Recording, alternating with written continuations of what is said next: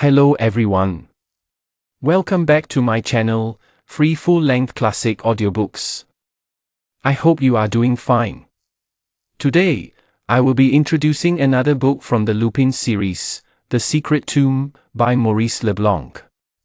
The Secret Tomb, original French title, Dorothy, Danseuse de Court, is a captivating mystery novel from the pen of Maurice Leblanc, the celebrated creator of Arsène Lupin. Published in 1923, it showcases Leblanc's gift for suspense while introducing a remarkable new heroine. The protagonist is Dorothy, a nimble and brave young tightrope dancer in a traveling circus. When her troupe arrives at the imposing Château de Roborey, she stumbles upon a clandestine excavation. A shocking revelation links her to the castle's aristocratic family, propelling her, and a band of war orphans under her care, into a perilous quest for a hidden ancestral treasure. Standing in their way is a ruthless and cunning enemy who will stop at nothing to claim the fortune first.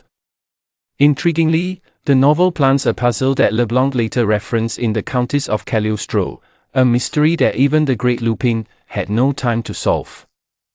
Released in Le Journal from January to March 1923 and adapted for French television in 1983, The Secret Tomb remains a thrilling testament to Leblanc's storytelling versatility. Chapter 1. The Château de Robore. Under a sky heavy with stars and faintly brighter for a low-hanging sickle moon, the gypsy caravan slept on the turf by the roadside, its shutters closed, its shafts stretched out like arms. In the shadow of the ditch nearby, a stertorous horse was snoring. Far away above the black crest of the hills, a bright streak of sky announced the coming of the dawn. A church clock struck 4. Here and there a bird awoke and began to sing. The air was soft and warm. Abruptly, from the interior of the caravan, a woman's voice cried, "Saint-Quentin! Saint-Quentin!" A head was thrust out of the little window which looked out over the box under the projecting roof. "A nice thing this, I thought as much. The rascal has decamped in the night. The little beast, nice discipline this is."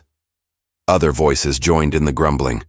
2 or 3 minutes passed, then the door in the back of the caravan opened, and a shadowy figure descended the 5 steps of the ladder, while 2 tousled heads appeared at the side window. "Dorothy, where are you going?" "To look for Saint-Quentin," replied the shadowy figure. "But he came back with you from your walk last night, and I saw him settle down on the box. You can see that he isn't there any longer, Castor. Where is he?" "Patience. I'm going to bring him back to you by the ears." But 2 small boys in their shirts came tumbling down the steps of the caravan and implored her. "No, no, Mummy Dorothy. Don't you go away by yourself in the night time. It's dangerous." "What are you making a fuss about, Pollux? Dangerous? It's no business of yours." She smacked them and kicked them gently, and brought them quickly back to the caravan into which they climbed. There, sitting on the stool, she took their 2 heads, pressed them against her face, and kissed them tenderly. "No ill feeling, children. Danger? I'll find Saint-Quentin in half an hour from now. A nice business. Saint-Quentin, a beggar who isn't 16. While Castor and Pollux are 20. Taken together," retorted Dorothy. "But what does he want to go traipsing about like this at night for?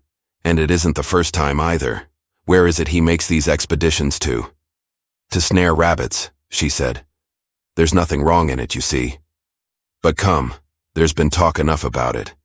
Go to bye-bye again, boys. And above all, Castor and Pollux, don't fight, do you hear? And no noise.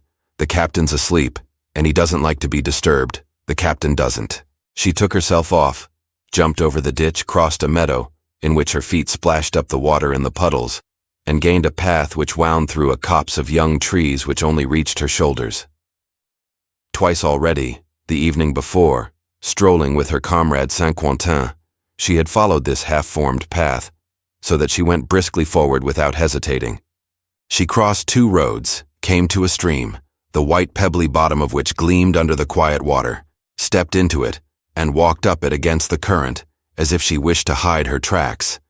And when the first light of day began to invest objects with clear shapes, darted forth afresh through the woods, light, graceful, not very tall, her legs bare below a very short skirt, from which streamed behind her a flutter of many-colored ribbons. She ran, with effortless ease, sure-footed, with never a chance of spraining an ankle, over the dead leaves, among the flowers of early spring, lilies of the valley, violet anemones, or white narcissi. Her black hair, not very long, was divided into two heavy masses which flapped like two wings. Her smiling face, parted lips, dilated nostrils, her half-closed eyes proclaimed all her delight in her swift course through the fresh air of the morning. Her neck, long and flexible, rose from a blouse of gray linen, closed by a kerchief of orange silk. She looked to be 15 or 16 years old. The wood came to an end. A valley lay before her, sunk between two walls of rock and turning off abruptly. Dorothy stopped short. She had reached her goal. Facing her, on a pedestal of granite, cleanly cut down, and not more than 100 feet in diameter, rose the main building of a chateau, which, though it lacked grandeur of style itself, yet drew from its position and the impressive nature of its construction an air of being a seigneurial residence. To the right and left the valley, narrowed to two ravines, appeared to envelop it like an old-time moat, but in front of Dorothy, the full breadth of the valley formed a slightly undulating glacis, strewn with boulders and traversed by hedges of briar, which ended at the foot of the almost vertical cliff of the granite pedestal.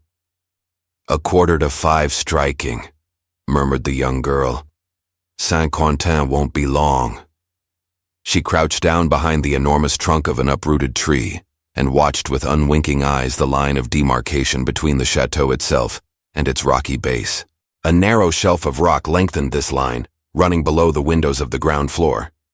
And there was a spot in this exiguous cornice at which there came to an end a slanting fissure in the face of the cliff, very narrow, something of the nature of a crevice in the face of a wall. The evening before, during their walk, Saint-Quentin had said, his finger pointing at the fissure, "Those people believe themselves to be perfectly secure, and yet nothing could be easier than to haul oneself up along that crack to one of the windows. Look, there's one which is actually half open, the window of some pantry." Dorothy had no doubt whatever that the idea of climbing the granite pedestal had gripped Saint-Quentin, and that very night he had stolen away to attempt it. What had become of him after the attempt? Had there not been someone in the room he had entered? Knowing nothing of the place he was exploring nor of the dwellers in it, had he not let himself be taken? Or was he merely waiting for the break of day? She was greatly troubled. For all that she could see no sign of a path along the ravine, some countryman might come along at the very moment at which Saint-Quentin took the risk of making his descent, a far more difficult business than climbing up. Of a sudden she quivered. One might have said that in thinking of this mischance she had brought it on them. She heard the sound of heavy footfalls coming along the ravine and making for its main entrance. She buried herself among the roots of the tree and they hid her. A man came in sight. He was wearing a long blouse. His face was encircled and hidden by a gray muffler. Old furred gloves covered his hands. He carried a gun on his arm, a mattock over his shoulder. She thought that he must be a sportsman, or rather a poacher, for he walked with an uneasy air, looking carefully about him, like one who feared to be seen, and who was carefully changing his usual bearing. But he came to a standstill near the wall 50 or 60 yards from the spot at which Saint-Quentin had made the ascent, and studied the ground, turning over some flat stones and bending down over them. At last he made up his mind, and seizing one of these slabs by its narrower end, he raised it and set it up on end in such a manner that it was balanced after the fashion of a cromlech. So doing, he uncovered a hole, which had been hollowed out in the center of the deep imprint left by the slab. Then he took his mattock and set about enlarging it, removing the earth very quietly, evidently taking great care to make no noise. A few minutes more slipped away.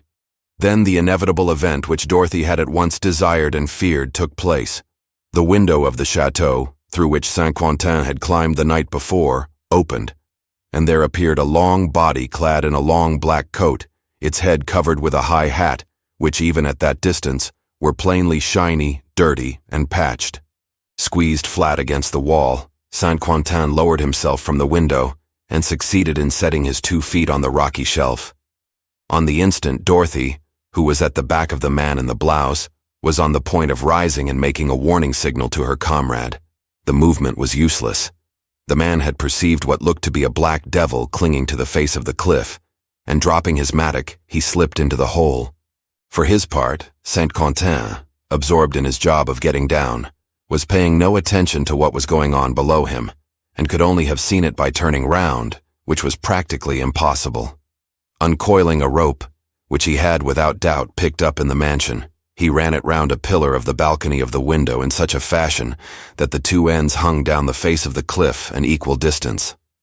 With the help of this double rope, the descent presented no difficulty. Without losing a second, Dorothy, uneasy at being no longer able to see the man in a blouse, sprang from her hiding place and raced to the hole. As she got a view of it, she smothered a cry. At the bottom of the hole, as at the bottom of a trench, the man, resting the barrel of his gun on the rampart of earth he had thrown up, was about to take deliberate aim at the unconscious climber. Call out, warn Saint-Quentin. That was to precipitate the event, to make her presence known and find herself engaged in an unequal struggle with an armed adversary. But do something she must.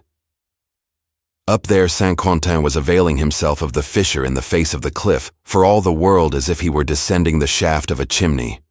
The whole of him stuck out, a black and lean silhouette. His high hat had been crushed down, concertina fashion, right onto his ears. The man set the butt of his gun against his shoulder and took aim. Dorothy leapt forward and flung herself at the stone which stood up behind him, and with the impetus of her spring and all her weight behind her outstretched hands shoved it. It was badly balanced, gave at the shock, and toppled over, closing the excavation like a trap-door of stone, crushing the gun, and imprisoning the man in the blouse. The young girl got just a glimpse of his head as it bent, and his shoulders as they were thrust down into the hole. She thought that the attack was only postponed, that the enemy would lose no time in getting out of his grave, and dashed at full speed to the bottom of the fissure, at which she arrived at the same time as Saint-Quentin. "Quick, quick!" she cried. "We must bolt." In a flurry, he dragged down the rope by one of the ends, mumbling as he did so. "What's up? What do you want? How did you know I was here?" She gripped his arm and tugged at it. "Bolt, idiot! They've seen you. They were going to take a shot at you. Quick! They'll be after us." "What's that? Be after us? Who?"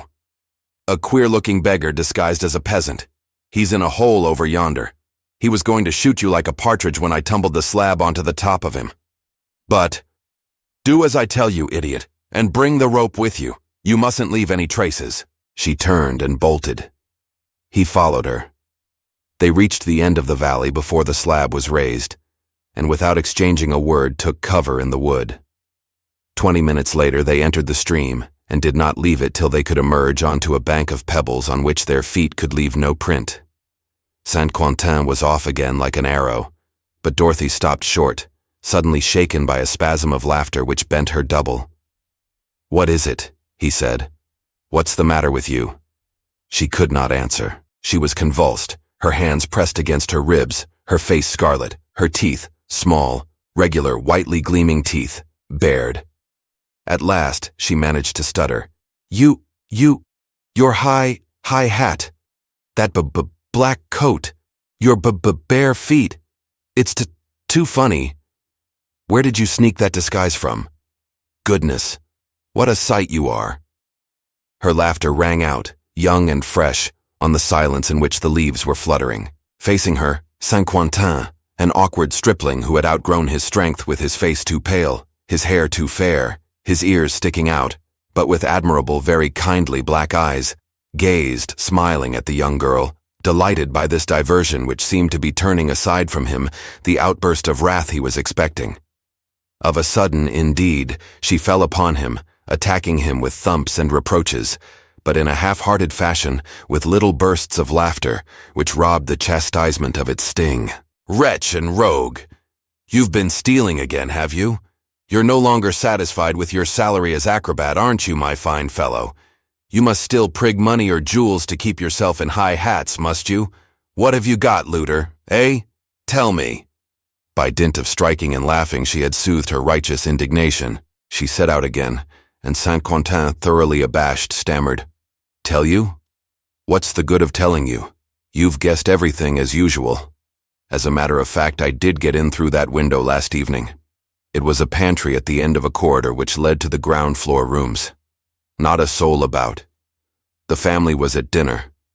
A servant's staircase led me up into another passage, which ran round the house, with the doors of all the rooms opening into it. I went through them all. Nothing, that is to say, pictures and other things too big to carry away. Then I hid myself in a closet, from which I could see into a little sitting room next to the prettiest bedroom. They danced till late. Then came upstairs. Fashionable people. I saw them through a peephole in the door. The ladies décolleté, the gentlemen in evening dress. At last one of the ladies went into the boudoir. She put her jewels into a jewel box, and the jewel box into a small safe, saying out loud as she opened it, the 3 letters of the combination of the lock, R-O-B, so that, when she went to bed, all I had to do was to make use of them. After that, I waited for daylight. I wasn't going to chance stumbling about in the dark. "Let's see what you've got," she commanded. He opened his hand and disclosed on the palm of it 2 earrings, set with sapphires. She took them and looked at them. Her face changed, her eyes sparkled. She murmured in quite a different voice, "How lovely they are, sapphires. The sky is sometimes like that. At night, that dark blue, full of light." At the moment they were crossing a piece of land on which stood a large scarecrow, simply clad in a pair of trousers. On one of the cross sticks which served it for arms hung a jacket. It was the jacket of Saint-Quentin. He had hung it there the evening before, and in order to render himself unrecognizable, had borrowed the scarecrow's long coat and high hat. He took off that long coat, buttoned it over the plaster bosom of the scarecrow, and replaced the hat. Then he slipped on his jacket and rejoined Dorothy. She was still looking at the sapphires with an air of admiration. He bent over them and said, "Keep them, Dorothy.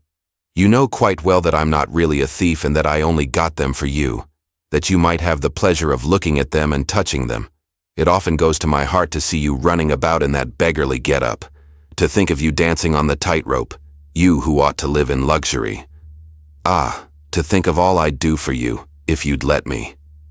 She raised her head, looked into his eyes, and said, "Would you really do anything for me?"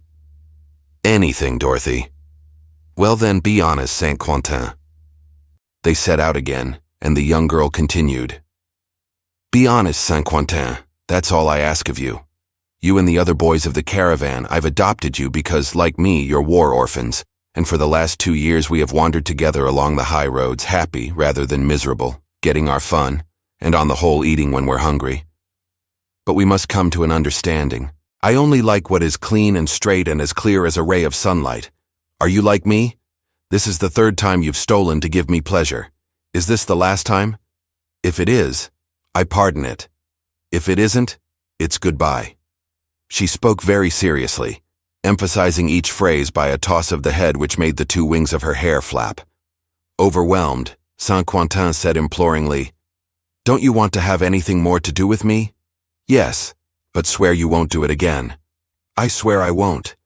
"Then we won't say anything more about it. I feel that you mean what you say. Take back these jewels. You can hide them in the big basket under the caravan. Next week you will send them back by post. It's the Château de Chagny, isn't it?" "Yes. And I saw the lady's name on one of her bandboxes. She's the Comtesse de Chagny." They went on hand in hand. Twice they hid themselves to avoid meeting peasants, and at last, after several detours, they reached the neighborhood of the caravan. "Listen," said Saint-Quentin, pausing to listen himself. "Yes, that's what it is. Castor and Pollux fighting as usual, the rascals." He dashed towards the sound. "Saint-Quentin," cried the young girl, "I forbid you to hit them." "You hit them often enough?" "Yes, but they like me to hit them." At the approach of Saint-Quentin, the 2 boys, who were fighting a duel with wooden swords, turned from one another to face the common enemy, howling, "Dorothy! Mummy Dorothy! Stop Saint-Quentin! He's a beast! Help!" There followed a distribution of cuffs, bursts of laughter, and hugs. "Dorothy, it's my turn to be hugged. Dorothy, it's my turn to be smacked." But the young girl said in a scolding voice, "And the captain? I'm sure you've gone and woke him up." "The captain? "He's sleeping like a sapper," declared Pollux. "Just listen to his snoring." By the side of the road, the two urchins had lit a fire of wood. The pot, suspended from an iron tripod, was boiling. The four of them ate a steaming thick soup, bread and cheese, and drank a cup of coffee. Dorothy did not budge from her stool. Her three companions would not have permitted it. It was rather which of the three should rise to serve her, all of them attentive to her wants, eager, jealous of one another, even aggressive towards one another. The battles of Castor and Pollux were always started by the fact that she had shown favor to one or the other. The two urchins, stout and chubby, dressed alike in pants, a shirt, and jacket, when one least expected it, and for all that they were as fond of one another as brothers, fell upon one another with ferocious violence, because the young girl had spoken too kindly to one, or delighted the other with a too affectionate look. As for Saint-Quentin, he cordially detested them. When Dorothy fondled them, he could have cheerfully wrung their necks. Never would she hug him. He had to content himself with good comradeship, trusting and affectionate, which only showed itself in a friendly handshake or a pleasant smile. The stripling delighted in them as the only reward which a poor devil like him could possibly deserve. Saint-Quentin was one of those who love with selfless devotion.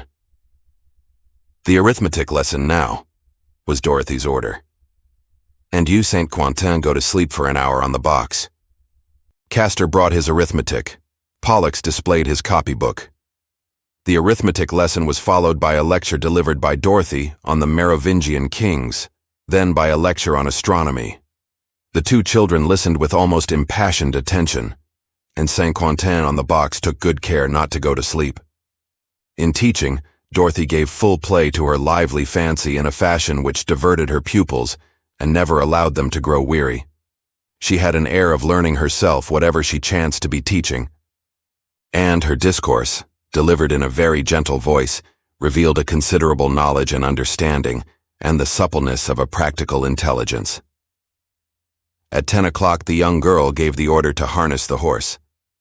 The journey to the next town was a long one, and they had to arrive in time to secure the best place in front of the town hall. "And the captain? He hasn't had breakfast," cried Castor. "All the better," said she. "The captain always eats too much. It will give his stomach a rest. Besides, if anyone wakes him, he's always in a frightful temper. Let him sleep on." They set out. The caravan moved along at the gentle pace of One-Eyed Magpie, a lean old mare, but still strong and willing. They called her One-Eyed Magpie because she had a piebald coat and had lost an eye. Heavy, perched on two high wheels, rocking, jingling like old iron, loaded with boxes, pots and pans, steps, barrels, and ropes. The caravan had recently been repainted. On both sides it bore the pompous inscription, "Dorothy's Circus, Manager's Carriage," which led one to believe that a file of wagons and vehicles was following at some distance with the staff, the properties, the baggage, and the wild beasts. Saint-Quentin, whip in hand, walked at the head of the caravan. Dorothy, with the two small boys at her side, gathered flowers from the banks, sang choruses of marching songs with them, or told them stories. But at the end of half an hour, in the middle of some crossroads, she gave the order, "Halt!" "What is it?" asked Saint-Quentin, seeing that she was reading the directions on a signpost. "Look," she said. "There's no need to look. It's straight on. I looked it up on our map." "Look," she repeated. "Chagny, a mile and a half." "Quite so. It's the village of our chateau of yesterday. Only to get to it we made a shortcut through the woods. Chagny, a mile and a half. Château de Roborey." She appeared to be troubled, and in a low voice she murmured again, "Roborey, Roborey." "Doubtless that's the proper name of the chateau," hazarded Saint-Quentin. "What difference can it make to you?" "None, none." "But you look as if it made no end of a difference." "No, it's just a coincidence." "In what way?" "With regard to the name of Roborey." Well, it's a word which was impressed on my memory. A word which was uttered in circumstances." "What circumstances, Dorothy?" She explained slowly with a thoughtful air. "Think a minute, Saint-Quentin. I told you that my father died of his wounds, at the beginning of the war, in a hospital near Chartres. I had been summoned, but I did not arrive in time. But 2 wounded men, who occupied the beds next to his in the ward, told me that during his last hours, he never stopped repeating the same word again and again. Robore. Robore. It came like a litany, unceasingly, and as if it weighed on his mind. Even when he was dying, he still uttered the word, Robore. Robore. Yes, said Saint-Quentin. I remember. You did tell me about it. Ever since then I have been asking myself what it meant, and by what memory my poor father was obsessed at the time of his death. It was, apparently, more than an obsession. It was a terror, a dread. Why? I have never been able to find the explanation of it. So now you understand, Saint-Quentin, on seeing this name, written there, staring me in the face, on learning that there was a chateau of that name. Saint-Quentin was frightened. You never mean to go there, do you? Why not? It's madness, Dorothy. The young girl was silent, considering. But Saint-Quentin felt sure that she had not abandoned this unprecedented design. He was seeking for arguments to dissuade her when Castor and Pollux came running up. 3 caravans are coming along. They issued on the instant, one after the other in single file, from a sunken lane, which opened onto the crossroads, and took the road to Roborey. They were an Aunt Sally, a rifle range, and a tortoise merry-go-round. As he passed in front of Dorothy and Saint-Quentin, one of the men of the rifle range called to them, "Are you coming along too?" "Where to?" said Dorothy. "To the chateau. There's a village fete in the grounds. Shall I keep a pitch for you?" "Right, and thanks very much," replied the young girl. The caravans went on their way. "What's the matter, Saint-Quentin?" said Dorothy. He was looking paler than usual. "What's the matter with you?" she repeated. "Your lips are twitching, and you are turning green," he stammered. "The police!" From the same sunken lane, 2 horsemen came into the crossroads. They rode on in front of the little party. "You see," said Dorothy, smiling, "they're not taking any notice of us." "No, but they're going to the chateau." "Of course they are. There's a fete there, and 2 policemen have to be present. Always supposing that they haven't discovered the disappearance of the earrings and telephoned to the nearest police station," he groaned. "It isn't likely. The lady will only discover it tonight when she dresses for dinner." "All the same, don't let's go there," implored the unhappy stripling. "It's simply walking into the trap. Besides, there's that man. The man in the hole." "Oh, he dug his own grave," she said and laughed. "Suppose he's there. Suppose he recognizes me." "You were disguised. All they could do would be to arrest the scarecrow in the tall hat. And suppose they've already laid an information against me. If they searched us, they'd find the earrings. Drop them in some bushes in the park when we get there. I'll tell the people of the chateau their fortunes, and thanks to me, the lady will recover her earrings. Our fortunes are made. But if by any chance, rubbish, it would amuse me to go and see what is going on at the chateau which is named Roborey, so I'm going. Yes, but I'm afraid for you as well. Then stay away." He shrugged his shoulders. "We'll chance it," he said, and cracked his whip. Chapter 2. Dorothy's Circus. The chateau, situated at no great distance from Domfront, in the most rugged district of the picturesque department of the Orne, only received the name of Roborey in the course of the 18th century. Earlier, it took its name of the Château de Chagny from the village which was grouped round it. The village green is in fact only a prolongation of the courtyard of the chateau. When the iron gates are open, the 2 form an esplanade, constructed over the ancient moat, from which one descends on the right and left by steep slopes. The inner courtyard, circular and enclosed by 2 battlemented walls which run to the buildings of the chateau, is adorned by a fine old fountain of dolphins and sirens, and a sundial set up on a rockery in the worst taste. Dorothy's circus passed through the village, preceded by its band. That is to say that Castor and Pollux did their best to wreck their lungs in the effort to extract the largest possible number of false notes from 2 trumpets. Saint-Quentin had arrayed himself in a black satin doublet, and carried over his shoulder the trident which so awes wild beasts, and a placard which announced that the performance would take place at 3 o'clock. Dorothy, standing upright on the roof of the caravan, directed one-eyed magpie with 4 reins, wearing the majestic air of one driving a royal coach. Already a dozen vehicles stood on the esplanade, and round them the showmen were busily setting up their canvas tents and swings and wooden horses, etc. Dorothy's circus made no such preparations. Its directress went to the mayor's office to have her license VIII, while Saint-Quentin unharnessed one-eyed magpie, and the 2 musicians changed their profession and set about cooking the dinner. The captain slept on. Towards noon the crowd began to flock in from all the neighboring villages. After the meal, Saint-Quentin, Castor, and Pollux took a siesta beside the caravan. Dorothy again went off. She went down into the ravine, examined the slab over the excavation, went up out of it again, moved among the groups of peasants and strolled about the gardens, round the chateau, and everywhere else that one was allowed to go. "Well, how's your search getting on?" said Saint-Quentin when she returned to the caravan. She appeared thoughtful, and slowly she explained. "The chateau, which has been empty for a long while, belongs to the family of Robore, of which the last representative, Count Octave, a man about 40, married 12 years ago, a very rich woman. After the war, the Count and Countess restored and modernized the chateau. Yesterday evening, they had a housewarming to which they invited a large party of guests who went away at the end of the evening. Today, they're having a kind of popular housewarming for the villagers. And as regards this name of Robore, have you learned anything?" "Nothing. I'm still quite ignorant why my father uttered it." "So that we can get away directly after the performance," said Saint-Quentin, who was very eager to depart. "I don't know. We'll see. I found out some rather queer things.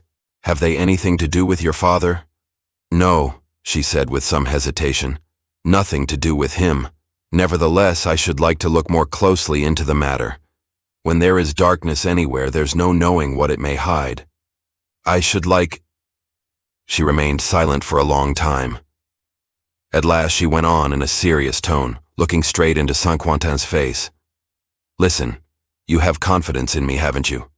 You know that I'm quite sensible at bottom, and very prudent.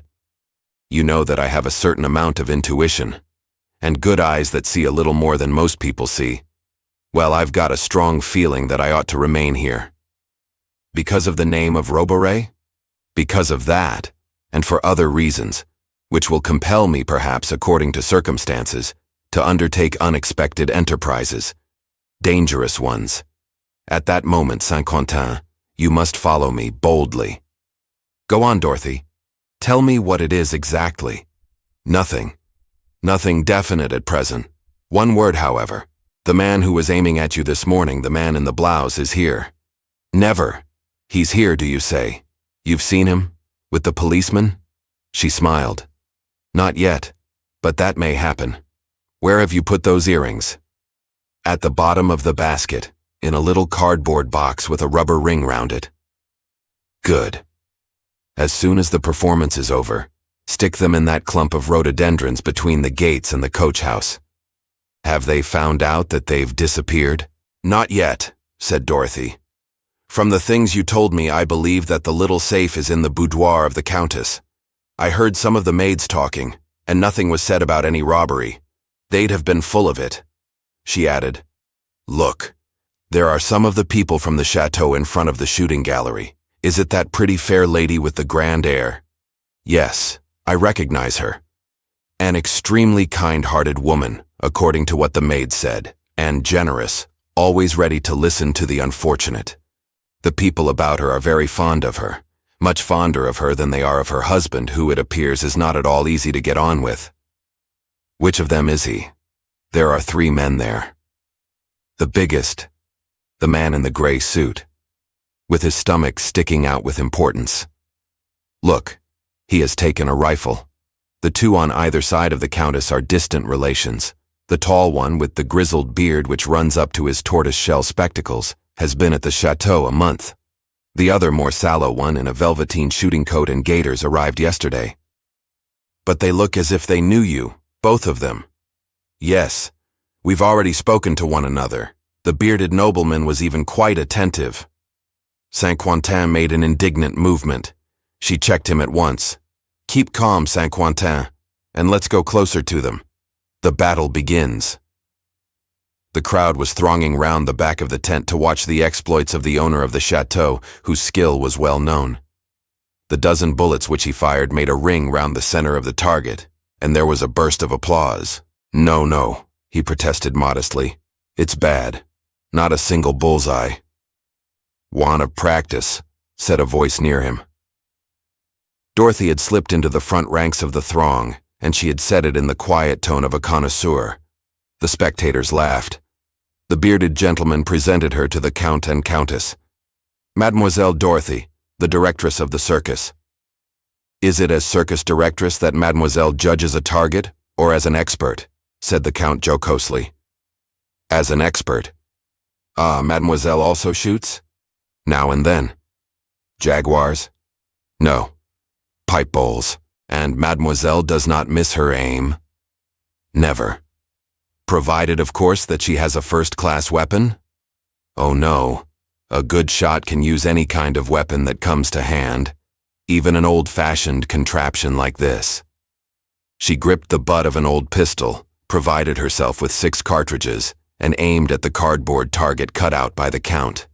The first shot was a bullseye. The second cut the black circle. The third was a bullseye. The Count was amazed. "It's marvelous. She doesn't even take the trouble to aim. What do you say to that, de Stryker?" The bearded nobleman, as Dorothy called him, cried enthusiastically, "Unheard of! Marvelous! You could make a fortune, mademoiselle." Without answering, with the 3 remaining bullets, she broke 2 pipe bowls and shattered an empty eggshell that was dancing on the top of a jet of water.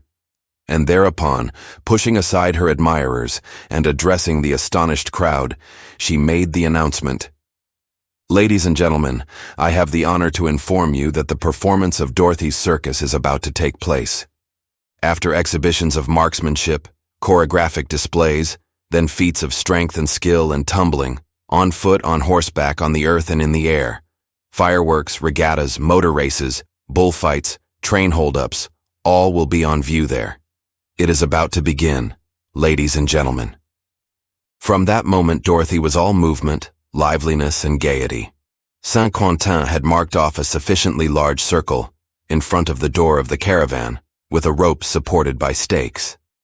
Round this arena, in which chairs were reserved for the people of the chateau, the spectators were closely packed together on benches and flights of steps and on anything they could lay their hands on. And Dorothy danced. First of all on a rope, stretched between 2 posts. She bounced like a shuttlecock which the battledore catches and drives yet higher. Or again, she lay down and balanced herself on the rope as on a hammock, walked backwards and forwards, turned and saluted right and left, then leapt to the earth and began to dance. An extraordinary mixture of all the dances, in which nothing seemed studied or purposed, in which all the movements and attitudes appeared unconscious and to spring from a series of inspirations of the moment. By turns, she was the London dancing girl, the Spanish dancer with her castanets, the Russian who bounds and twirls, or, in the arms of Saint-Quentin, a barbaric creature dancing a languorous tango. And every time all that she needed was just a movement, the slightest movement, which changed the hang of her shawl, or the way her hair was arranged, to become from head to foot a Spanish, or Russian, or English, or Argentine girl. And all the while she was an incomparable vision of grace and charm, of harmonious and healthy youth, of pleasure and modesty, of extreme but measured joy. Castor and Pollux, bent over an old drum, beat with their fingers a muffled rhythmical accompaniment. Speechless and motionless, the spectators gazed and admired, spellbound by such a wealth of fantasy and the multitude of images which passed before their eyes. At the very moment when they were regarding her as a gutter snipe turning cartwheels, she suddenly appeared to them in the guise of a lady with a long train, flirting her fan and dancing the minuet. Was she a child or a woman? Was she under 15 or over 20? She cut short the clamor of applause which burst forth when she came to a sudden stop, by springing onto the roof of the caravan and crying, with an imperious gesture, "Silence! The captain is waking up!" There was, behind the box, a long narrow basket, in the shape of a closed sentry box.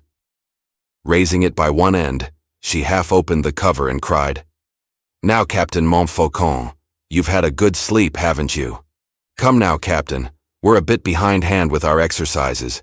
Make up for it, Captain."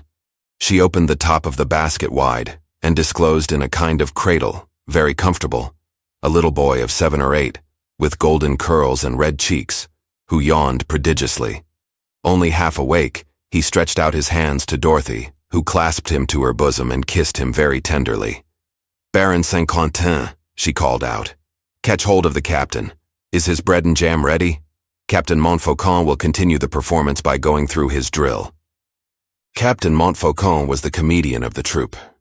Dressed in an old American uniform, his tunic dragged along the ground, and his corkscrew trousers had their bottoms rolled up as high as his knees. This made a costume so hampering that he could not walk 10 steps without falling full length. Captain Montfaucon provided the comedy by this unbroken series of falls, and the impressive air with which he picked himself up again. When, furnished with a whip, his other hand useless by reason of the slice of bread and jam it held, his cheeks smeared with jam, he put the unbridled one-eyed magpie through his performance. There was one continuous roar of laughter. "Mark time," he ordered. "Right about turn. Attention, one-eye magpie." He could never be induced to say one-eyed. And now the goose step. Good, one-eye magpie. Perfect. One-eyed magpie, promoted to the rank of circus horse, trotted round in a circle without taking the slightest notice of the captain's orders, who, for his part, stumbling, falling, picking himself up, recovering his slice of bread and jam, did not bother for a moment about whether he was obeyed or not. It was so funny, the phlegm of the little man, and the undeviating course of the beast, that Dorothy herself was forced to laugh, with a laughter that redoubled the gaiety of the spectators. They saw that the young girl, in spite of the fact that the performance was undoubtedly repeated every day, always took the same delight in it. "Excellent, Captain," she cried to encourage him. "Splendid. And now, Captain, we'll act The Gypsy's Kidnapping, a drama in a brace of shakes. Baron Saint-Quentin, you'll be the scoundrelly kidnapper." Uttering frightful howls, the scoundrelly kidnapper seized her and set her on one-eyed magpie, bound her on her, and jumped up behind her. Under the double burden, the mare staggered slowly off, while Baron Saint-Quentin yelled, "Gallop, hell for leather!"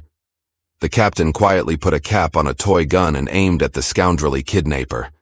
The cap cracked, Saint-Quentin fell off, and in a transport of gratitude the rescued gypsy covered her deliverer with kisses. There were other scenes in which Castor and Pollux took part. All were carried through with the same brisk liveliness. All were caricatures, really humorous, of what diverts or charms us, and revealed a lively imagination, powers of observation of the first order, a keen sense of the picturesque and the ridiculous. Captain Montfaucon, take a bag and make a collection. Castor and Pollux, a roll of the drum to imitate the sound of falling water. Baron Saint-Quentin, beware of pickpockets. The captain dragged through the crowd an enormous bag in which were engulfed pennies and dirty notes, and from the top of the caravan Dorothy delivered her farewell address. "Very many thanks, agriculturists and townspeople. It is with regret that we leave this generous locality.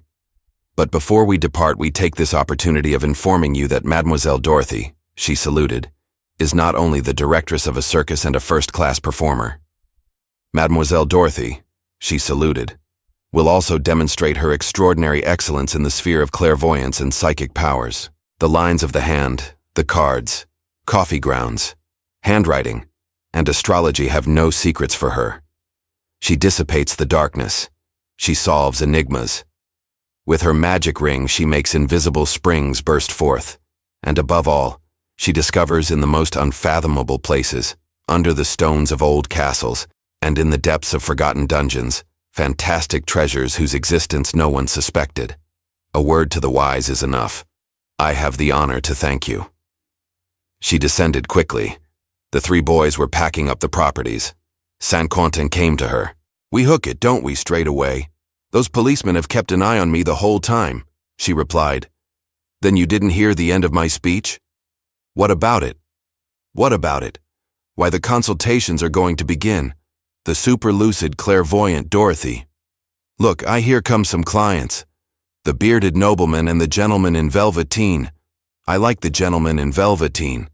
He is very polite, and there's no side about his fawn-colored gaiters, the complete gentleman farmer. The bearded nobleman was beside himself. He loaded the young girl with extravagant compliments, looking at her the while in an uncommonly equivocal fashion.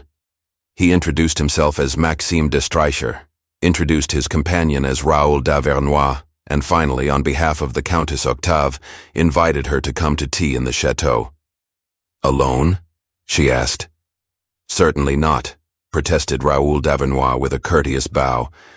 "Our cousin is anxious to congratulate all your comrades. Will you come, mademoiselle?" Dorothy accepted. Just a moment to change her frock and she would come to the chateau. "No, no, no toilet!" cried de Streicher. "Come as you are. You look perfectly charming in that slightly scanty costume. How pretty you are like that." Dorothy flushed and said dryly, "No compliments, please." "It isn't a compliment, mademoiselle," he said a trifle ironically. "It's the natural homage one pays to beauty." He went off, taking Raoul d'Avernois with him. "Saint-Quentin," murmured Dorothy, looking after them. "Keep an eye on that gentleman." "Why?" "He's the man in the blouse who nearly brought you down this morning." Saint-Quentin staggered as if he had received the charge of shot. "Are you sure?"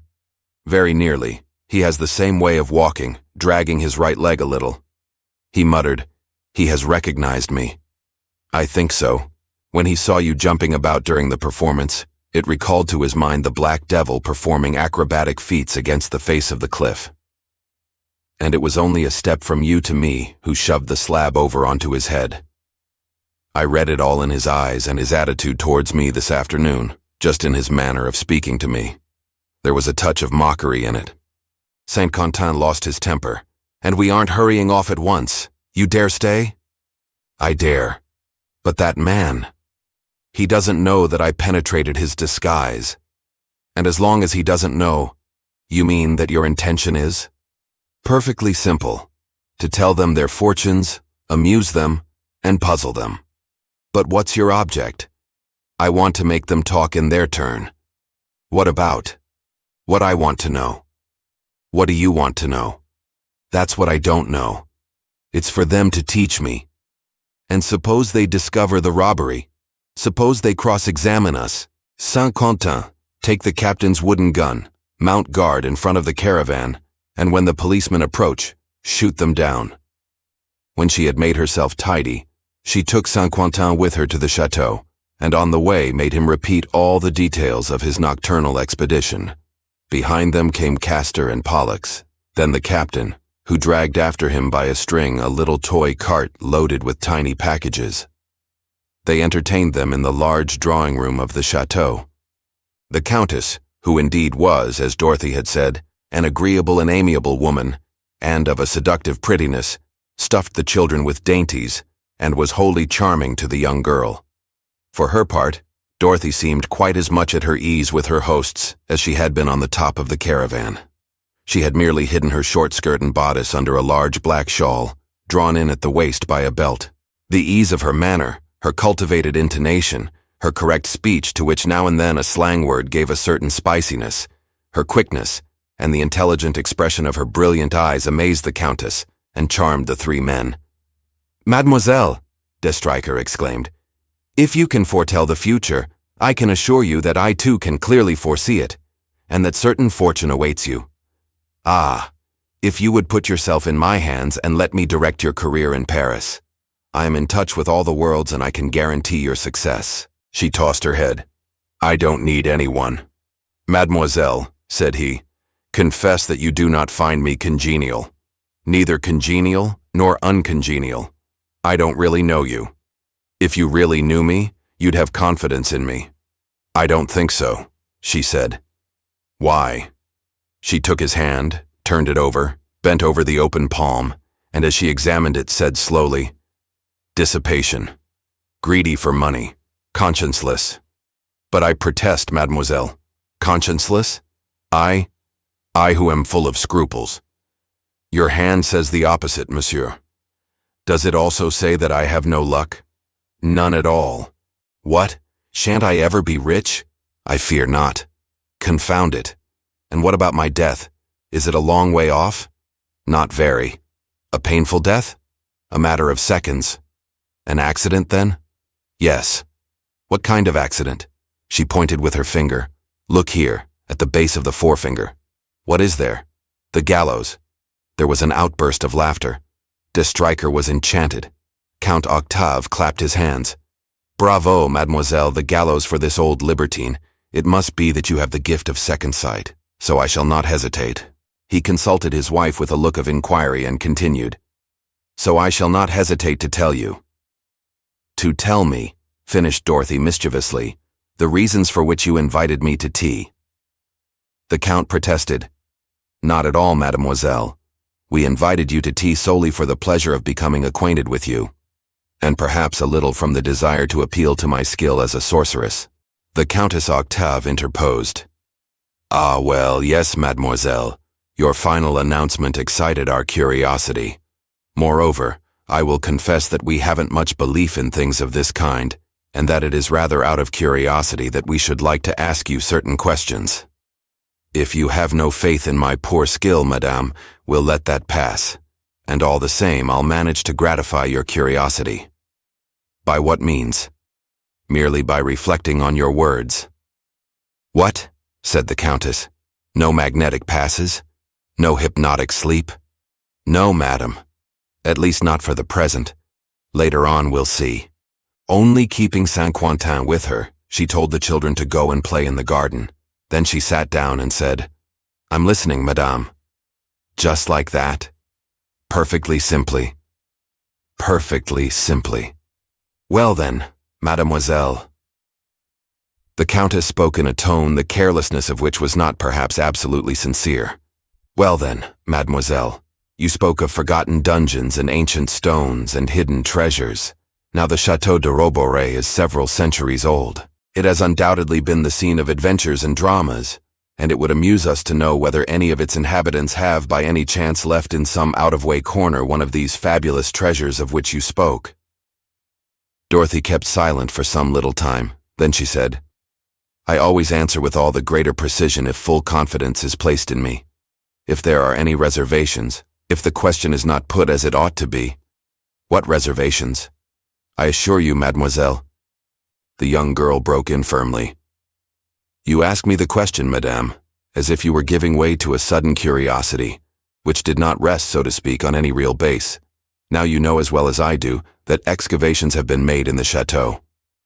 That's very possible, said Count Octave. But if they were, it must have been dozens of years ago, in the time of my father or grandfather. There are recent excavations, Dorothy asserted. But we have only been living in the chateau a month. It isn't a matter of a month, but of some days, of some hours, the Countess declared with animation. I assure you, mademoiselle, that we have not made researches of any kind. Then the researches must have been made by someone else. By whom? And under what conditions? And in what spot? There was another silence. Then Dorothy went on. You will excuse me, madame, if I have been going into matters which do not seem to be any business of mine. It's one of my faults. Saint-Quentin often says to me, your craze for trespassing and ferreting about everywhere will lead people to say unpleasant things about you. But it happened that on arriving here, since we had to wait for the hour of the performance, I took a walk. I wandered right and left, looking at things, and in the end I made a certain number of observations which, as it seemed to me, are of some importance. Thus, the Count and Countess drew nearer in their eagerness to hear her. She went on. Thus, while I was admiring the beautiful old fountain in the court of honor, I was able to make sure that, all round it, holes have been dug under the marble basin which catches the water. Was the exploration profitable? I do not know. In any case, the earth has been put back into its place carefully, but not so well that one cannot see that the surface of the soil is raised. The Count and his guests looked at one another in astonishment. One of them objected. Perhaps they've been repairing the basin, or been putting in a waste pipe. No, said the Countess in a tone of decision. No one has touched that fountain, and doubtless, mademoiselle, you discovered other traces of the same kind of work. Yes, said Dorothy. Someone has been doing the same thing a little distance away, under the rockery, the pedestal on which the sundial stands. They have been boring across that rockery. An iron rod has been broken. It's there still. But why? Cried the excited Countess. Why these two spots rather than others? What are they searching for? What do they want? Have you any indication? They had not long to wait for her answer, and Dorothy delivered it slowly, as if to make it quite clear that here was the essential point of her inquiry. The motive of these investigations is engraved on the marble of the fountain. You can see it from here? Sirens surround a column surmounted by a capital. Isn't it so? Well, on one of the faces of the capital are some letters, almost effaced letters. But we've never noticed them, cried the Countess. They are there, declared the young girl. They are worn and hard to distinguish from the cracks in the marble. However, there is one word, a whole word, that one can reconstruct and read easily when once it has appeared to you. What word? The word Fortuna. The 3 syllables came long drawn out in a silence of stupefaction. The Count repeated them in a hushed voice, staring at Dorothy, who went on. Yes, the word Fortuna. And this word you find again also on the column of the sundial, even yet more obliterated, to such a degree that one rather divines that it is there, rather than actually reads it. But it certainly is there. Each letter is in its place. You cannot doubt it. The Count had not waited for her to finish speaking. Already he was out of the house, and through the open windows they saw him hurry to the fountain. He cast but one glance at it, passed in front of the sundial, and came quickly back. Everything that Mademoiselle says is the exact truth. They have dug at both spots, and the word Fortuna, which I saw at once, and which I had never seen before, gives the reason for their digging. They have searched, and perhaps they have found. No, the young girl asserted calmly. Why do you say no? What do you know about it? She hesitated. Her eyes met the eyes of de Stryker. He knew now, doubtless, that he was unmasked, and he began to understand what the young girl was driving at. But would she dare to go to extremities and join battle? And then what were the reasons for this unforeseen struggle? With an air of challenge, he repeated the Countess's question. Yes, why do you say that they have found nothing? Boldly, Dorothy accepted the challenge. Because the digging has gone on. There is in the ravine under the walls of the chateau, among the stones which have fallen from the cliff, an ancient slab, which certainly comes from some demolished structure. The word Fortuna is to be deciphered on the base of it also. Let someone move that slab, and they will discover a perfectly fresh excavation, and the tracks of feet muddled up by the hand. Chapter 3. Extra Lucid. This last blow redoubled the uneasiness of Count and Countess, and they took counsel in a low voice for a moment with their cousins de Stryker and Raoul d'Avernois. Saint-Quentin, on hearing Dorothy reveal the events in the ravine and the hiding place of the man in the blouse, had fallen back among the cushions of the great easy-chair on which he was sitting. She was going mad. To set them on the trail of the man in the blouse was to set them on their own trail, his and Dorothy's. What madness! She, however, in the midst of all this excitement and anxiety, remained wholly calm. She appeared to be following a quite definite course with her goal clearly in view, while the others, without her guidance, stumbled in a panic. Mademoiselle, said the Countess, your revelations have upset us considerably. They show how extraordinarily acute you are, and I cannot thank you enough for having given us this warning. You have treated me so kindly, madame, she replied, that I am only too delighted to have been of use to you. Of immense use to us, agreed the Countess, and I beg you to make the service complete. How? By telling us what you know. I don't know any more. But perhaps you could learn more? In what way? The Countess smiled. By means of that skill in divination of which you were telling us a little while ago, and in which you do not believe, madame, but in which I'm quite ready to believe now. Dorothy bowed. I'm quite willing, but these are experiments which are not always successful. Let's try. Right, we'll try. But I must ask you not to expect too much. She took a handkerchief from Saint-Quentin's pocket and bandaged her eyes with it. Astral vision, on condition of being blind, she said. The less I see, the more I see. And she added gravely, Put your questions, madame. I will answer them to the best of my ability. Remaining in a state of wakefulness all the time? Yes. She rested her 2 elbows on the table and buried her face in her hands. The Countess at once said, "Who has been digging? Who has been making excavations under the fountain and under the sundial?" A minute passed slowly. They had the impression she was concentrating and withdrawing from all contact with the world around her. At last she said in measured tones which bore no resemblance to the accents of a pythoness or a somnambulist, "I see nothing on the esplanade. In that quarter the excavations must already be several days old, and all traces are obliterated. But in the ravine," said the Countess, "the slab is standing on end, and a man is digging a hole with a mattock." "A man? What man? Describe him." "He is wearing a very long blouse. But his face is encircled by a muffler which passes under a cap with turned-down brim. You cannot even see his eyes. When he has finished digging, he lets the slab fall back into its place and carries away the mattock." "Nothing else?" "No. He has found nothing." "Are you sure of that?" "Absolutely sure." "And which way does he go?" "He goes back up the ravine. He comes to the iron gates of the chateau." "But they're locked." "He has the key. He enters. It is early in the morning. No one is up. He directs his steps to the orangery. There's a small room there." "Yes.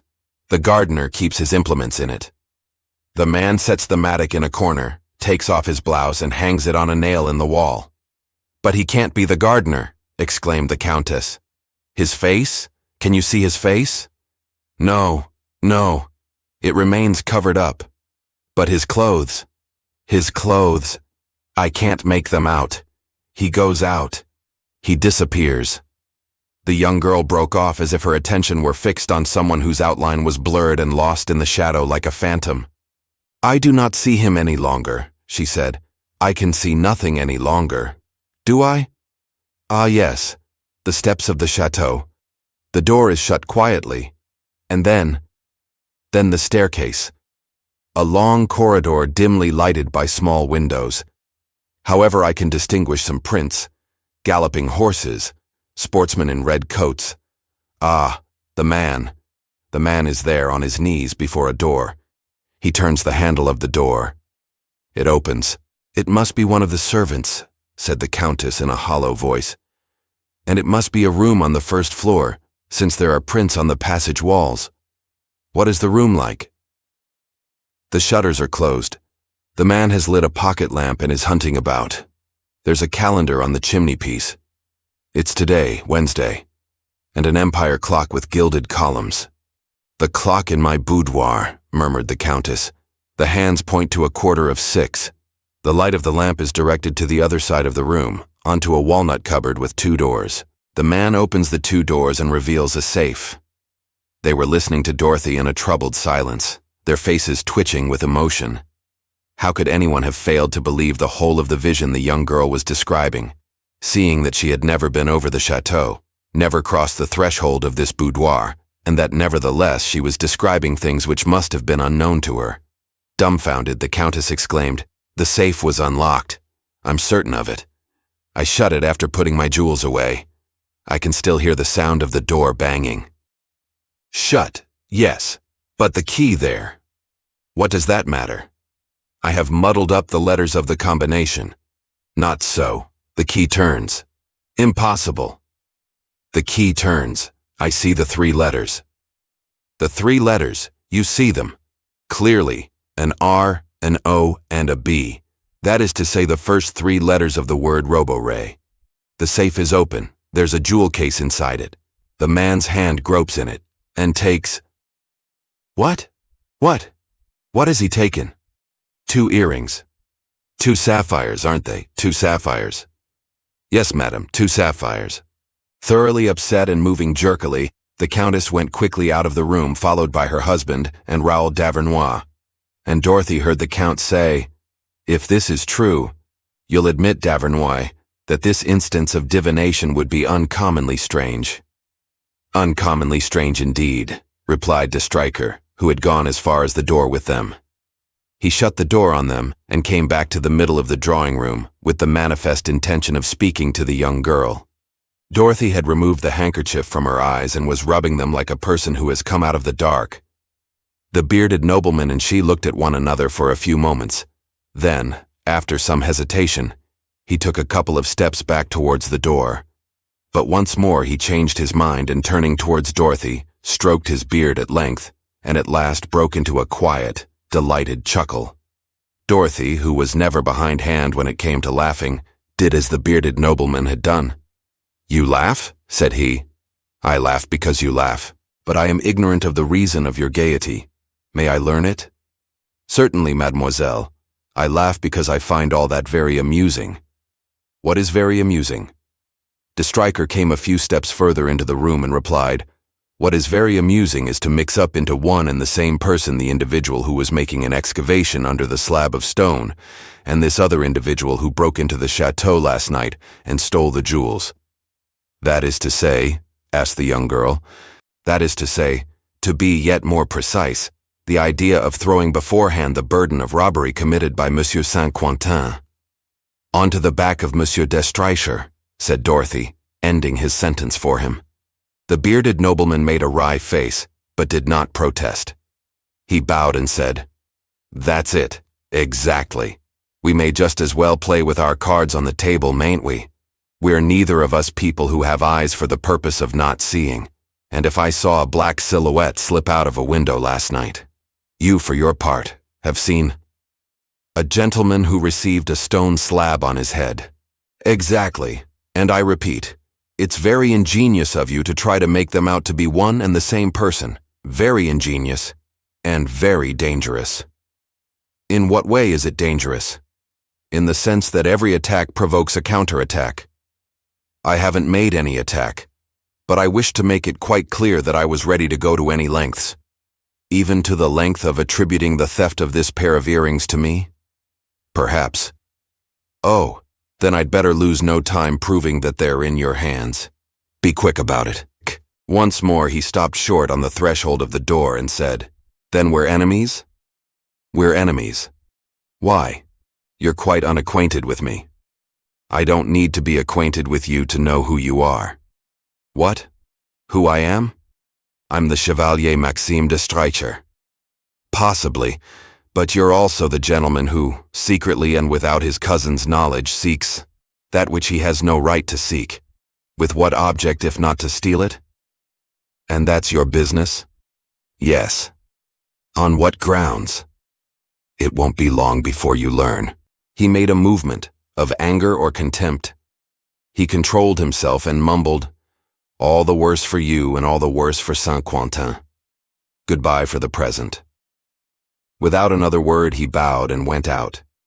It was an odd fact, but in this kind of brutal and violent duel, Dorothy had kept so cool that hardly had the door closed before, following her instincts of a street Arab, she indulged in a high kick and pirouetted half across the room.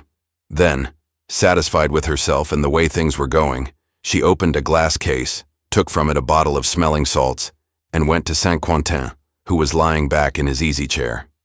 "Smell it, old chap." He sniffed it, began to sneeze, and stuttered, "We're lost." "You're a fine fellow, Saint-Quentin. Why do you think we're lost?" "He's off to denounce us." "Undoubtedly he's off to buck up the inquiries about us. But as for denouncing us, for telling what he saw this morning, he daren't do it. If he does, I tell in my turn what I saw." "All the same, Dorothy, there was no point in telling them of the disappearance of the jewels. They were bound to discover it sooner or later. The fact of having been the first to speak of it diverts suspicion, or turns it on to us, Dorothy. In that case, I accuse the bearded nobleman. You need proofs. I shall find them. How you do detest him. No, but I wish to destroy him. He's a dangerous man, Saint-Quentin. I have an intuition of it, and you know that I hardly ever deceive myself. He has all the vices. He is betraying his cousins, the Count and Countess. He is capable of anything. I wish to rid them of him by any means." Saint-Quentin strove to reassure himself. "You're amazing. You make combinations and calculations. You act. You foresee. One feels that you direct your course in accordance with a plan. In accordance with nothing at all, my lad. I go forward at a venture and decide as fortune bids. However, I have a definite aim, that's all. 4 people confront me who, there's no doubt about it, are linked together by a common secret. Now the word Roborey, uttered by my father when he was dying, gives me the right to try to find out whether he himself did not form part of this group, and if, in consequence, his daughter is not qualified to take his place.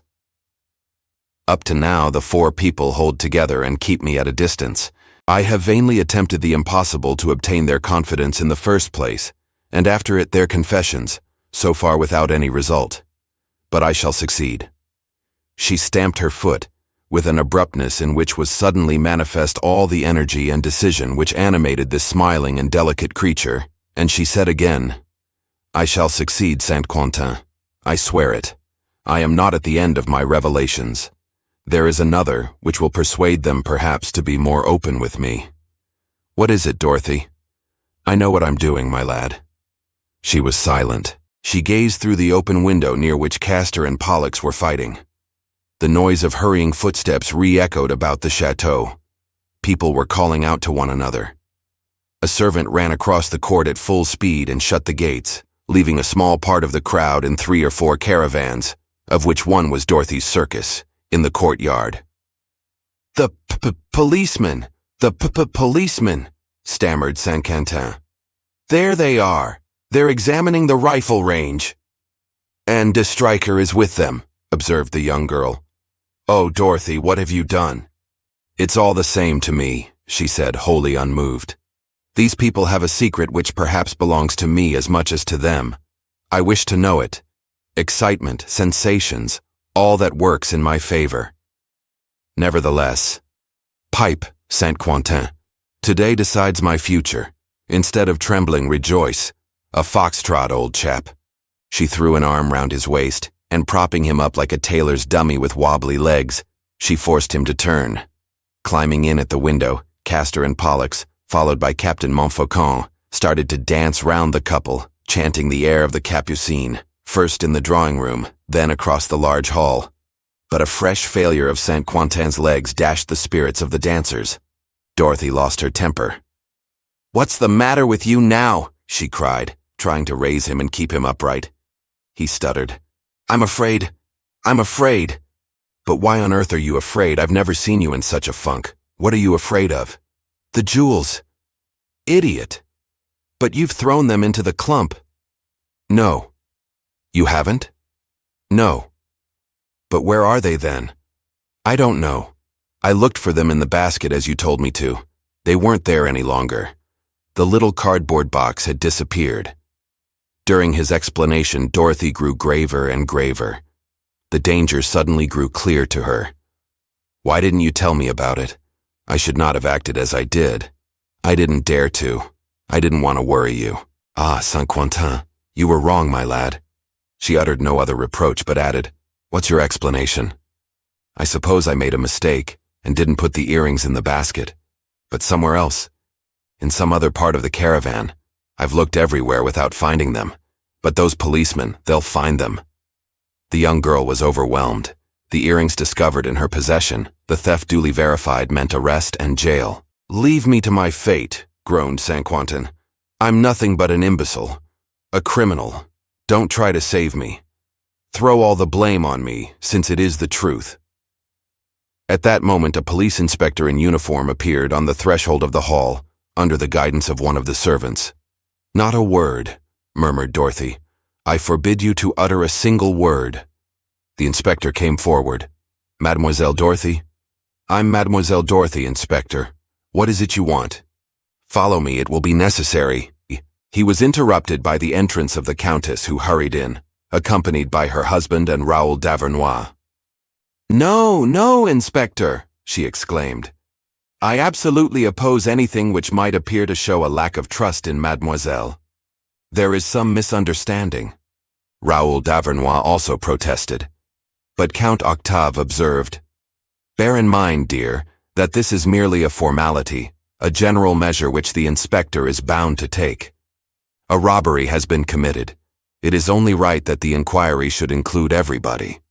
But it was Mademoiselle who informed of the robbery, interrupted the Countess. It is she who for the last hour has been warning us of all that is being plotted against us.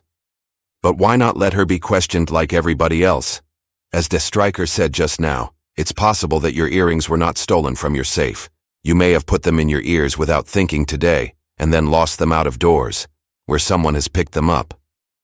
The inspector, an honest fellow who seemed very much annoyed by this difference of opinion between the Count and Countess, did not know what to do. Dorothy helped him out of the awkward situation. I quite agree with you, Count. My part in the business may very well appear suspicious to you, and you have the right to ask how I know the word that opens the safe, and if my talents as a diviner are enough to explain my clairvoyance. There isn't any reason then for making an exception in my favor. She bent low before the Countess and gently kissed her hand. You mustn't be present at the inquiry, madame. It's not a pleasant business. For me, it's one of the risks we strolling entertainers run. But you would find it painful. Only, I beg you, for reasons which you will presently understand, to come back to us after they have questioned me. I promise you I will. I'm at your service, Inspector. She went off with her 4 companions and the Inspector of Police. Saint-Quentin had the air of a condemned criminal being led to the gallows.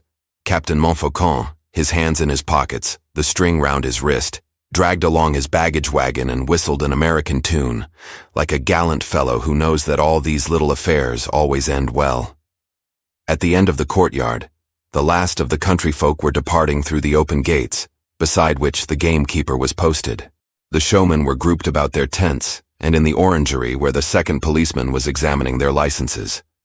On reaching her caravan, Dorothy perceived a striker talking to 2 servants. You then are the director of the inquiry, monsieur? She said gaily. I am indeed, mademoiselle, in your interest, he said in the same tone. Then I have no doubt about the result of it, she said, and turning to the inspector she added, I have no keys to give you. Dorothy's circus has no locks. Everything is open to the world. Empty hands and empty pockets. The inspector seemed to have no great relish for the job. The 2 servants did their best, and de Stryker made no bones about advising them.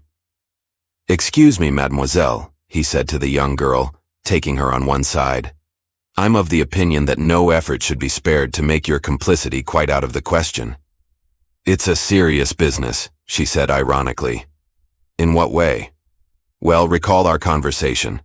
There's a criminal. If it isn't me, it's you. De Stryker must have considered the young girl a formidable adversary, and he must have been frightened by her threats, for while he remained quite agreeable, gallant even, jesting with her, he was indefatigable in his investigation. At his bidding, the servants lifted down the baskets and boxes and displayed her wretched wardrobe, in the strongest contrast to the brilliantly colored handkerchiefs and shawls with which the young girl loved to adorn herself. They found nothing. They searched the walls and platform of the caravan, the mattresses, the harness of one-eyed magpie, the sack of oats, and the food. Nothing. They searched the 4 boys. A maid felt Dorothy's clothes. The search was fruitless. The earrings were not to be found. And that, said de Stryker, pointing to the huge basket loaded with pots and pans which hung under the vehicle. With a furtive kick on the ankle, Dorothy straightened Saint-Quentin, who was tottering. Let's bolt, he stuttered. Don't be a fool. The earrings are no longer there. I may have made a mistake. You're an idiot. One doesn't make a mistake in a case like that. Then where is the cardboard box? Have you got your eyes stuffed up? You can see it, can you? Of course I can see it, as plainly as the nose in the middle of your face. In the caravan? No. Where? On the ground 10 yards away from you, between the legs of the bearded one. She glanced at the wagon of Captain Montfaucon, which the child had abandoned to play with a doll, and the little packages from which, miniature bags and trunks and parcels, lay on the ground beside de Stryker's heels. One of these packages was nothing else than the cardboard box which contained the earrings. Captain Montfaucon had that afternoon added it to what he called his haulage material. In confiding her unexpected discovery to Saint-Quentin, Dorothy, who did not suspect the keenness of the subtlety and power of observation of the man she was fighting, committed an irreparable imprudence. It was not on the young girl that de Stryker was keeping watch from behind the screen of his spectacles, but on her comrade Saint-Quentin, whose distress and feebleness he had been quick to notice. Dorothy herself remained impassive. But would not Saint-Quentin end by giving some indication? That was what happened. When he recognized the little box with the red gutta-percha ring round it, Saint-Quentin heaved a great sigh in his sudden relief. He told himself that it would never occur to anyone to untie these child's toys which lay on the ground for anyone to pick up. Several times, without the slightest suspicion, Deathstriker had brushed them aside with his feet and stumbled over the wagon, winning from the captain this sharp reprimand. "Now then, sir, what would you say if you had a car and I knocked it over?" Saint-Quentin raised his head with a cheerful air. Deathstriker followed the direction of his gaze and instinctively understood. The earrings were there, under the protection of fortune, and with the unwitting complicity of the captain. But in which of the packages? The cardboard box seemed to him to be the most likely. Without a word, he bent quickly down and seized it. He drew himself up, opened it with a furtive movement, and perceived among some small white pebbles and shells the 2 sapphires. He looked at Dorothy. She was very pale. Chapter 4. The Cross-Examination. "Let's bolt," again said Saint-Quentin, who had sunk down onto a trunk and would have been incapable of making a single step. "A splendid idea," said Dorothy in a low voice. "Harness One-Eyed Magpie. Let's all 5 of us hide ourselves in the caravan and hell for leather for the Belgian frontier." She gazed steadfastly at her enemy. She felt that she was beaten.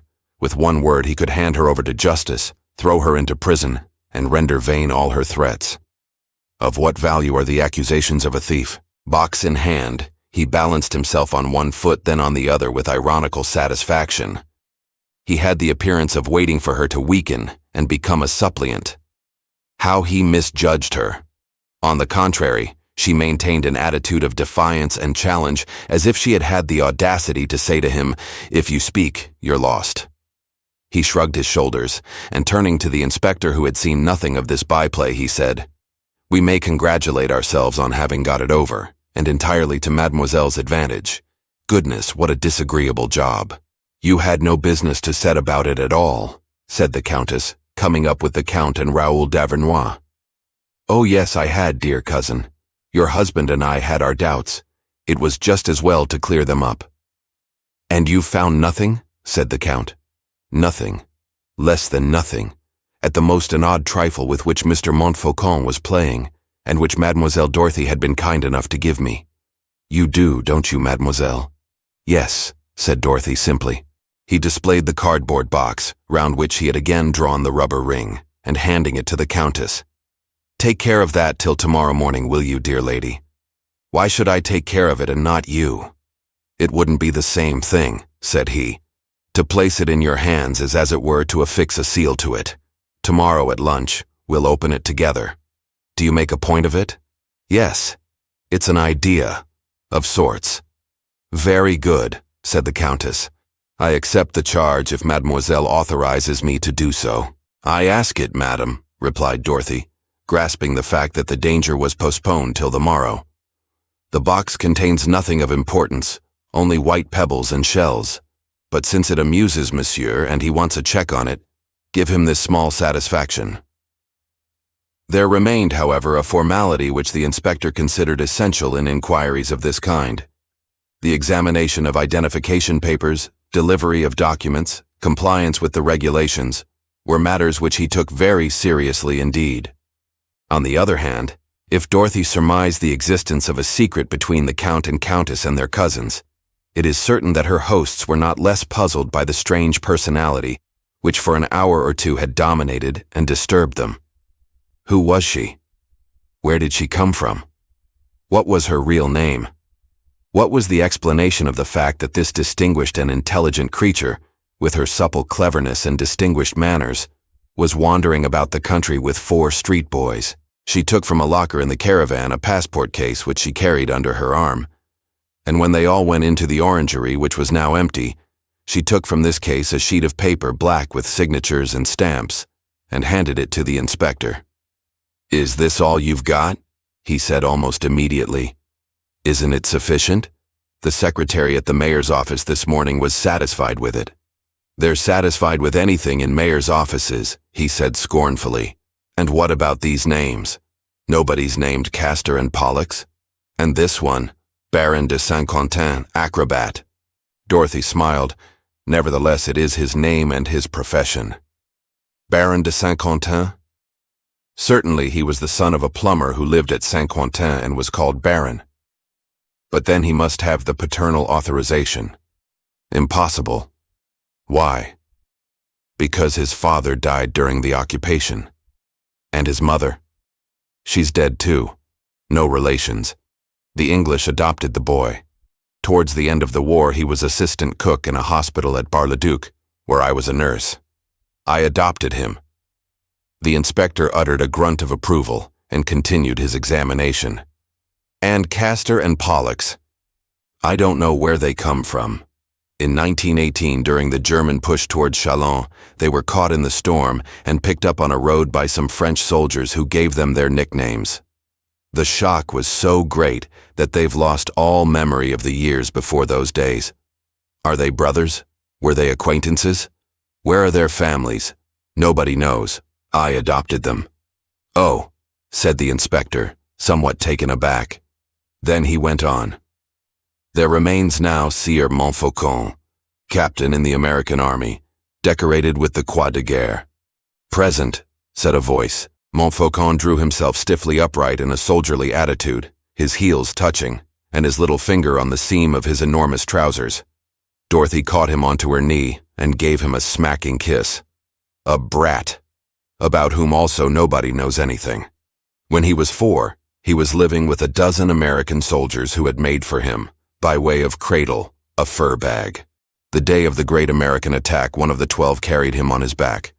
And it happened that of all those who advanced, it was this soldier who went furthest, and that they found his body next day near Montfaucon Hill.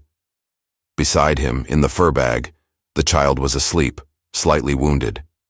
On the battlefield, the colonel decorated him with the Croix de Guerre and gave him the name and rank of Captain Montfaucon of the American Army. Later it fell to me to nurse him at the hospital to which he was brought in. 3 months after that, the colonel wished to carry him off to America. Montfaucon refused. He did not wish to leave me. I adopted him. Dorothy told the child's story in a low voice full of tenderness. The eyes of the Countess shone with tears and she murmured, "You acted admirably, admirably, mademoiselle. Only that gave you 4 orphans to provide for. With what resources?" Dorothy laughed and said, "We were rich." "Rich?" "Yes, thanks to Montfaucon. Before he went, his colonel left 2,000 francs for him. We bought a caravan and an old horse. Dorothy's Circus was formed. A difficult profession to which you have to serve an apprenticeship. We served our apprenticeship under an old English soldier, formerly a clown, who taught us all the tricks of the trade and all the wheezes. And then I had it all in my blood. The tightrope dancing, I was broken into them years ago. Then we set out across France. It's rather a hard life, but it keeps one in the best of health. One is never dull, and taken all round, Dorothy's Circus is a success." "But does it comply with the official regulations?" asked the inspector, whose respect for red tape enabled him to control the sympathy he was feeling for her. "For after all, this document is only valuable from the point of view of references. What I should like to see is your own certificate of identity." "I have that certificate, Inspector." "Made out by whom?" "By the prefecture of Château, which is the chief city of the department in which I was born." "Show it to me." The young girl plainly hesitated. She looked at Count Octave, then at the Countess. She had begged them to come just in order that they might be witnesses of her examination and hear the answers she proposed to give. And now, at the last moment, she was rather sorry that she had done so. "Would you prefer us to withdraw?" said the Countess. "No, no," she replied quickly. "On the contrary, I insist on your knowing." "And us too," said Raoul d'Avernois. "Yes," she said, smiling. "There is a fact which it is my duty to divulge to you. Oh, nothing of great importance, but all the same." She took from her case a dirty card with broken corners. "Here it is," she said. The inspector examined the card carefully and said in the tone of one who is not to be humbugged, "But that isn't your name. It's a nom de guerre, of course. Like those of your young comrades? Not at all, Inspector. Come, you're not going to get me to believe. Here is my birth certificate in support of it, Inspector, stamped with the stamp of the commune of Argonne. What? You belong to the village of Argonne, cried the Count de Chagny. I did, Monsieur le Comte. But this unknown village, which gave its name to the whole district of the Argonne, no longer exists. The war has suppressed it. Yes, I know, said the Count. We had a friend there, a relation. Didn't we, de Stryker? Doubtless it was Jean d'Argonne, she asked. It was. Jean d'Argonne died at the hospital at Clermont from the effects of a wound. Lieutenant the Prince of Argonne. You knew him. I knew him. Where? When? Under what conditions? Goodness. Under the ordinary conditions in which one knows a person with whom one is closely connected. What? There were ties between you and Jean d'Argonne? The ties of relationship? The closest ties. He was my father. Your father? Jean d'Argonne? What are you talking about? It's impossible. See why? Jean's daughter was called Yolande. Yolande, Isabelle, Dorothy. The Count snatched the card which the inspector was turning over and over again, and read aloud in a tone of amazement. Yolande, Isabelle, Dorothy, Princess of Argonne. She finished the sentence for him, laughing. Countess Marescot, Baroness de L'Aitré, de Beaugreval, and other places. The Count seized the birth certificate with no less eagerness, and more astounded, read it slowly, syllable by syllable. Yolande Isabelle Dorothy, Princess of Argonne, born at Argonne, on the 14th of October 1900, legitimate daughter of Jean de Marescot, Prince of Argonne, and of Jessie Varenne. Further doubt was impossible. The civil status to which the young girl laid claim was established by proofs, which they were the less inclined to challenge, since the unexpected fact explained exactly everything which appeared inexplicable in the manners, and even in the appearance of Dorothy. The Countess gave her feelings full play. Yolande? You are the little Yolande about whom Jean d'Argonne used to talk to us with such fondness. He was very fond of me, said the young girl. Circumstances did not allow us to live always together as I should have liked, but I was as fond of him as if I had seen him every day. Yes, said the Countess. One could not help being fond of him. I only saw him twice in my life in Paris at the beginning of the war. But what delightful recollections of him I retain. A man teeming with gaiety and lightheartedness. Just like you, Dorothy. Besides, I find him again in you. The eyes. And above all, the smile. Dorothy displayed 2 photographs which she took from among her papers. His portrait, madame, do you recognize it? I should think so. And the other, this lady. My mother, who died many years ago. He adored her. Yes, I know. She was formerly on the stage, wasn't she? I remember. We will talk it all over, if you will, and about your own life, the misfortunes which have driven you to live like this. But first of all, how came you here? And why? Dorothy told them how she had chanced to see the word Roborey, which her father had repeated when he was dying. Then the Count interrupted her narration. He was a perfectly commonplace man, who always did his best to invest matters with the greatest possible solemnity, in order that he might play the chief part in them, which his rank and fortune assigned to him. As a matter of form, he consulted his 2 comrades. Then, without waiting to hear their answers, he dismissed the inspector with the lack of ceremony of a grand seigneur. In the same fashion, he turned out Saint-Quentin and the 3 boys, carefully closed the 2 doors, bade the 2 women sit down, and walked up and down in front of them with his hands behind his back and an air of profound thoughtfulness. Dorothy was quite content. She had won a victory, compelled her hosts to speak the words she wanted. The Countess held her tightly to her. Raoul appeared to be a friend. All was going well. There was, indeed, standing a little apart from them, hostile and formidable, the bearded nobleman whose hard eyes never left her. But sure of herself, accepting the combat, full of careless daring, she refused to bend before the menace of the terrible danger, which, however, might at any moment crush her. Mademoiselle, said the Count de Chagny with an air of great importance, it has seemed to us, to my cousins and me, Since you are the daughter of Jean d'Argonne, whose loss we so deeply deplore, it has seemed to us, I say, that we ought in our turn to enlighten you concerning events of which he was cognizant, and of which he would have informed you had he not been prevented by death, of which he actually desired, as we know, that you should be informed. He paused, delighted with his preamble. On occasions like this he loved to indulge in a pomposity of diction, employing only the most select vocabulary, striving to observe the rules of grammar, and fearless of subjunctives.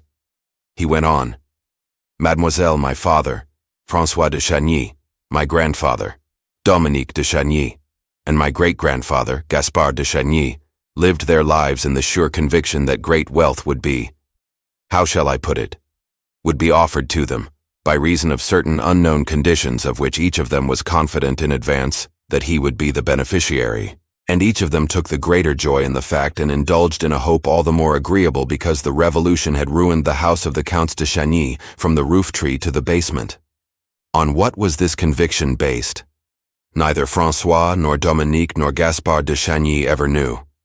It came from vague legends which described exactly neither the nature of the riches nor the epoch at which they would appear, but all of which had this in common that they evoked the name of Roborey.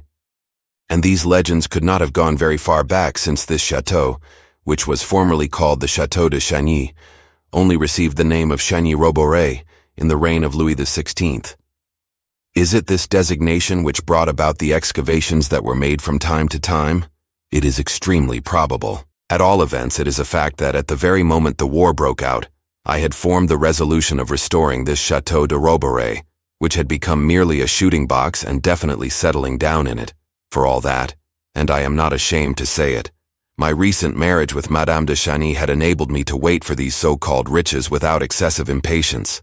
The Count smiled a subtle smile in making this discreet allusion to the manner in which he had regilded his heraldic shield, and continued, It is needless to tell you, I hope, that during the war the Count de Chagny did his duty as a good Frenchman.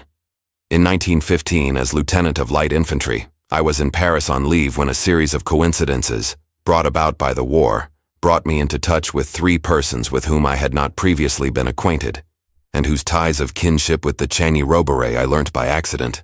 The first was the father of Raoul d'Avernois, Commandant Georges d'Avernois, the second Maxime d'Estreicher, the last Jean d'Argonne. All four of us were distant cousins, all four on leave or recovering from wounds, and so it came about that in the course of our interviews, that we learnt, to our great surprise, that the same legend had been handed down in each of our four families. Like their fathers and their grandfathers, Georges d'Avernois, d'Estreicher, and Jean d'Argonne were awaiting the fabulous fortune which was promised them, and which was to settle the debts which this conviction had led them on to contract. Moreover, the same ignorance prevailed among the four cousins. No proof, no indication. After a fresh pause intended to lead up to an impressive effect, the Count continued. But yes, one indication, however. Jean d'Argonne remembered a gold medal the importance of which his father had formerly impressed on him. His father died a few days later from an accident in the hunting field, without having told him anything more.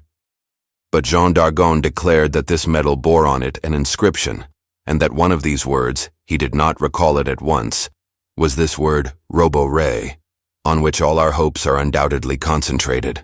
He informed us then of his intention of ransacking the 20 trunks or so, which he had been able in August 1914 to bring away from his country seat before its imminent pillage, and to store in a shed at Bar-le-Duc. But before he went, since we were all men of honor, exposed to the risks of war, we all four took a solemn oath that all our discoveries relative to the famous treasure should be common property. Henceforth and forever, the treasure, should Providence decide to grant it to us, belonged to all the four, and Jean d'Argonne, whose leave expired, left us. It was at the end of 1915, wasn't it? Asked Dorothy. We passed a week together, the happiest week of my life. I was never to see him again. It was indeed towards the end of 1915, the Count agreed.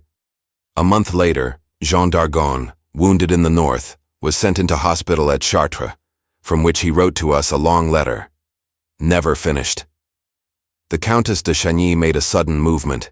She appeared to disapprove of what her husband had said. Yes, I will lay that letter before you, said the Count firmly. Perhaps you're right, murmured the Countess. Nevertheless, what are you afraid of, madame? Said Dorothy. I am afraid of our causing you pain to no purpose, Dorothy. The end of it will reveal to you very painful things. But it is our duty to communicate it to her, said the Count in a peremptory tone. And he drew from his pocketbook a letter stamped with the Red Cross and unfolded it. Dorothy felt her heart flutter with a sudden oppression. She recognized her father's handwriting. The Countess squeezed her hand. She saw that Raoul d'Avernois was regarding her with an air of compassion, and with an anxious face, trying less to understand the sentences she heard than to guess the end of this letter, she listened to it. My dear Octave, I will first of all set your mind at rest about my wound. It is a mere nothing, no complications to be afraid of. At the most a little fever at night, which bothers the major, but all that will pass. We will say no more about it, but come straight to my journey to Bar-le-Duc. Octave, I may tell you without any beating about the bush that it has not been useless, and that after a patient search I ended by ferreting out from among a pile of boots, and that conglomeration of useless objects which one brings away with one when one bolts the precious metal. At the end of my convalescence when I come to Paris I will show it to you. But in the meantime, while keeping secret the indications engraved on the face of the metal, I may tell you that on the reverse are engraved these 3 Latin words, in Robore Fortuna, 3 words which may be thus translated, Fortune is in the firm heart, but which in view of the presence of this word Robore, and in spite of the difference in the spelling, doubtless point to the Château de Roborey as the place in which the fortune, of which our family legends tell, will consequently be hidden. Have we not here, my dear Octave, a step forward on our path towards the truth? We shall do better still. And perhaps we shall be helped in the matter, in the most unexpected fashion, by an extremely nice young person, with whom I have just passed several days which have charmed me. I mean my dear little Yolande. You know, my dear friend, that I have very often regretted not having been the father I should like to have been. My love for Yolande's mother, my grief at her death, my life of wandering during the years which followed it, all kept me far away from the modest farm which you call my country seat, and which I am sure is no longer anything but a heap of ruins. During that time, Yolande was living in the care of the people who farmed my land, bringing herself up, getting her education from the village priest or the schoolmaster, and above all from nature, loving the animals, cultivating her flowers, light-hearted and uncommonly thoughtful. Several times during my visits to Argonne, her common sense and intelligence astonished me. On this occasion I found her in the field hospital of Bar-le-Duc, in which she has, on her own initiative, established herself as an assistant nurse, a young girl. Barely 15, you cannot imagine the ascendancy she exercises over everyone about her. She decides matters like a grown person, and she makes those decisions according to her own judgment. She has an accurate insight into reality, not merely into appearances, but into that which lies below appearances. You do see clearly, I said to her. You have the eyes of a cat which moves quite at its ease through the darkness. My dear Octave, when the war is finished, I shall bring Yolande to you, and I assure you that along with our friends, we shall succeed in our enterprise. The Count stopped. Dorothy smiled sadly, deeply touched by the tenderness and admiration which this letter so clearly displayed. She asked, "That isn't all, is it?" "The letter itself ends there," said the Count. "Dated the 16th of January, it was not posted till the 20th. I did not receive it, for various reasons, till 3 weeks later. And I learnt later that on the 15th of January, Jean d'Argonne had a more violent attack of fever, of that fever which baffled the Surgeon Major and which indicated a sudden infection of the wound of which your father died, or at least—" "Or at least?" asked the young girl. "Or at least which was officially stated to be the cause of his death," said the Count in a lower voice. "What's that you say? What's that you say?" cried Dorothy. "My father did not die of his wound?" "It is not certain," the Count suggested. "But then what did he die of? What do you suggest? What do you suppose?" Chapter 5. We will help you." The Count was silent. Dorothy murmured fearfully, full of the dread with which the utterance of certain words inspired one. "Is it possible? Can they have murdered? Can they have murdered my father? Everything leads one to believe it. And how? Poison." The blow had fallen. The young girl burst into tears. The Count bent over her and said, "Read it. For my part, I am of the opinion that your father scribbled these last pages between 2 attacks of fever. When he was dead, the hospital authorities, finding a letter and an envelope all ready for the post, sent it all on to me without examining it. Look at the end. It is the writing of a very sick man." The pencil moves at random, directed by an effort of will which was every moment growing weaker. Dorothy dried her tears. She wished to know and judge for herself, and she read in a low voice, "What a dream. But was it really a dream? What I saw last night, did I see it in a nightmare? Or did I actually see it? The rest of the wounded men, my neighbors, not one of them was awakened. Yet the men made a noise. There were 2 of them. They were talking in a low voice, in the garden, under a window, which was certainly open on account of the heat, and then the window was pushed. To do that, one of the 2 must have climbed onto the shoulders of the other. What did he want? He tried to pass his arm through, but the window caught against the table by the side of the bed, and then he must have slipped off his jacket. In spite of that, his sleeve must have caught in the window, and only his arm, his bare arm, came through, preceded by a hand which groped in my direction, in the direction of the drawer. Then I understood. The metal was in the drawer.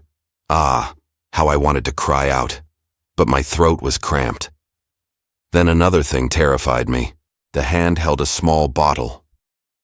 There was on the table a glass of water for me to drink with a dose of my medicine. The hand poured several drops from the bottle into the glass. Horror. Poison beyond a doubt. But I will not drink my medicine. No, no. And I write this morning to make sure of being able to recall it. I write that the hand afterwards opened the drawer, and while it was seizing the metal, I saw on the naked arm, above the elbow, words written. Dorothy had to bend lower, so shaky and illegible did the writing become, and it was with great difficulty that she was able, syllable by syllable, to decipher it. 3 words written, tattooed, as sailors do. 3 words. Good God. These 3 words, the words on the metal, in Robore Fortuna. That was all. The unfinished sheet showed nothing more but undecipherable characters, which Dorothy did not even try to make out. For a long while she sat with bowed head, the tears falling from her half-closed eyes. They perceived that the circumstances in which, in all likelihood, her father had died, had brought back all her grief. The Count, however, continued. The fever must have returned, the delirium, and not knowing what he was doing, he must have drunk the poison. Or at any rate, it is a plausible hypothesis. For what else could it have been that this hand poured into the glass? But I confess that we have not arrived at any certainty in the matter. De Stryker and Raoul's father, at once apprised by me of what had happened, accompanied me to Chartres. Unfortunately, the staff, the surgeon major and the 2 nurses had been changed, so that I was brought up short against the official document which ascribed the death to infectious complications. Moreover, ought we to have made further researches? My 2 cousins were not of that opinion, neither was I. A crime. How to prove it? By means of these lines in which a sick man describe a nightmare which has ridden him. Impossible. Isn't that your opinion, mademoiselle? Dorothy did not answer, and it put the Count rather out of countenance. He seemed to defend himself, not without a touch of temper. But we could not, mademoiselle. Owing to the war, we ran against endless difficulties. It was impossible. We had to cling to the one fact which we had actually learned, and not venture beyond this actual fact, which I will state in these terms.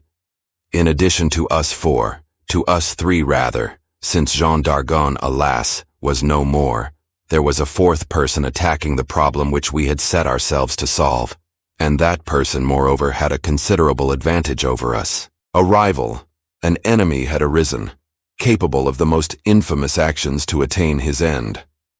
What enemy? Events did not allow us to busy ourselves with this affair, and what is more, prevented us from finding you as we should have wished. 2 letters that I wrote to you at Bar-le-Duc remained unanswered. Months passed. Georges d'Avernois was killed at Verdun, Destreicher wounded in Artois, and I myself dispatched on a mission to Salonika from which I did not return till after the armistice. In the following year the work here was begun. The housewarming took place yesterday, and only today does chance bring you here.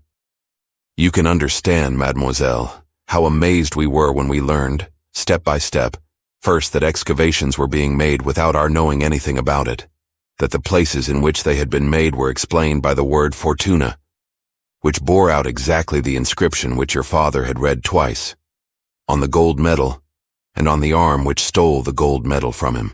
Our confidence in your extraordinary clear-sightedness became such that Madame de Chagny and Raoul d'Avernois wished you to be informed of the complete history of the affair, and I must admit that the Countess de Chagny displayed remarkable intuition and judgment, since the confidence we felt in you was really placed in that Yolande d'Argonne, whom her father recommended to us.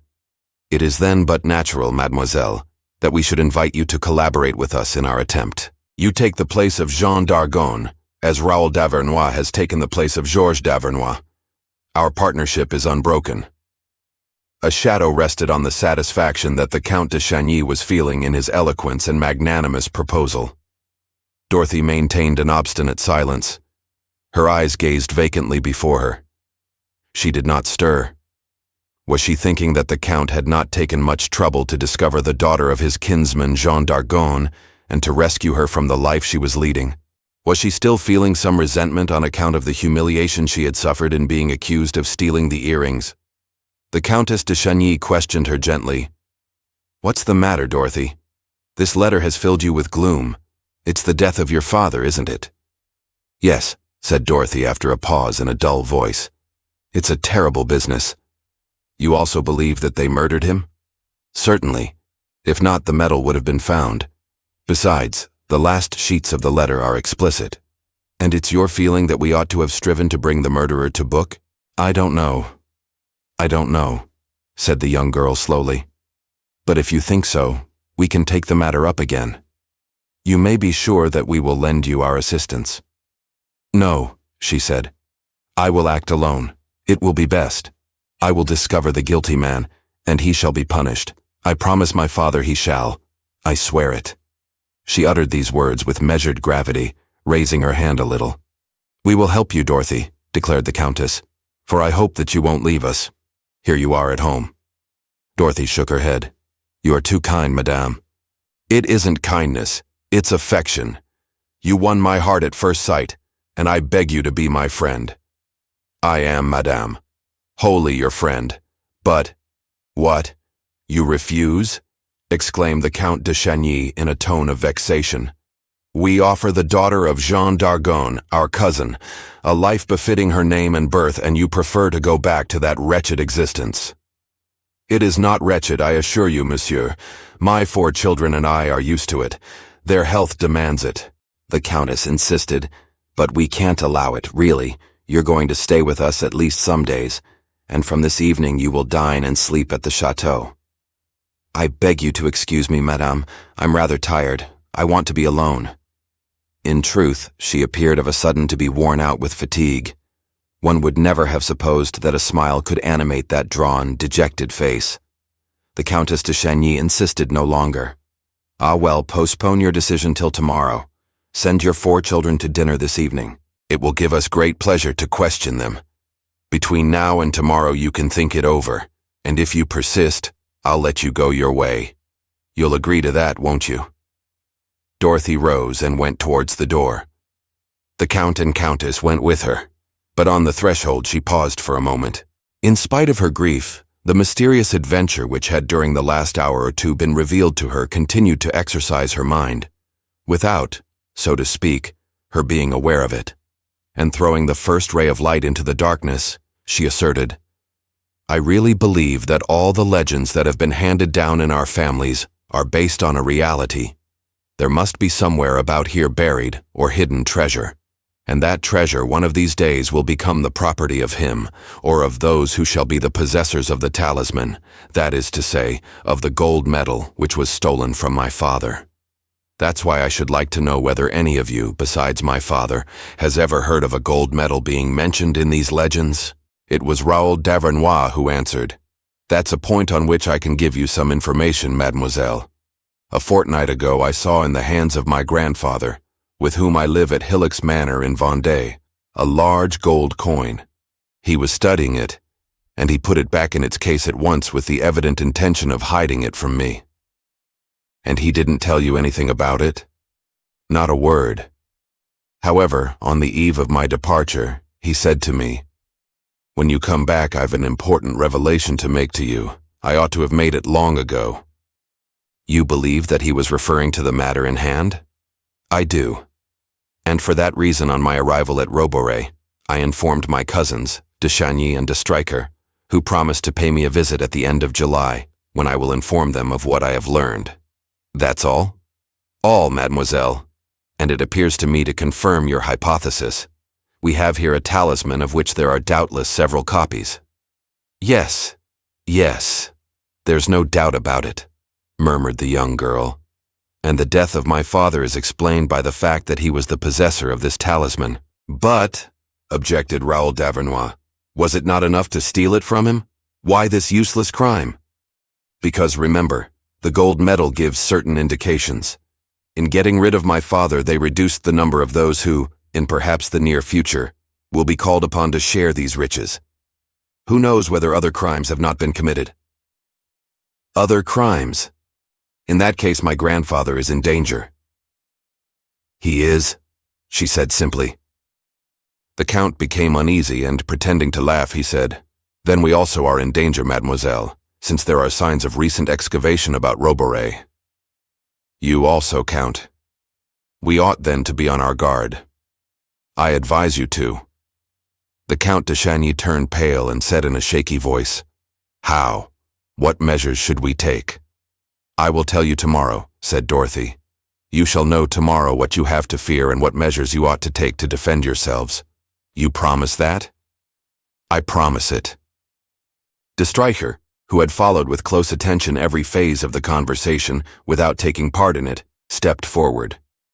"We make all the more point of this meeting tomorrow, mademoiselle, because we still have to solve together a little additional problem, the problem of the cardboard box. You haven't forgotten it?" "I forget nothing, monsieur," she said. "Tomorrow, at the hour fixed, that little matter and other matters, the theft of the sapphire earrings among other things, shall be made clear." She went out of the orangery. The night was falling. The gates had been reopened, and the showmen, having dismantled their shows, were departing. Dorothy found Saint-Quentin waiting for her in great anxiety, and the three children lighting a fire. When the dinner bell rang, she sent them to the chateau and remained alone to make her meal of the thick soup and some fruit. In the evening, while waiting for them, she strolled through the night towards the parapet which looked down onto the ravine, and rested her elbows on it. The moon was not visible, but the veil of light clouds which floated across the heavens were imbued with its light. For a long while she was conscious of the deep silence, and bareheaded, she presented her burning brow to the fresh evening airs which ruffled her hair. Dorothy. Her name had been spoken in a low voice by someone who had drawn near her without her hearing him. But the sound of his voice, low as it was, made her tremble.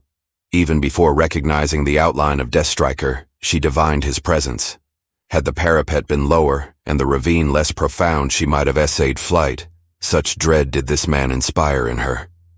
However, she braced herself to keep calm and master him. "What do you want, monsieur?" she said coldly. "The Count and Countess had the delicacy to respect my desire to keep quiet. I'm surprised to see you here." He did not answer, but she discerned his dark shape nearer and repeated, "What do you want?" "I only want to say a few words to you," he murmured. "Tomorrow, at the chateau, will be soon enough. No, what I have to say can only be heard by you and me, and I can assure you, mademoiselle, that you can listen to it without being offended. In spite of the incomprehensible hostility that you have displayed towards me from the moment we met, I feel, for my part, Nothing but friendliness, admiration, and the greatest respect for you. You need fear neither my words nor my actions. I am not addressing myself to the charming and attractive young girl, but to the woman who all this afternoon has dumbfounded us by her intelligence. Now, listen to me.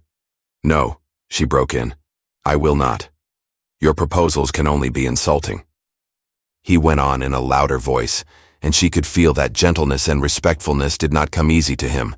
He went on, listen to me. I order you to listen to me, and to answer at once.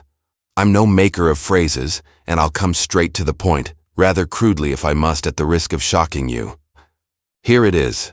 Chance has in a trice thrown you into an affair which I have every right to consider my business and no one else's.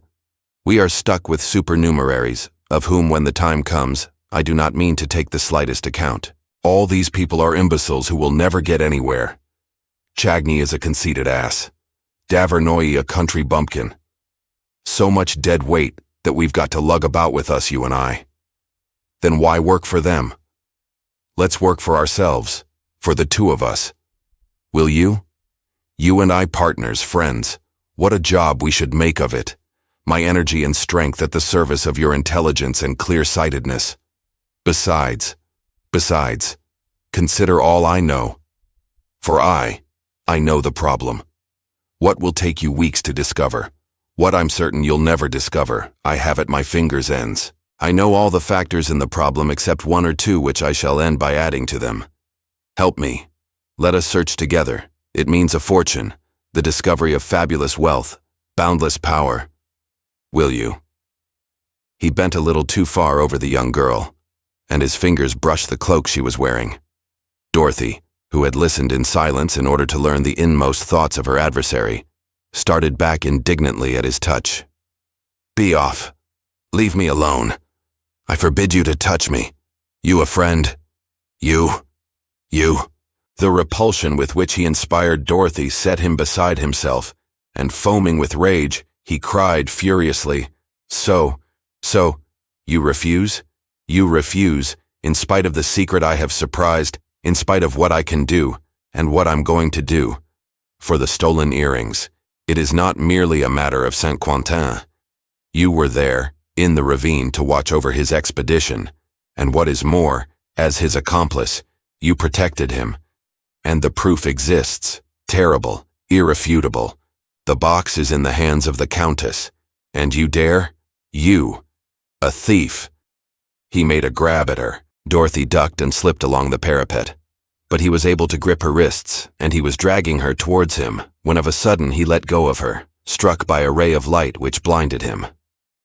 Perched on the parapet, Montfaucon had switched full on his face the clear light of an electric torch. De Stryker took himself off. The ray followed him, cleverly guided. Dirty little brat, he growled. I'll get you. And you too, young woman. If tomorrow, at 2 o'clock, at the chateau, you do not come to heel, the box will be opened in the presence of the police. It's for you to choose. He disappeared in the shrubbery. Toward 3 o'clock in the morning, the trap, which looked down on the box from the interior of the caravan, was opened, as it had been opened the morning before. A hand reached out and shook Saint-Quentin, who was sleeping under his rugs. Get up, dress yourself. No noise, he protested. Dorothy, what you wish to do is absurd. Do as you're told. Saint-Quentin obeyed. Outside the caravan he found Dorothy, quite ready. By the light of the moon he saw that she was carrying a canvas bag, slung on a band running over her shoulder, and a coil of rope. She led him to the spot at which the parapet touched the entrance gates. They fastened the rope to one of the bars and slid down it. Then Saint-Quentin climbed up to the parapet and unfastened the rope. They went down the slope into the ravine and along the foot of the cliff to the fissure up which Saint-Quentin had climbed the night before. Let us climb up, said Dorothy. You will let down the rope and help me to ascend. The ascent was not very difficult. The window of the pantry was open. They climbed in through it and Dorothy lit her bull's-eye lantern. Take that little ladder in the corner, she said. But Saint-Quentin started to reason with her afresh. It's absurd. It's madness. We are running into the lion's maw. Get on. But indeed, Dorothy. He got a thump in the ribs. "Stop it, and answer me," she snapped. "You're sure that Destriker's is the last bedroom in the left-hand passage?" "Certain. As you told me to, I questioned the servants without seeming to do so after dinner last night." "And you dropped the powder I gave you into his cup of coffee?" "Yes." "Then he's sleeping like a log and we can go straight to him. Not another word." On their way, they stopped at a door. It was the dressing room adjoining the boudoir of the Countess. Saint-Quentin set his ladder against it and climbed through the transom. 3 minutes later, he came back. "Did you find the cardboard box?" Dorothy asked. "Yes, I found it on the table, took the earrings out of it, and put the box back in its place with the rubber ring round it." They went on down the passage. Each bedroom had a dressing room and a closet which served as wardrobe attached to it. They stopped before the last transom. Saint-Quentin climbed through it and opened the door of the dressing room for Dorothy. There was a door between the dressing room and the bedroom. Dorothy opened it an inch and let a ray from her lantern fall on the bed. "He's asleep," she whispered. She drew a large handkerchief from her bag, uncorked a small bottle of chloroform, and poured some drops on the handkerchief. Across the bed, in his clothes, like a man suddenly overcome by sleep, Destriker was sleeping so deeply that the young girl switched on the electric light. Then very gently she placed the chloroformed handkerchief over his face. The man sighed, writhed, and was still. Very cautiously, Dorothy and Saint-Quentin passed 2 slip knots in a rope over both of his arms and tied the 2 ends of it round the iron uprights of the bed. Then quickly, without bothering about him, they wrapped the bedclothes round his body and legs and tied them round him with the tablecloth and curtain cords. Then Destriker did awake. He tried to defend himself. Too late. He called out. Dorothy gagged him with a napkin. Next morning, the Count and Countess de Chagny were taking their coffee with Raoul d'Avernois in the big dining room of the chateau, when the porter came to inform them that at daybreak, the directress of Dorothy's circus had asked him to open the gates and that the caravan had departed. The directress had left a letter addressed to the Count de Chagny. All 3 of them went upstairs to the Countess's boudoir. The letter ran as follows. "My cousin," offended by her brusqueness, the Count started. Then he went on, "My cousin, I took an oath and I keep it. The man who was making excavations round the chateau and last night stole the earrings is the same person who 5 years ago stole the medal and poisoned my father. I hand him over to you. Let justice take its course. Dorothy, Princess of Argonne." The Count and Countess and their cousin gazed at one another in amazement. What did it mean? Who was the culprit? How and where had she handed him over? "It's a pity that Destriker isn't down," said the Count. "He is so helpful." The Countess took up the cardboard box which Destriker had entrusted to her and opened it without more ado. The box contained exactly what Dorothy had told them, some white pebbles and shells. Then why did Destriker seem to attach so much importance to his finding it? Someone knocked gently at the boudoir door. It was the major domo, the Count's confidential man. "What is it, Dominique?" "The chateau was broken into last night." "Impossible," the Count declared in a positive tone. "The doors were all locked. Where did they break in?" "I don't know. But I've found a ladder against the wall by Monsieur Destricher's bedroom, and the transom is broken. The criminals made their way into the dressing room, and when they had done the job, came out through the bedroom door." "What job?" "I don't know, sir. I didn't like to go further into the matter by myself. I put everything back in its place." The Count de Chagny drew a 100-franc note from his pocket. "Not a word of this, Dominique. Watch the corridor and see that no one disturbs us." Raoul and his wife followed him. The door between Destriker's dressing room and bedroom was half open. The smell of chloroform filled the room.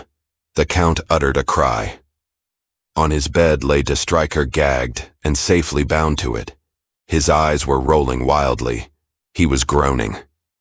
Beside him lay the muffler which Dorothy had described as belonging to the man who was engaged in making excavations.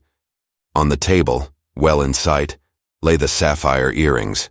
But a terrifying, overwhelming sight met the eyes of all 3 of them simultaneously, the irrefutable proof of the murder of Jean d'Argonne and the theft of the medal. His right arm, bare, was stretched out across the bed, fastened by the wrist, and on that arm they read, tattooed, in Robore Fortuna. Chapter 6. On the Road. Every day at the easy walk or slack trot of one-eyed magpie, Dorothy's circus moved on. In the afternoon they gave their performance.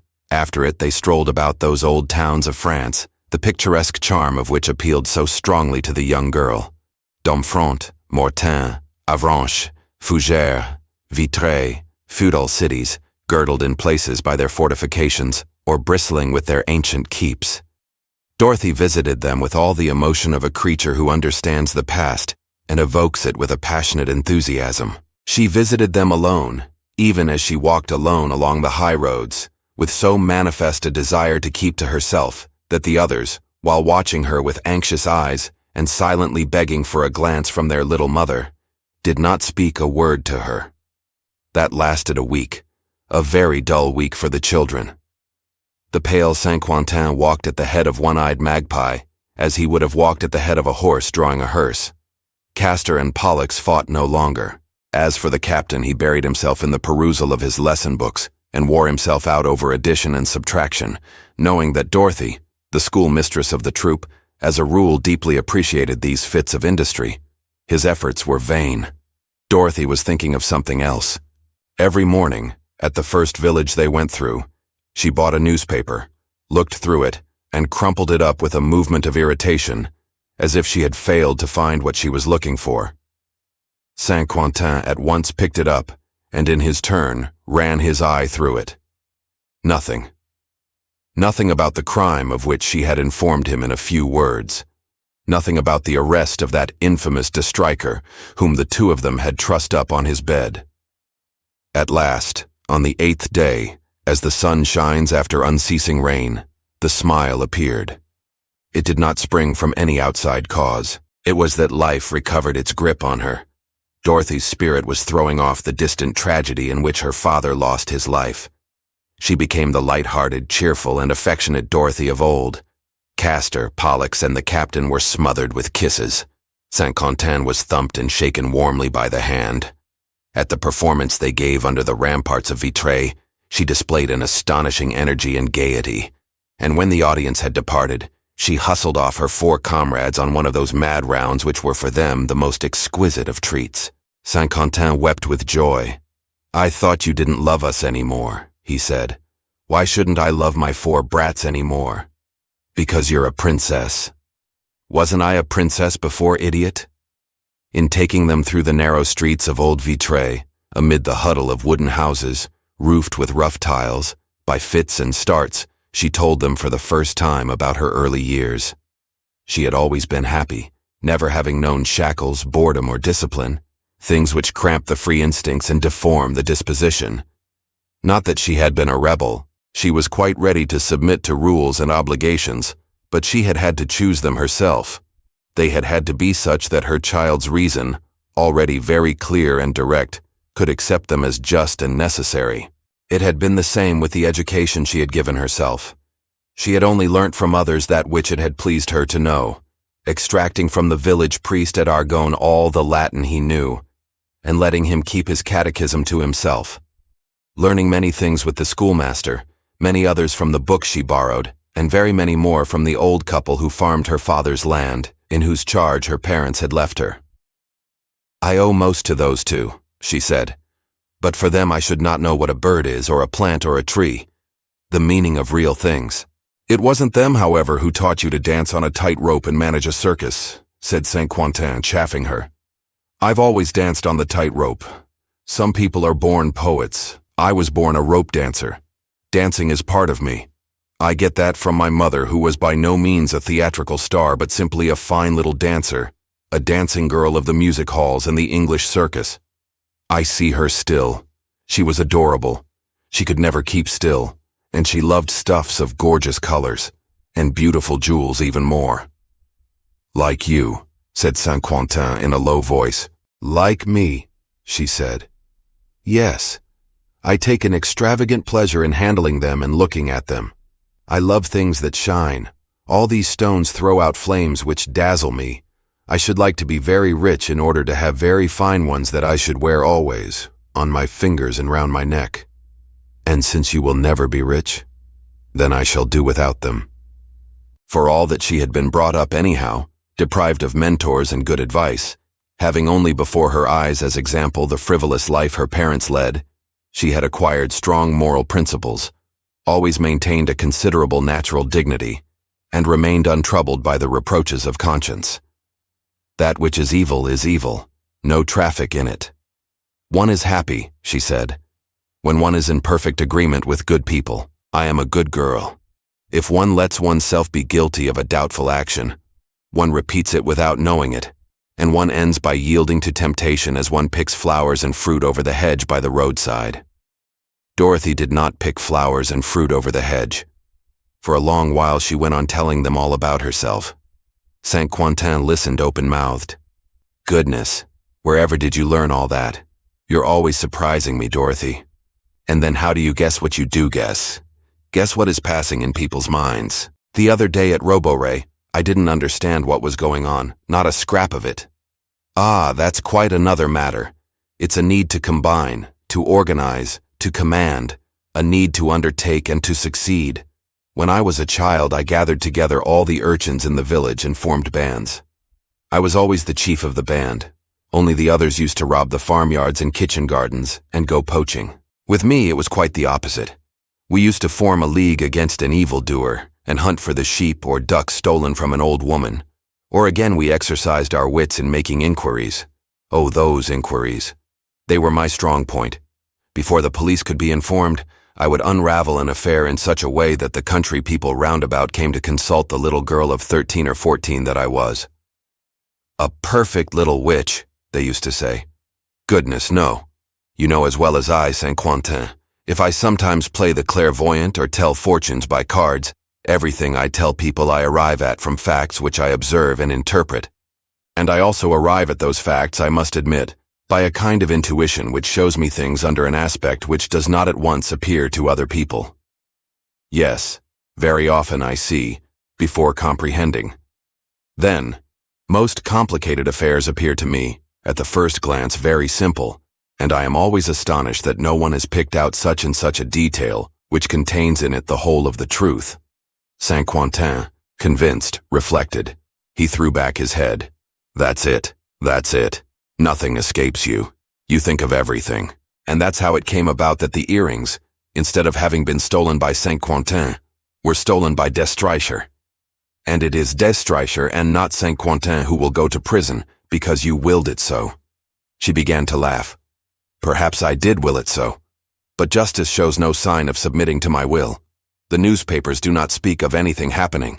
There is no mention of the drama of Roborey. Then what has become of that scoundrel? I don't know. And won't you be able to learn? Yes, she said confidently. How? From Raoul d'Avernois. You're going to see him then? I've written to him. Where to? At Roborey. He answered you? Yes, a telegram which I went to the post office to find before the performance. And he's going to meet us? Yes. On leaving Roborey and returning home, he is to meet us at VIII at about 3 o'clock. It's 3 now. They had climbed up to a point in the city from which one had a view of a road which wound in and out among meadows and woods. There, she said. His car ought not to be long coming into sight. That's his road. You really believe? I really believe that that excellent young fellow will not miss an opportunity of seeing me again, she said, smiling. Saint Quentin, always rather jealous and easily upset, sighed. All the people you talk to are like that, obliging and full of attention. They waited several minutes. A car came into sight between 2 hedges. They went forward and so came close to the caravan round which the 3 urchins were playing. Presently the car came up the ascent and emerged from a turning, driven by Raoul d'Avernois. Running to meet him and preventing him by a gesture from getting out of the car, Dorothy called out to him, Well, what has happened? Arrested? Who? Destreicher? Said Raoul, a little taken aback by this greeting. Destreicher, of course. He has been handed over to the police, hasn't he? He's under lock and key? No. Why not? He escaped. The answer gave her a shock. Deathstriker free to act. It's frightful. And under her breath she muttered, Good heavens, why didn't I stay? I should have prevented this escape. But repining was of no avail, and Dorothy was not the girl to waste much time on it. Without further delay, she began to question the young man. Why did you stay on at the chateau? To be exact, because of Deathstriker. Granted. But an hour after his escape, you ought to have started for home. For what reason? Your grandfather. I warned you at Roborey. Raoul d'Avernois protested. First of all, I have written to him to be on his guard for reasons which I would explain to him, and then, as a matter of fact, the risk that he runs is a trifle problematical. In what way? He is the possessor of that indispensable key to the treasure, the gold medal. Deathstriker knows it, and you do not believe in his danger.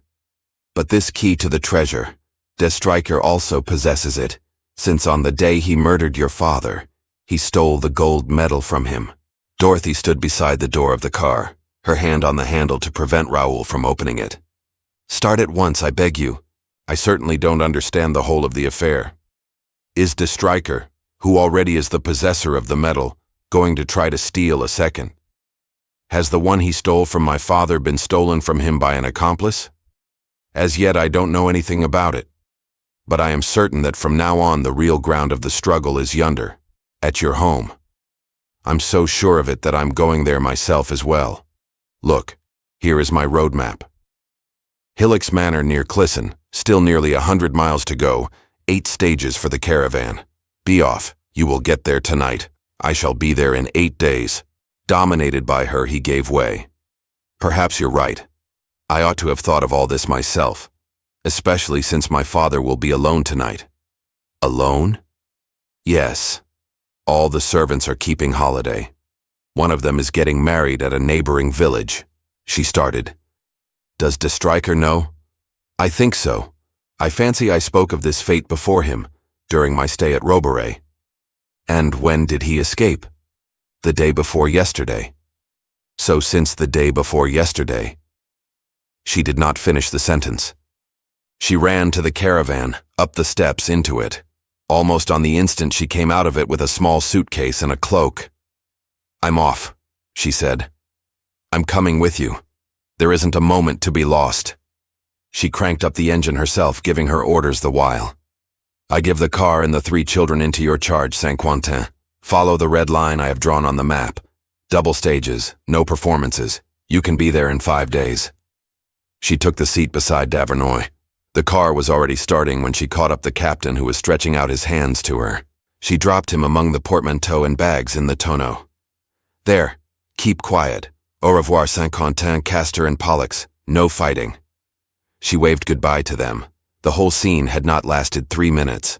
Raoul d'Avernois' car was by way of being an old model. Therefore its pace was but moderate, and Raoul, delighted to be taking with him this charming creature, who was also his cousin, and his relations with whom, thanks to what had happened, were uncommonly intimate, was able to relate in detail what had taken place, the manner of their finding Deathstriker, and the incidents of his captivity. What saved him, said he, was a rather deep wound he had made in his head by striking it against the iron bedhead in his efforts to rid himself of his bonds. He lost a lot of blood. Fever declared itself, and my cousin de Chagny, you must have noticed that he is of a timid disposition, at once said to us, That gives us time. Time for what? I asked him. Time to think things over. You understand clearly enough that all this is going to give rise to an unheard-of scandal, and one which, for the honor of our families, we might perhaps be able to avoid. I opposed any delay. I wanted them to telephone at once to the police. But de Chagny was in his own house, you know, and the days passed waiting for him to come to a decision which he could not bring himself to make. They had told the servants that Deathstriker was ill. Only the major domo was in our confidence, brought him his food, and kept guard over him. Besides, the prisoner seemed so feeble. He would have declared that he had no strength left. How was one to distrust so sick a man? Dorothy asked. But what explanation of his conduct did he give? None, because we didn't question him. Didn't he speak of me? Didn't he make any accusations against me? No. He went on playing the part of a sick man, prostrated by pain and fever. During this time, de Chagny wrote to Paris for information about him, for after all, his relations with his cousin only went back as far as 1915. 3 days ago we received a telegram which said, "A very dangerous man, wanted by the police, letters follows."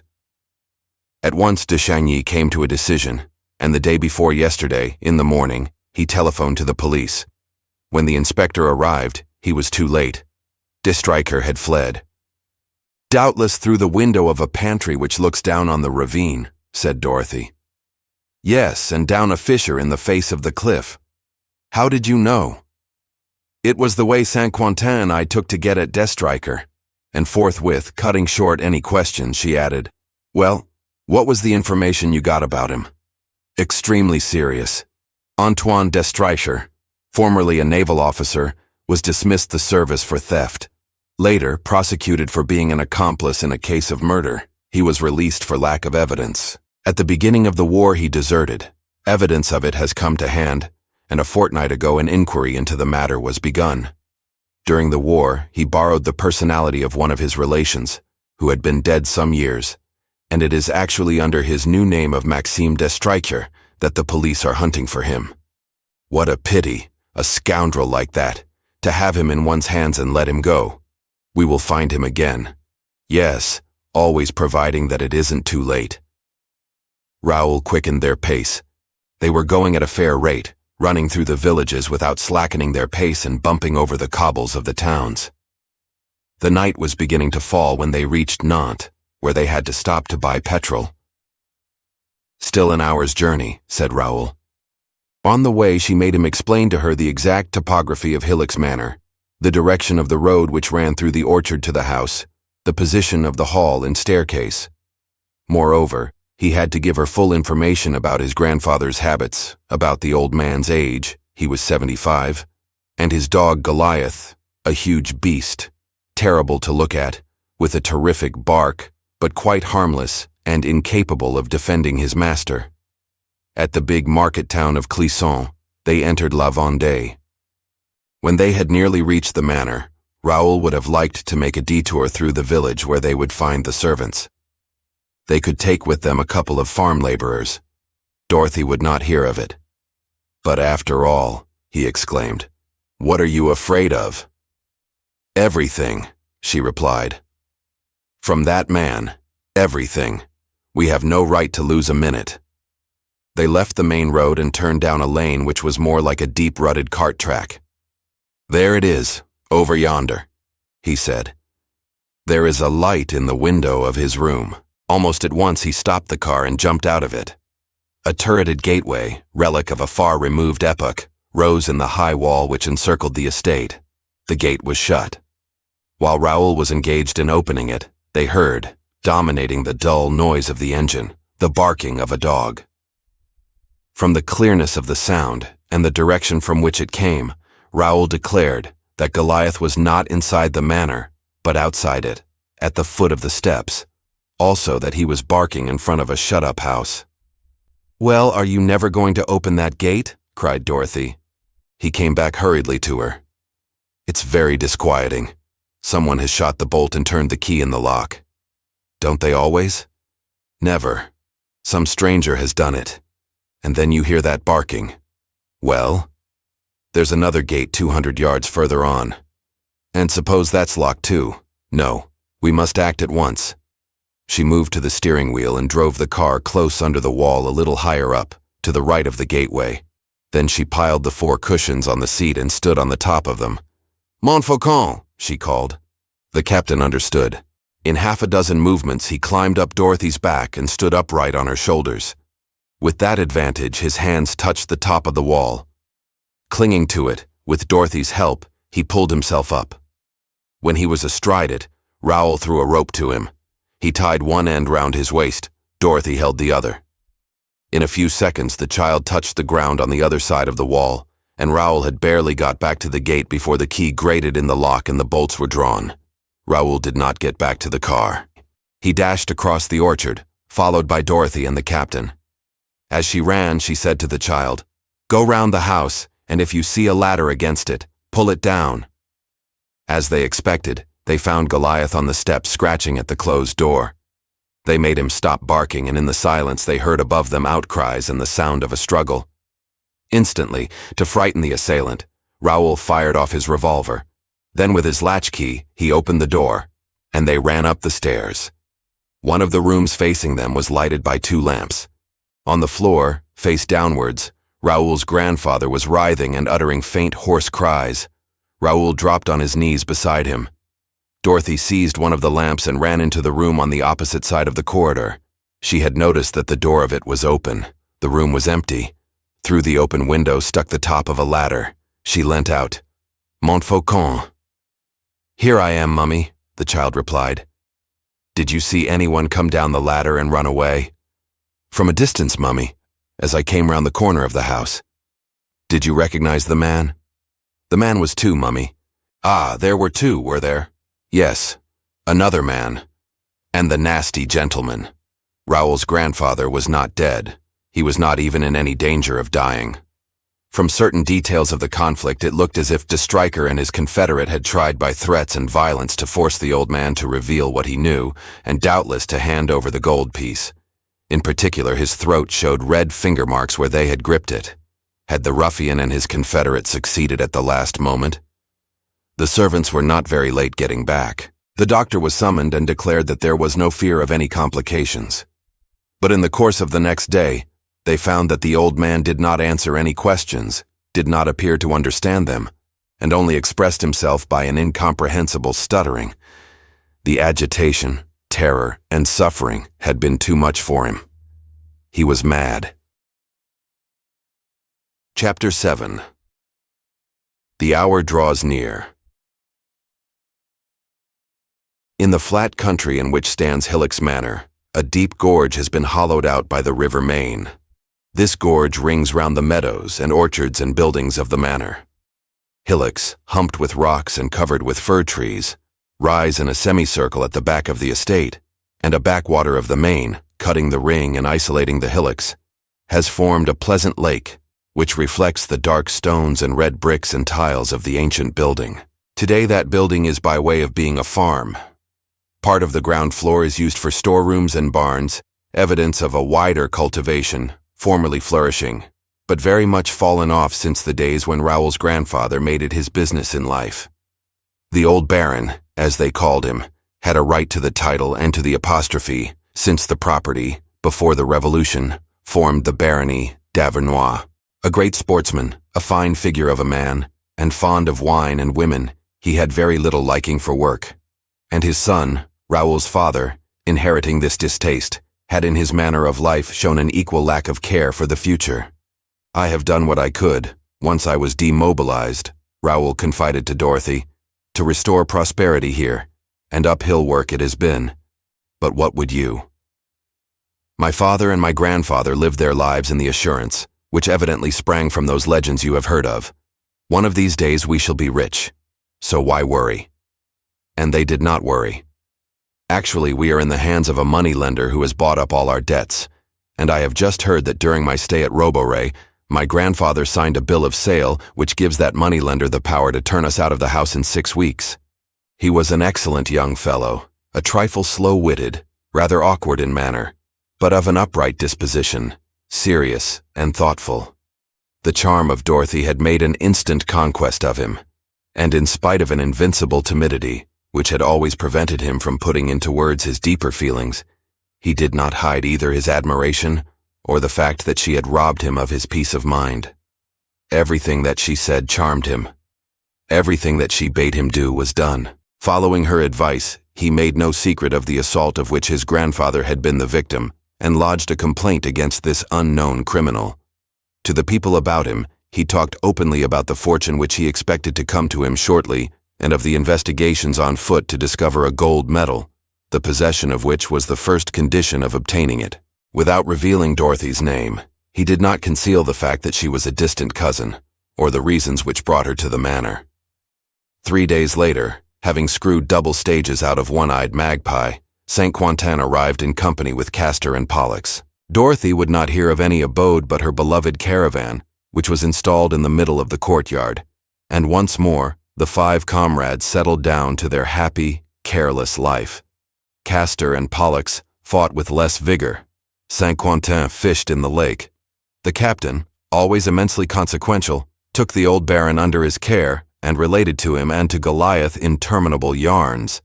As for Dorothy, she was observing. They found that she wore an air of mystery, keeping her thoughts and proceedings to herself. She spent hours playing with her comrades superintending their exercises. Then, her eyes fixed on the old baron, who, accompanied by his faithful dog, with tottering gait and dulled eyes, would go and lean against a tree in the orchard. She watched everything which might be a manifestation of instinct in him, or of a survival of the past. At other times Raoul surprised her in some corner, motionless and silent. It seemed to him then as if the whole affair was confined to her brain, and that it was there, much more than on the estate of Hillock's Manor, that she was looking for the guiding clue. Several days in succession, she spent the hours in the loft of a granary where there were some bookshelves, and on them old newspapers, bundles of papers, pamphlets, printed during the last century, histories of the district, communal reports, and parish records. "Well," asked Raoul, laughing, "are we getting on? I have an impression that your eyes are beginning to see more clearly." "Perhaps. I won't say that they aren't." The eyes of Dorothy. In that combination of charming things, her face, it was they above everything which held one's attention. Large, almond-shaped and lengthened in the shadow of their black lashes, they surprised one by the inconceivable diversity of their coloring and expression. Of the blue which changed like the blue of the sea according to the hour and the light. Of a blue which seemed to vary with the successive thoughts which changed her expression. And these eyes, so delightful that it seemed that they must always be smiling or laughing, were in moments of meditation the gravest eyes that ever were, when she half closed and fixed them on some image in her mind. Raoul now only saw through them, and was only really interested in what they expressed. The fabulous story of the treasure and the medal was wholly summed up for him in the charming spectacle afforded by 2 beautiful eyes, observant or thoughtful, troubled or joyful. And perhaps Dorothy allowed herself to be observed with a certain satisfaction. The love of this big, shy young fellow touched her by its respectfulness, she who had only known hitherto the brutal homage of desire. One day she made him take a seat in the little boat which was moored to the shore of the lake, and letting it drift with the current, she said to him, "We are drawing near." "Near what?" he asked, startled. "The hour which so many things have so long foretold." "You believe?" "I believe that you made no mistake the day on which you saw in your grandfather's hands that gold medal in which all the traditions of the family seem to be summed up. Unfortunately, the poor man lost his reason before you were put in possession of the facts, and the thread which bound the past to the future has been broken. Then what do you hope for, if we do not find that medal? We've searched everywhere, his room, his clothes, the house, the orchard, and found nothing. It is impossible that he should keep to himself forever the answer to the enigma. If his reason is dead, his instincts survive. And what an instinct that is that centuries have been forming. Doubtless he has put the coin within reach or within sight. You may be sure that he has hidden it in such a way that no execrable piece of bad luck could rob him of it without his being aware of it. But don't worry. At the appointed hour, some unconscious gesture will reveal the truth to us." Raoul objected. "But what if de Stryker took it from him?" "He did not. If he had, we should not have heard the noise of the struggle. Your grandfather resisted to the end, and it was only our coming which put de Stryker to flight." "Oh, that ruffian! If only I had him in my hands!" exclaimed Raoul. The boat was drifting gently. Dorothy said in a very low voice, barely moving her lips, "Not so loud, he can hear us." "What? What do you mean?" "I say that he is close by and that he doesn't lose a single word of what we say," she went on in the same low voice. Raoul was dumbfounded. But, what does it mean? Can you see him?" "No, but I can feel his presence, and he can see us." "Where from?" "From some place among the hillocks." I have been thinking that this name of Hillock's Manor pointed to some impenetrable hiding place, and I've discovered a proof of it in one of those old books, which actually speaks of a hiding place where the Vendéans lay hid, and says that it is believed to be in the neighborhood of Tiffauges and Clisson. But how should de Stryker have learnt of it? Remember that the day of the assault your grandfather was alone, or believed himself to be alone. Strolling among the hillocks, he would have disclosed one of the entrances. De Stryker was watching him at the time, and since then, the rascal had been using it as a refuge. Look at the ground, all humps and ravines. On the right, on the left, everywhere, there are places in the rock for observations, so to speak, from which one can hear and see everything that takes place inside the boundaries of the estate. De Stryker is there. What is he doing? He's searching, and what's more, he is keeping an eye on my investigations. He also, for all that I can't guess exactly the reason, wants the gold medal, and he is afraid that I shall get it before him. But we must inform the police. Not yet. This underground hiding place should have several issues, some of which perhaps run under the river. If we give the ruffian warning, he will escape. Then what's your plan? To get him to come out of this lair and trap him. How? I'll tell you at the appointed time, and that will not be long. I repeat, the hour draws near. What proof have you? This, she said. I have seen the money-lender, Monsieur Voirin, and he showed me the bill of sale. If by 5 o'clock on July 31st, Monsieur Voirin, who has desired all his life to acquire the manor, has not received the sum of 300,000 francs in cash or government securities, the manor becomes his property. I know, said he, and it will break my heart to go away from here. She protested, there's no question of your going away from here. Why not? There's no reason why I should become rich in a month. Yes, there is a reason. The reason which has always sustained your grandfather, the reason which made him act as he did on this occasion, which made him say to old Voirin, I repeat the moneylender's words, don't get bucked about this, Voirin. On the 31st of July I shall pay you in cash. This is the first time that we are face to face with a precise fact. Up to now, words and a confused tradition. Today, a fact. A fact which proves that, according to your grandfather, all the legends which turn round these promised riches come to a head on a certain day in the month of July. The boat touched the bank. Dorothy sprang lightly ashore and cried without fear of being heard. Raoul, today's the 27th of June. In a few weeks you will be rich, and I too. And de Stryker will be hanged high and dry as I predicted to his face.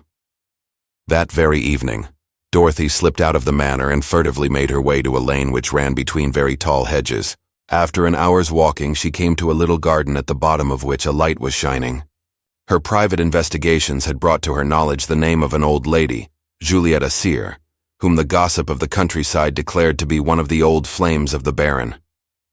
Before his attack, the Baron paid her a visit, for all that she was deaf, in poor health, and rather feeble-witted. Moreover, thanks to the lack of discretion of the maid who looked after her, and whom Saint-Quentin had questioned, Dorothy had learnt that Juliette Assir was the possessor of a medal of the kind they were searching for at the manor. Dorothy had formed the plan of taking advantage of the maid's weekly evening out to knock at the door and question Juliette Assir.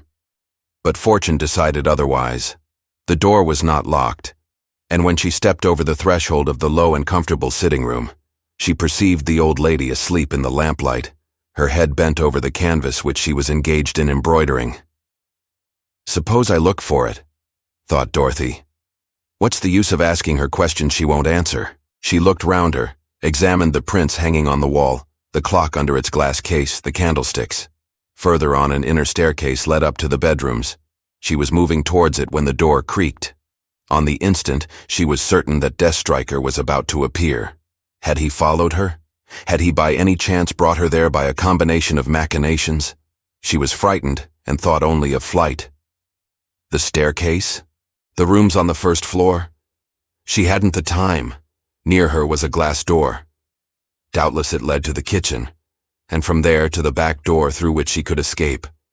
She went through it and at once found out her mistake. She was in a dark closet, a cupboard rather, against the boards of which she had to flatten herself before she could get the door shut. She found herself a prisoner. At that moment the door of the room opened, very quietly. Two men came cautiously into it, and immediately one of them whispered, "The old woman's asleep." Through the glass, which was covered by a torn curtain, Dorothy easily recognized de Stryker, in spite of his turned-up coat collar and the flaps of his cap, which were tied under his chin. His confederate, in like manner, had hidden half his face in a muffler. "That damsel does make you play the fool," he said. "Play the fool? Not a bit of it," growled de Stryker. "I'm keeping an eye on her, that's all." "Rot. You're always shadowing her. You're losing your head about her. You'll go on doing it till the day she helps you to lose it for good. I don't say no. She nearly succeeded in doing it at Roborey, but I need her." "What for?" "For the medal. She's the only person capable of laying her hands on it." "Not here. In any case, we've already searched the house twice. Badly, without a doubt, since she is coming to it. At least when we caught sight of her, she was certainly coming in this direction. The chatter of the maid has sent her here, and she has chosen the night when the old woman would be alone. You are stuck on your little pet." "I'm stuck on her," growled de Stryker. "Only let me lay my hands on her and I swear the little devil won't forget it in a hurry." Dorothy shivered. There was in the accents of this man a hate, and at the same time a violence of desire which terrified her. He was silent, posted behind the door, listening for her coming. Several minutes passed. Julietta Sear still slept, her hand hanging lower and lower over her work. At last de Stryker muttered, "She isn't coming. She must have turned off somewhere." "Ah, well, let's clear out," said his accomplice. "No. Have you got an idea?" "A determination to find the medal. But since we've already searched the house twice, we went about it the wrong way. We must change our methods. All the worse for the old woman." He banged the table at the risk of waking Julietta Sear. "After all, it's too silly. The maid distinctly said, 'There's a medal in the house, the kind of thing they're looking for at the manor.' Then let's make use of the opportunity. What? What failed in the case of the Baron may succeed today." "What? You'd make her speak?" "Yes, as I tried to make the Baron speak.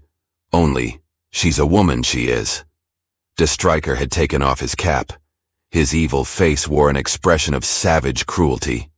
He went to the door, locked it, and put the key in his pocket. Then he came back to the armchair in which the good lady was sleeping, gazed at her a moment and of a sudden fell upon her, gripping her throat, and thrust her backwards against the back of the chair. His confederate chuckled. "You needn't give yourself all that trouble. If you squeeze too hard, you'll kill the poor old thing." De Stryker opened his fingers a little. The old woman opened her eyes wide and uttered a low groan. "Speak," de Stryker commanded. "The Baron entrusted a medal to you. Where have you put it?" Julietta Sear did not clearly understand what was happening to her. She struggled. Exasperated, he shook her. "Will you prattle? Hey, where's your old sweetheart's medal? He gave it to you all right. Don't say he didn't, you old hag. Your maid's telling everybody who cares to listen to her, come, speak up. If you don't, He picked one of the iron fire dogs with copper knobs from the hearthstone and brandished it, crying, 1, 2, 3. At 20, I'll crack your skull."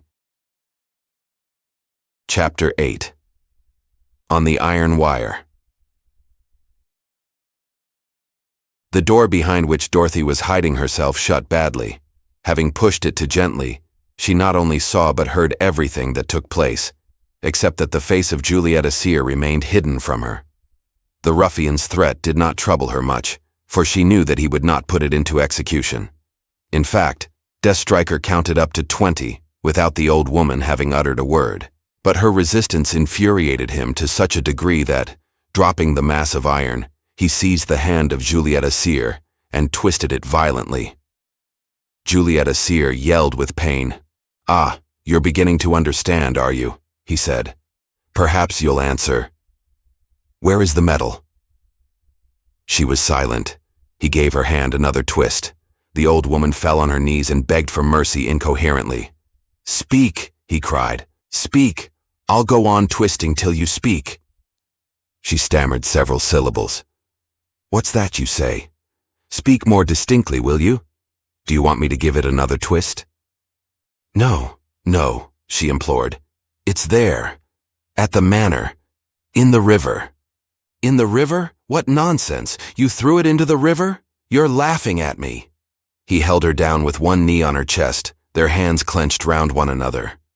From her post of observation, Dorothy watched them, horror-stricken, powerless against these two men, but nevertheless unable to resign herself to inaction. "Then I'll twist it." "What?" growled the ruffian. "You prefer it to speaking?" He made a quick movement which drew a cry from Juliet Assir, and all at once she raised herself, showed her face convulsed with terror, moved her lips and succeeded in stuttering. "The cupboard. The cupboard. The flagstones." The sentence was never finished, though the mouth continued to move, but a strange thing happened. Her frightful face little by little grew calm, assumed an ineffable serenity, became happy, smiling, and of a sudden Juliet Assir burst out laughing. She no longer felt the torture of her twisted wrist, and she laughed gently, not jerkily, with an expression of beatitude. She was mad. "You've no luck," said his confederate in a mocking tone. "Directly you try to make people speak, they collapse. The Baron, cracked, his sweetheart, mad as a hatter. You're doing well." The exasperated desk striker thrust away the old woman who stumbled, and turning fell down behind an armchair quite close to Dorothy, and cried furiously, "You're right, my luck's out. But this time perhaps we've found a load." Before her brain gave, she spoke of a cupboard and flagstones. "Which? This one or that? They're both paved with flags?" He pointed first to the kind of closet in which Dorothy was hiding, and then to a cupboard on the other side of the fireplace. "I'll begin with this cupboard. You start on that one," he said. "Or rather, no. Come and help me. We'll go through this one thoroughly first." He knelt down near the fireplace, opened the cupboard door, and with the poker got to work on one of the cracks between the flags of its floor which his accomplice tried to raise. Dorothy lost no time. She knew that they were coming to the closet and that she was lost if she did not fly. The old woman, stretched out close to her, was laughing gently, and then grew silent as the men worked on. Hidden by the armchair, Dorothy slipped noiselessly out of the cupboard, took off the lace cap which covered the hair of Juliet Assir, and put it on her own head. Then she took her spectacles, then her shawl, put it round her shoulders, and succeeded in hiding her figure with a big tablecloth of black serge. At that moment, Juliet fell silent. On the instant, Dorothy took up her even, joyous laughter. She rose and, stooping like an old woman, ambled across the room. Desk striker growled, "What's the old lunatic up to? Mind she doesn't get away." "How can she get away?" asked his confederate. "You've got the key in your pocket." "The window. Much too high.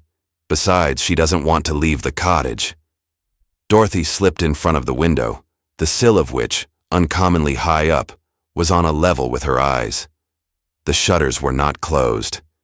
With a slow movement, she succeeded in turning the catch. Then she paused. She knew that directly it was opened, the window would let in the fresh air and the noises outside, and give the ruffians warning. In a few seconds, she calculated and analyzed the movements she would need to make. Sure of herself, and relying on her extraordinary agility, she took a look at her enemies. Then swiftly, without a single mistake or a second's hesitation, she threw the window wide, jumped onto the sill, and from it into the garden. There came two shouts together, then a hubbub of cries. But it took the two men time to understand, to stumble upon the body of the real Juliet and discover it was she. To unlock the door, Dorothy made use of it. Too clever to escape down the garden and through the gate, she ran round the cottage, jumped down a slope, scratched herself among the thorns of a hedge, and came out into the fields. As she did so, pistol shots rang out. De Streicher and his confederate were firing at the shadows.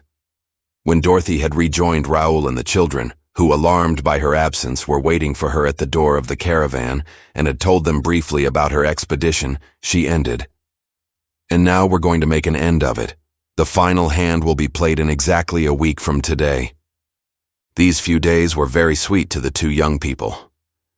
While still remaining shy, Raoul grew bolder in his talks with her and let her see more clearly the depths of his nature, at once serious and impassioned. Dorothy abandoned herself with a certain joy to this love, of the sincerity of which she was fully conscious. Deeply disturbed, Saint-Quentin and his comrades grew uncommonly gloomy. The captain tossed his head and said, Dorothy, I think I like this one less than the nasty gentleman, and if you'd listen to me. What should we do, my lamb? We'd harness One-Eye Magpie and go away. And the treasure? You know we're hunting for treasure. You're the treasure, Mummy, and I'm afraid that they'll take you away from us. Don't you worry, my child. My 4 children will always come first. But the 4 children did worry. The sense of danger weighed on them. In this confined space between the walls of Hillock's Manor, they breathed a heavy atmosphere which troubled them. Raoul was the chief danger, but another danger was little by little taking form in their minds. Twice, they saw the outline of a man moving stealthily among the thickets of the hillocks in the dusk. On the 30th of June, Dorothy begged Raoul to give all his staff a holiday next day. It was the day of the great religious fête at XVIII. 3 of the stoutest of the servants, armed with guns, were ordered to come back surreptitiously at 4 in the afternoon and wait near a little inn, Masson Inn, a quarter of a mile from the manor. Next day, Dorothy seemed in higher spirits than ever. She danced jigs in the courtyard and sang English songs. She sang others in the boat, in which she had asked Raoul to row her, and then behaved so wildly that several times they just missed capsizing. In this way it came about that in juggling with 3 coral bracelets, she let one of them fall into the water. She wanted to recover it, dipped her bare arm in the water as high as the shoulder, and remained motionless, her head bent over the lake, as if she was considering carefully something she saw on its bottom. "What are you looking at like that?" said Raoul. "There has been no rain for a long while, the lake is low, and one can see more distinctly the stones and pebbles on the bottom. Now I've already noticed that some of the stones are arranged in a certain pattern. Look, undoubtedly," he said, "and they've hewn stones, shaped. One might fancy that they formed huge letters. Have you noticed it?" "Yes. And one can guess the words that those letters form. In Robore Fortuna. At the mayor's office I've studied an old map of the neighborhood. Here, where we are, was formerly the principal lawn of a sunken garden, and on this very lawn, one of your ancestors had this device inscribed in blocks of stone. Since then, someone has let in the water of the main over the sunken garden. The pool has taken the place of the lawn. The device is hidden." And she added between her teeth, "And so are the few words and the figures below the device, which I have not yet been able to see. And it's that which interests me. Do you see them?" "Yes, but indistinctly." "That's just it. We're too near them. We need to look at them from a height. Let's climb up on the hillocks." "No use. The slope. The water would blur the image." "Then," said he, laughing, "we must mount above them in an aeroplane." At lunchtime they parted. After the meal, Raoul superintended the departure of the charabancs, which were taking all the staff of the manor to Clisson. Then he took his way to the pool, where he saw Dorothy's little troop hard at work on the bank. The captain, always the man of affairs, was running to and fro somewhat in the manner of a goose. The others were carrying out exactly Dorothy's instructions. When it was all over, a sufficiently thick iron wire was stretched above the lake at a height of 10 or 12 feet, fastened at one end to the gable of a barn, at the other to a ring affixed to a rock among the hillocks. "Hang it all," he said. "It looks to me as if you'd made preparations for one of your circus turns." "You're right," she replied gaily. "Having no aeroplane, I fall back on my aerial rope walking." "What? Is that what you intend to do?" he exclaimed in anxious accents. "But you're bound to fall." "I can swim." No, I refuse to allow it." "By what right? You haven't even a balancing pole." "A balancing pole?" she said, running off. "And what next? A net?" "A safety rope." She climbed up the ladder inside the barn and appeared on the edge of the roof. She was laughing, as was her custom when she began her performance before a crowd. She was dressed in a silk frock, with broad white and red stripes. A scarlet silk handkerchief was crossed over her chest. Raoul was in a state of feverish excitement. The captain went to him. "Do you want to help Mummy, Dorothy?" he said in a confidential tone. "Certainly I do." "Well, go away, monsieur." Dorothy stretched out her leg. Her foot, which was bare in a cloth sandal divided at the big toe, tried the wire, as a bather's foot tries the coldness of the water. and then she quickly stepped onto it, made several steps, sliding, and stopped. She saluted right and left, pretending to believe herself in the presence of a large audience, and came sliding forward again with a regular rhythmic movement of her legs and a swaying of her bust and arms which balanced her like the beating of the wings of a bird. So she arrived above the pool. The wire slackened, bent under her weight and jerked upwards. A second time she stopped when she was over the middle of the pool. This was the hardest part of her undertaking.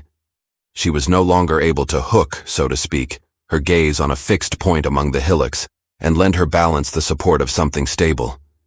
She had to lower her eyes and try to read, in the moving and glittering water, repelling the fascination of the sun's reflection, the words and the figures. A terribly dangerous task.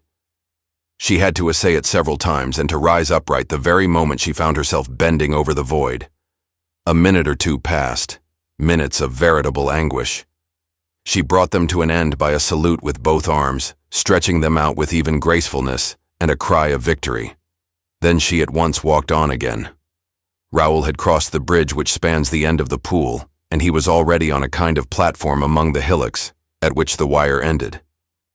She was struck by his paleness and touched by his anxiety on her account. "Goodness," she said, gripping his hand. "Were you as frightened as that on my account? If I'd only known." "And yet no," she went on. "Even if I had known, I should have made the experiment, so certain was I of the result." "Well," he said. "Well, I read the device distinctly, and the date under it, which we couldn't make out, the 12th of July, 1921. We know now that the 12th of July of this year is the great day foretold so many years ago. But there's something better, I fancy."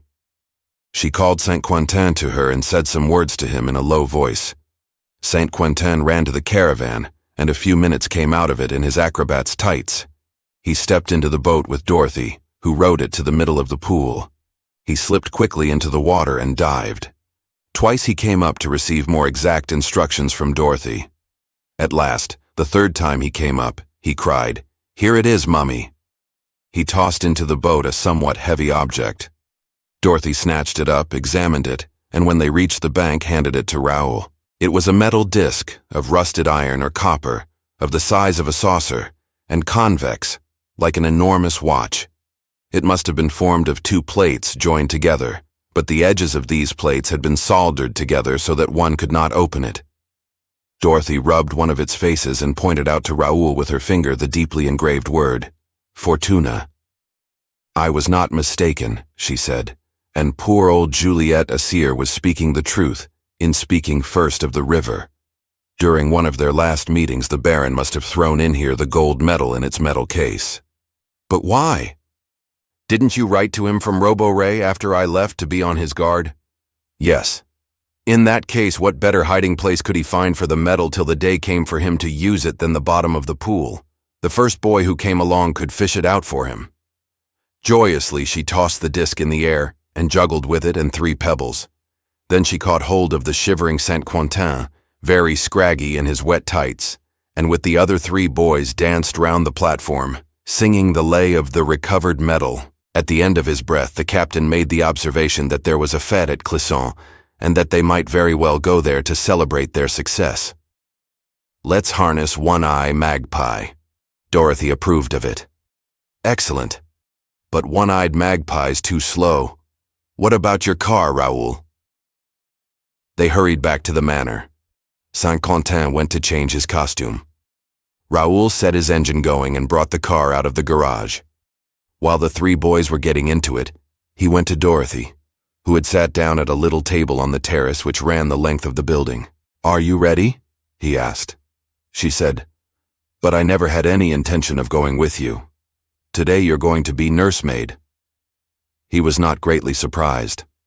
Since early morning he had had an odd feeling that everything that happened was not quite natural. The incidents followed one another in such perfect sequence and with a logic and exactness foreign to actuality. One might have said that they were scenes in a too well-made play, of which it would have been easy, with a little experience of the playwright's art, to analyze the construction and the tricks. Certainly, without knowing Dorothy's game, he guessed the denouement she proposed to bring about, the capture of de Stryker. But by means of what stratagem? Don't question me, she said. We are watched, so no heroics, no remonstrances. Listen. She was amusing herself by spinning the disc on the table, and quite calmly she outlined her plan and her maneuvers. It's like this. A day or two ago I wrote, in your name, to the public prosecutor, advising him that our friend Destriker, for whom the police are hunting, guilty of attempts to murder Baron Davernois and Madame Juliette Assir, would be at Hillock's Manor today. I asked him to send 2 detectives who would find you at Masson Inn at 4 o'clock.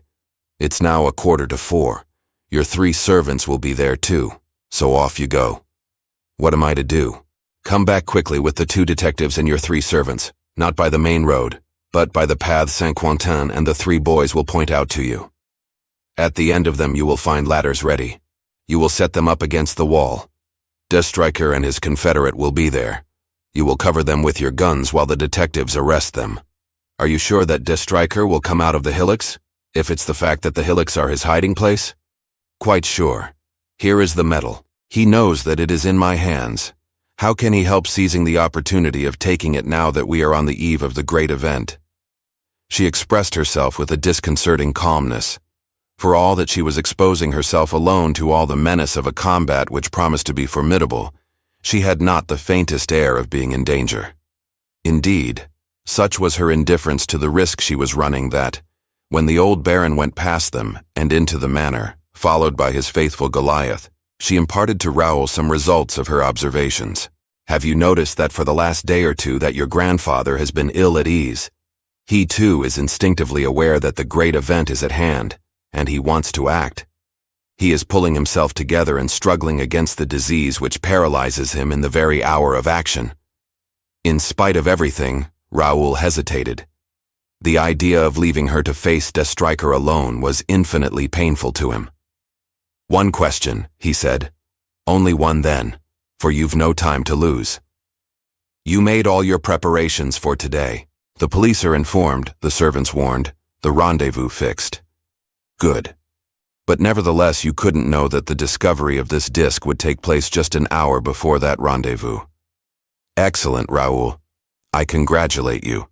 You've put your finger on the weak point in my explanation, but I can't tell you anything more at the moment. Nevertheless, do as I ask you, Raoul. You know that I don't act at random. Dorothy's confidence, her boldness, the simplicity of her plan, her quiet smile, all inspired him with such trust in her judgment that he raised no more objections. Very well, he said. I'll go. That's right, she said, laughing. You have faith. In that case, make haste and come back quickly, for Destriker will come here not only to get hold of the medal, but also for something on which perhaps he is equally keen. What's that? Me. This was a suggestion which hastened the young man's decision. The car started and crossed the orchard. Saint-Quentin opened the big gate and shut it again as soon as the car had gone through it. Dorothy was alone, and she was to remain alone and defenseless for as long she reckoned, if her calculations were correct, as 12 to 15 minutes. Keeping her back turned to the hillocks, she did not stir from her chair. She appeared to be very busy with the disc, testing the soldering, like one who seeks to discover the secret or the weak point of a piece of mechanism. But with her ears, all her nerves on edge, she tried to catch every sound or rustle that the breeze might bring her. By turns she was sustained by an unshakable certainty, or attacked by discouraging doubts. Yes, Destriker was bound to come. She could not admit to herself that he might not come. The medal would draw him to her with an irresistible enticement. And yet no, she said to herself, he will be on his guard. My little maneuver is really too puerile. This case, this medal which we find at the fateful moment, this departure of Raoul and the children, and then my staying alone in the empty farm, when my one care on the contrary would be to protect my find against the enemy. All this is really too far-fetched. An old fox like Destriker will shun the trap. And then the other side of the problem presented itself. He will come. Perhaps he has already left his lair. Manifestly the danger will be clear to him, but afterwards when it is too late. At the actual moment he is not free to act or not to act. He obeys. So once more Dorothy was guided by her keen insight into the trend of events, in spite of what her reason might tell her. The facts grouped themselves before her intelligence in a logical sequence, and with strict method, she saw their accomplishment while they were yet in process of becoming. The motives which actuated other people were always perfectly clear to her. Her intuition revealed them.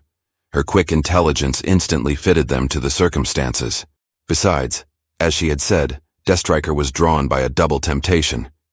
If he succeeded in resisting the temptation to try to seize the medal, how could he help succumbing to the temptation to seize that marvelous prize, right within his reach, Dorothy herself? She sat upright with a smile. The sound of footsteps had fallen on her ears. It must come from the wooden bridge which spanned the end of the pool. The enemy was coming. But almost at the same moment she heard another sound on her right and then another on her left. Destriker had two confederates. She was hemmed in. The hands of her watch pointed to 5 minutes to 4. Chapter 9. Face to Face. If they seize me, she thought. If it's Destriker's intention to kidnap me without more ado, there's nothing to be done. Before I could be rescued, they would carry me off to their underground lair, and from there I don't know where. And why should it be otherwise? Master of the medal and of Dorothy, the ruffian had only to fly. On the instant she saw all the faults of her plan. In order to compel Destriker to risk a sortie that she might capture him during that sortie, she had invented a too subtle ruse, which actual developments of Fortune's spite might turn to her undoing. A conflict which turns on the number of seconds gained or lost is extremely doubtful. She went quickly into the house and pushed the disc under a heap of discarded things in a small lumber room. The necessary hunt for it would delay for a while the enemy's flight. But when she came back to go out of the house, Destriker, grimacing ironically behind his spectacles and under his thick beard, stood on the threshold of the front door. Dorothy never carried a revolver. All her life she never cared to trust to anything but her courage and intelligence. She regretted it at this horrible moment when she found herself face to face with the man who had murdered her father. Her first act would have been to blow out his brains. Divining her vengeful thought, he seized her arm quickly and twisted it, as he had twisted the arm of old Juliet Sear. Then, bending over her, he snapped, "Where have you put it? Be quick!" She did not even dream of resisting, so acute was the pain, and took him to the little room, and pointed to the heap. He found the disc at once, weighed it in his hand, examining it with an air of immense satisfaction, and said, "That's all right. Victory at last. 20 years of struggle come to an end, and over and above what I bargained for, you, Dorothy, the most magnificent and desirable of rewards." He ran his hand over her frock to make sure that she was not armed, then seized her round the body, and with a strength which no one would have believed him to possess, swung her over his shoulder onto his back. "You make me feel uneasy, Dorothy," he chuckled. "What? No resistance? What pretty behavior, my dear. There must be something in the way of a trap under it all. So I'll be off." Outside she caught sight of the two men, who were on guard at the big gate. One of them was the Confederate she knew from having seen him at Juliet Sear's cottage. The other, his face flattened against the bars of a small wicket, was watching the road. Destriker called to them, "Keep your eyes skinned, boys. You mustn't be caught in the sheepfold, and when I whistle, buck it off back to the hillocks." He himself made for them with long strides without weakening under his burden. She could smell the odor of a damp cellar with which his subterranean lair had impregnated his garments. He held her by the neck with a hard hand that bruised it. They came to the wooden bridge and were just about to cross it. No more than 100 yards from it, perhaps, among the bushes and rocks, was one of the entrances to his underground lair. Already the man was raising his whistle to his lips.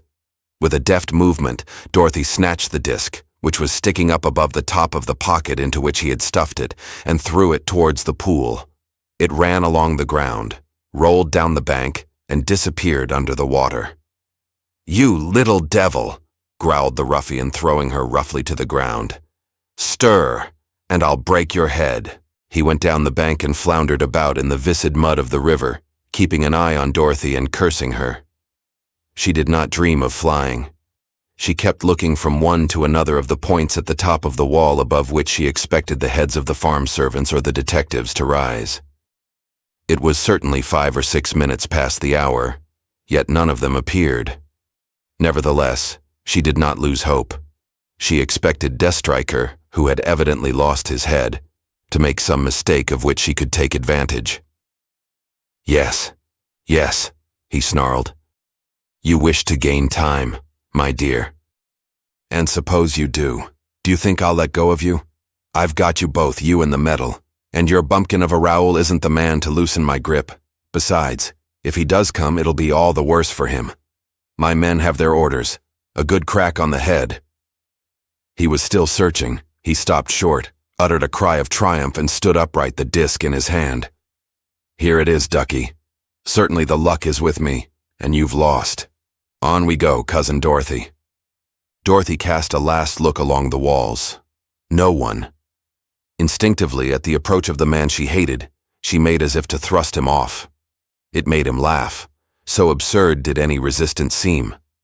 Violently, he beat down her outstretched arms, and again swung her onto his shoulder with a movement in which there was as much hate as desire.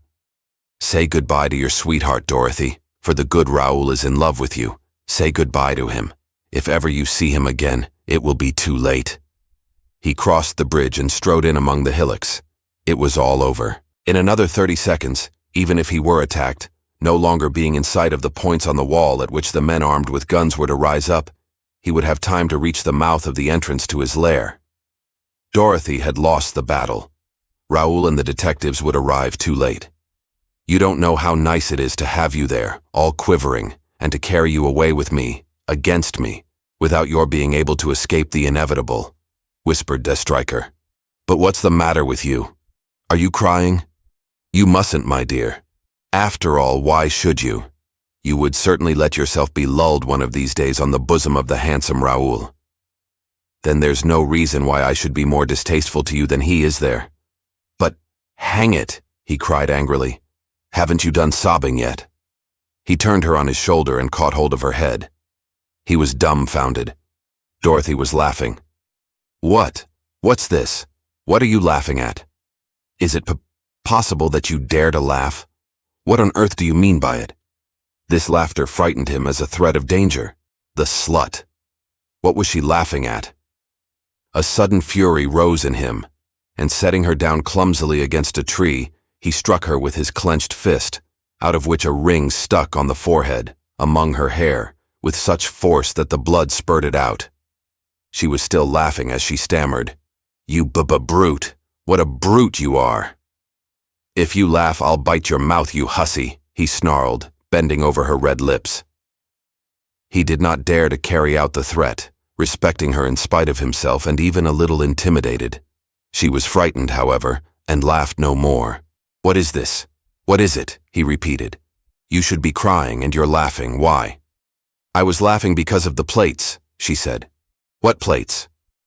"Those which form the case of the metal." "These?" "Yes. What about them?" "They're the plates of Dorothy's circus. I used to juggle with them." He looked utterly flabbergasted. "What's this rot you're talking?" "It is rot, isn't it? St. Quentin and I soldered them together. I engraved the motto on them with a knife, and last night we threw them into the pool." "But you're mad, I don't understand. With what object did you do it? Since poor old Juliet Elixir babbled some admissions about the river when you tortured her, I was pretty sure you'd fall into the trap." "What do you mean? What trap?" "I wanted to get you to come out of here. You knew that I was here then?" "Rather. I knew that you were watching us fish up the case, and I knew for certain what would happen after that. Believing that this case, found at the bottom of the pool under your very eyes, contained the metal, and seeing moreover that Raoul had gone and I was alone at the manor, you wouldn't be able to come. But you have come," he stuttered. "The gold medal. It isn't in this case then?" "No, it's empty." "And Raoul?" "Raoul? You're expecting him?" "Yes." "Alone?" "With some detectives. He went to meet them." He clenched his fists and growled, "You little beast, you denounced me." "I denounced you?" Not for a second did Deathstriker think she might be lying. He held the metal disc in his hand, and it would have been easy enough to force it open with his knife. To what end? The disc was empty. He was sure of it. Of a sudden, he grasped the full force of the comedy she had played on the pool. It explained to him the odd uneasiness and disquiet he had felt while he was watching that series of actions, the connection of which seemed to him strange. However he had come, he had plunged blindly with his head down into the trap she had audaciously laid for him before his very eyes. Of what miraculous power was she mistress? And how was he going to slip through the meshes of the net which was being drawn tighter and tighter round him? "Let's be getting away," he said, eager to get out of danger. But he was suffering from a lassitude of will, and instead of picking up his victim, he questioned her. "The disc is empty, but you know where the metal is?" he questioned. "Of course I know," said Dorothy, who only thought of gaining time and whose furtive eyes were scanning the top of the wall. The man's eyes sparkled. "Ah, you do you?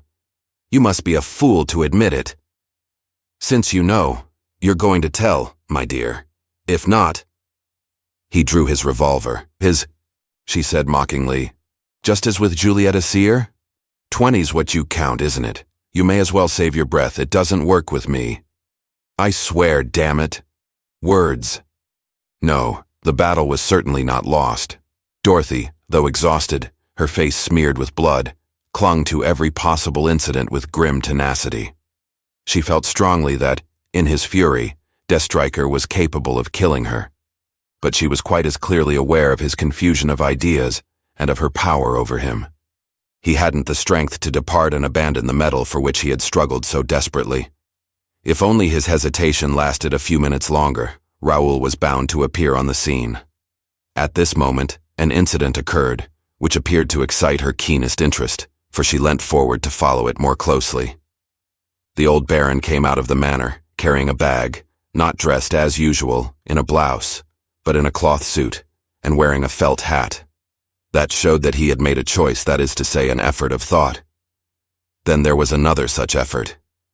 Goliath was not with him. He waited for him, stamped his foot, and when the dog did come, caught him by the collar, looked about him, and took his way to the gate.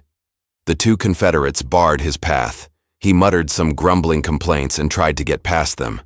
They shoved him back, and at last he went off among the trees without loosing Goliath, but leaving his bag behind him.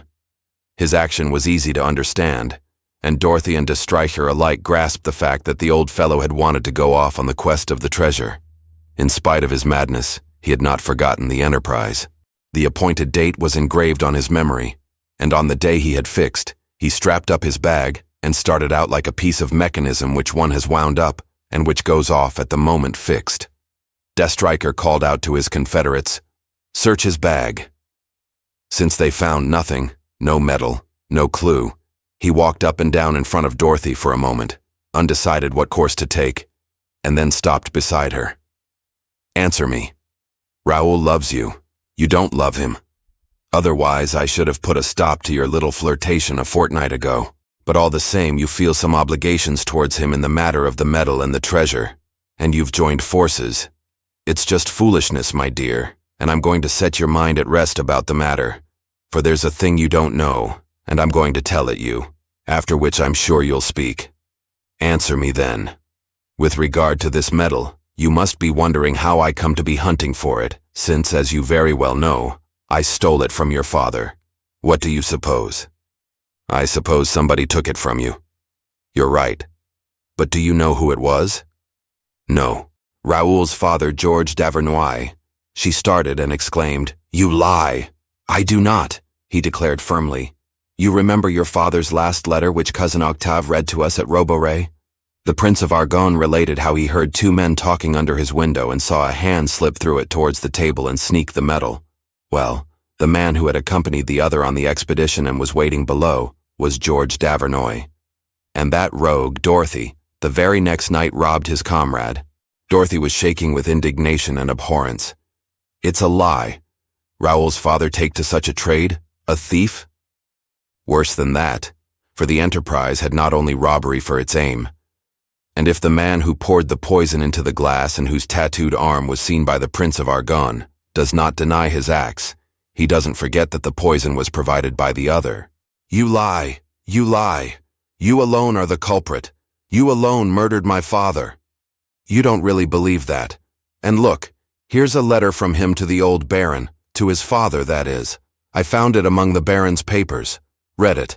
I have at last laid my hand on the indispensable gold piece. On my next leave I'll bring it to you. And look at the date. A week after the death of the Prince of Argonne. Do you believe me now, eh? And don't you think that we might come to an understanding between ourselves, apart from this milksop Raoul? This revelation had tried Dorothy sorely. However, she pulled herself together and putting a good face on it, she asked, "What do you mean?"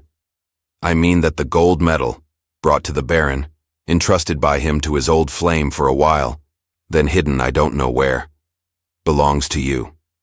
Raoul has no right to it. I'll buy it from you." "At what price?"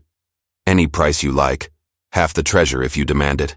Dorothy saw on the instant how she could make the most of the situation. Here again was a way of gaining some minutes, decisive minutes perhaps, a painful and costly way, since she risked handing over to him the key to the treasure. But dare she hesitate? Destriker was nearly at the end of his patience. He was beside himself at the notion of the imminent attack with which he was threatened. Let him get carried away by an access of panic, and all would be lost by his taking flight. "A partnership between us, never. A sharing of the treasure which would make me your ally. 1,000 times, no, I detest you. But an agreement for a few moments? Perhaps." "Your conditions?" he said. "Be quick. Make the most of my allowing you to impose conditions." "That won't take long. You have a double object, the medal and me. You must choose between them. Which do you want most?" "The medal. If you let me go free, I'll give it to you. Swear to me on your honor that you know where it is." "I swear it." "How long have you known?" "For about 5 minutes. A little while ago I did not know. A little fact has just come under my observation which has informed me." He believed her. It was impossible for him to disbelieve her. Everything that she said in that fashion, looking you straight in the face, was the exact truth. "Speak. It's for you to speak first. Swear that as soon as my promise is fulfilled, I shall be free." The ruffian blinked. The idea of keeping an oath appeared comic to him, and Dorothy was quite aware that his oath had no value of any kind. "I swear it," he said. Then he repeated, "Speak. I can't quite make out what you are faking, but it doesn't strike me as being gospel truth. So I don't put much faith in it, and don't you forget it." The conflict between them was now at its height, and what gave that conflict its peculiar character was that both of them saw clearly the adversary's game. Dorothy had no doubt that Raoul, after an unforeseen delay, was on his way to the manor, and Destriker, who had no more doubt of it than she, knew that all her actions were based on her expectation of immediate intervention. But there was one trifling fact which rendered their chances of victory equal. Destriker believed himself to be in perfect security because his 2 confederates, glued to the wicket, were watching the road for the coming of the car, while the young girl had taken the admirable precaution of instructing Raoul to abandon the car and take the paths which were out of sight of the gate. All her hope sprang from this precaution. She made her explanation quietly, all the while bearing in mind her keen desire to drag out the interview. "I've never ceased to believe," she said, "and I'm sure that you are of the same opinion that the Baron has never, so to speak, quitted the medal." "I hunted everywhere," Destriker objected. "So did I. But I don't mean that he kept it on him. I meant that he kept it and still keeps it within reach." "You do?" "Yes. He has always managed in such a way that he has only to stretch out his hand to grasp it." "Impossible. We should have seen it." "Not at all.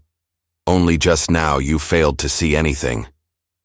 "Just now?" "Yes. When he was going off compelled by the bidding of his instinct, when he was going off on the very day he had fixed before he fell ill. He was going off without the medal. With the medal. They searched his bag. The bag wasn't the only thing he was taking with him." "What else was there? Hang it all. You were more than 100 yards away from him. You saw nothing." "I saw that he was holding something besides his bag." "What?" "Goliath." Destriker was silent, struck by that simple word and all it signified.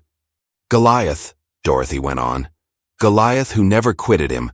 Goliath always within reach of his hand, And whom he is holding at this moment. Look at him. His 5 fingers are clenched round the dog's collar. Do you understand? Round its collar. Once more de Stryker had no doubt.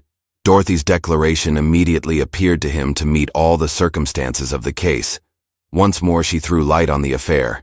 Beyond that light, nothing but darkness and contradictions. He recovered all his coolness. His will to act instantly revived, and at the same time he saw clearly all the precautions to be taken to minimize the risks of the attempt. He drew from his pocket a thin piece of rope, with which he bound Dorothy, and a handkerchief which he tied across her mouth. "If you've made a mistake, darling, all the worse for you. You'll pay for it."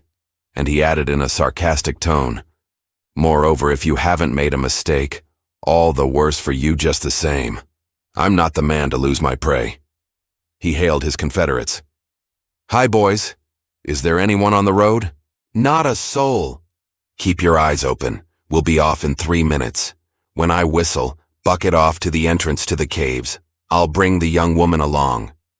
The threat, terrible as it was, did not affect Dorothy. For her, the whole drama was unfolding itself down below, between de Stryker and the Baron. De Stryker ran down from the hillocks, crossed the bridge, and ran towards the old man who was sitting on a bench on the terrace, with Goliath's head on his knee. Dorothy felt her heart beating wildly. Not that she doubted that he would find the medal. It would be found in the dog's collar, of that she was sure. But it must be that this supreme effort to snatch a last delay could not fail. If the barrel of a gun doesn't appear above the top of the wall before a minute is up, de Stryker is my master. And since she would rather kill herself than submit to that degradation, during that minute her life was at stake. The respite accorded by circumstances was longer than that. De Stryker, having flung himself on the dog, met with an unexpected resistance from the Baron. The old man thrust him off furiously, while the dog barked and dragged himself free from the ruffian's grip. The struggle was prolonged. Dorothy followed its phases with alternating fear and hope, backing up Raoul's grandfather with all the force of her will, cursing the energy and stubbornness of the ruffian. In the end, the old Baron grew tired and appeared all at once to lose interest in what might happen. One might have thought that Goliath must have suddenly fallen a victim to the same sense of lassitude. He sat down at his master's feet and let himself be handled with a kind of indifference. With trembling fingers, de Stryker caught hold of the collar and ran his fingers along the nail-studded leather under the dog's thick coat. His fingers found the buckle, but he got no further. The dramatic surprise came at last. A man's bust rose above the wall, and a voice cried, "Hands up!" At last Dorothy smiled with an indescribable sensation of joy and deliverance. Her plan, delayed by some obstacle, was a success. Near Saint-Quentin, who had been the first to appear, another figure rose above the wall, leveled a gun, and cried, "Hands up!" Instantly de Stryker abandoned his search and looked about him with an air of panic. 2 other shouts rang out, "Hands up! Hands up!" From the points chosen by the young girl, 2 more guns were leveled at him, and the men who aimed straight at de Stryker only.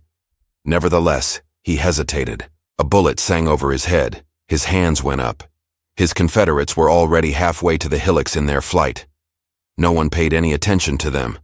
They ran across the bridge and disappeared in the direction of an isolated hillock, which was called the Labyrinth. The big gate flew open. Raoul rushed through it, followed by 2 men whom Dorothy did not know, but who must be the detectives dispatched on his information. De Stryker did not budge. He kept his hands up, and doubtless he would not have made any resistance if a false move of the police had not given him the chance. As they reached him, they closed round him, covering him for 2 or 3 seconds from the fire of the servants on the wall. He took advantage of their error to whip out his revolver and shoot. 4 times it cracked. 3 bullets went wide. The 4th buried itself in Raoul's leg, and he fell to the ground with a groan. It was a futile outburst of rage and savagery. On the instant the detectives grappled with de Stryker, disarmed him, and reduced him to impotence. They handcuffed him, and as they did so his eyes sought Dorothy, who was almost out of sight, for she had slipped behind a clump of bushes, and as they sought her, they filled with an expression of appalling hate. It was Saint-Quentin, followed by the captain, who found Dorothy, and at the sight of her blood-smeared face they were nearly beside themselves. "Silence," she commanded, to cut short their questions. "Yes, I'm wounded, but it's a mere nothing. Run to the Baron, Captain, catch hold of Goliath, pat him and take off his collar. In the collar you will find behind the metal plate on which his name is engraved, a pocket, forming a lining to it and containing the metal we're looking for. Bring it to me." The boy hurried off. "Saint-Quentin," Dorothy continued, "have the detectives seen me?" "No. You must give everyone to understand that I left the manor some time ago, and that you're to meet me at the market town, Roche-sur-Yon. I don't want to be mixed up with the inquiry. They'll examine me, and it will be a sheer waste of time. But Monsieur d'Avernois, as soon as you get the chance, tell him. Tell him that I've gone for reasons which I will explain later, and that I beg him to keep silent about everything that concerns us. Besides, he is wounded, and his mind is confused, and nobody will think about me. They're going to hunt through the hillocks, I expect, to get hold of de Stryker's confederates. They mustn't see me. Cover me with branches." "That's all right," she said when he had done so. "As soon as it is getting dark, come, all four of you, and carry me down to the caravan, and we'll start as soon as it's daylight. Perhaps I shall be out of sorts for a few days. Rather too much overwork and excitement, nothing for you to worry about. Do you understand, my boy?" "Yes, Dorothy." As she had foreseen, the two detectives, having shut up de Stryker at the manor, passed at no great distance from her, guided by one of the farm servants. She presently heard them calling out, and guessed that they had discovered the entrance to the caves of the labyrinth, down which de Stryker's confederates had fled. "Pursuit is useless," murmured Dorothy. "The quarry has too long a start." She felt exhausted, but for nothing in the world would she have yielded to her lassitude before the return of the captain. She asked Saint-Quentin how the attack had come to be so long delayed. "An accident, wasn't it?" "Yes," said he. "The detectives made a mistake about the inn, and the farm servants were late getting back from the fete. It was necessary to collect the whole lot, and the car broke down. Montfaucon came running up." Dorothy went on. "Perhaps, Saint-Quentin, there'll be the name of a town, or rather of a chateau, on the medal. In that case, find out all you can about the route and take the caravan there. Did you find it, Captain?" "Yes, Mummy." "Give it to me, pet." What emotion Dorothy felt when she touched the gold medal so keenly coveted by them all, which one might reckon the most precious of talismans as the guarantee even of success. It was a medal twice the size of a 5-franc piece, and above all much thicker, less smoothly cut than a modern medal, less delicately modeled, and of duller gold that did not shine. On the face was the motto, "In Robore Fortuna." On the reverse these lines, "July 12th, 1921, at noon." Before the clock of the Château of Roche-Periac. "The 12th of July," muttered Dorothy. "I have time to faint." She fainted.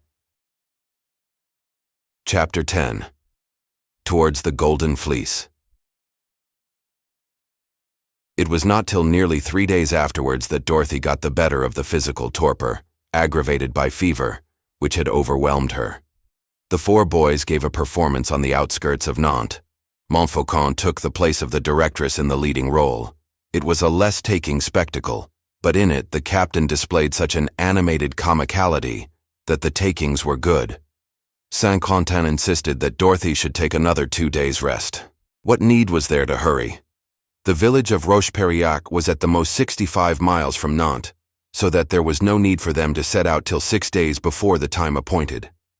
She allowed herself to be ordered about by him, for she was still suffering from a profound lassitude as a result of so many ups and downs and such violent emotions. She thought a great deal about Raoul d'Avernois, but in a spirit of angry revolt against the feeling of tenderness towards the young man with which those weeks of intimacy had inspired her. However little he might be connected with the drama in which the Prince of Argonne had met his death, he was none the less the son of the man who had assisted de Stryker in the perpetration of the crime. How could she forget that? How could she forgive it? The quiet pleasantness of the journey soothed the young girl. Her ardent and happy nature got the better of painful memories and past fatigues. The nearer she drew to her goal, the more fully her strength of mind and body came back to her joy in life, her childlike gaiety, and her resolve to bring the enterprise to a successful end. "Saint-Quentin," she said, "we are advancing to the capture of the Golden Fleece. Are you bearing in mind the solemn importance of the days that are passing? 4 days yet, 3 days, 2 days, and the Golden Fleece is ours. Baron de Saint-Quentin, in a fortnight you will be dressed like a dandy." "And you like a princess," replied Saint-Quentin, to whom this prospect of fortune, promising a less close intimacy with his great friend, did not seem to give any great pleasure. She was strongly of the opinion that other trials awaited her, that there would still be obstacles to surmount and perhaps enemies to fight. But for the time being, there was a respite and a truce. The first part of the drama was finished. Other adventures were about to begin. Curious and of a daring spirit, she smiled at the mysterious future which opened before her. On the 4th day they crossed the Vilaine, the right bank of which they were henceforth to follow, along the top of the slopes which run down to the river.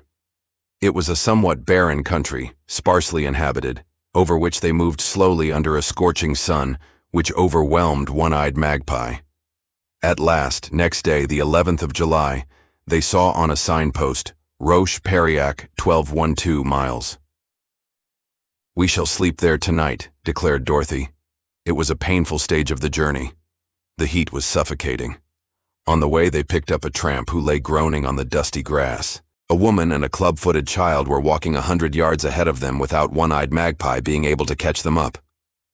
Dorothy and the 4 boys took it in turn to sit with the tramp in the caravan.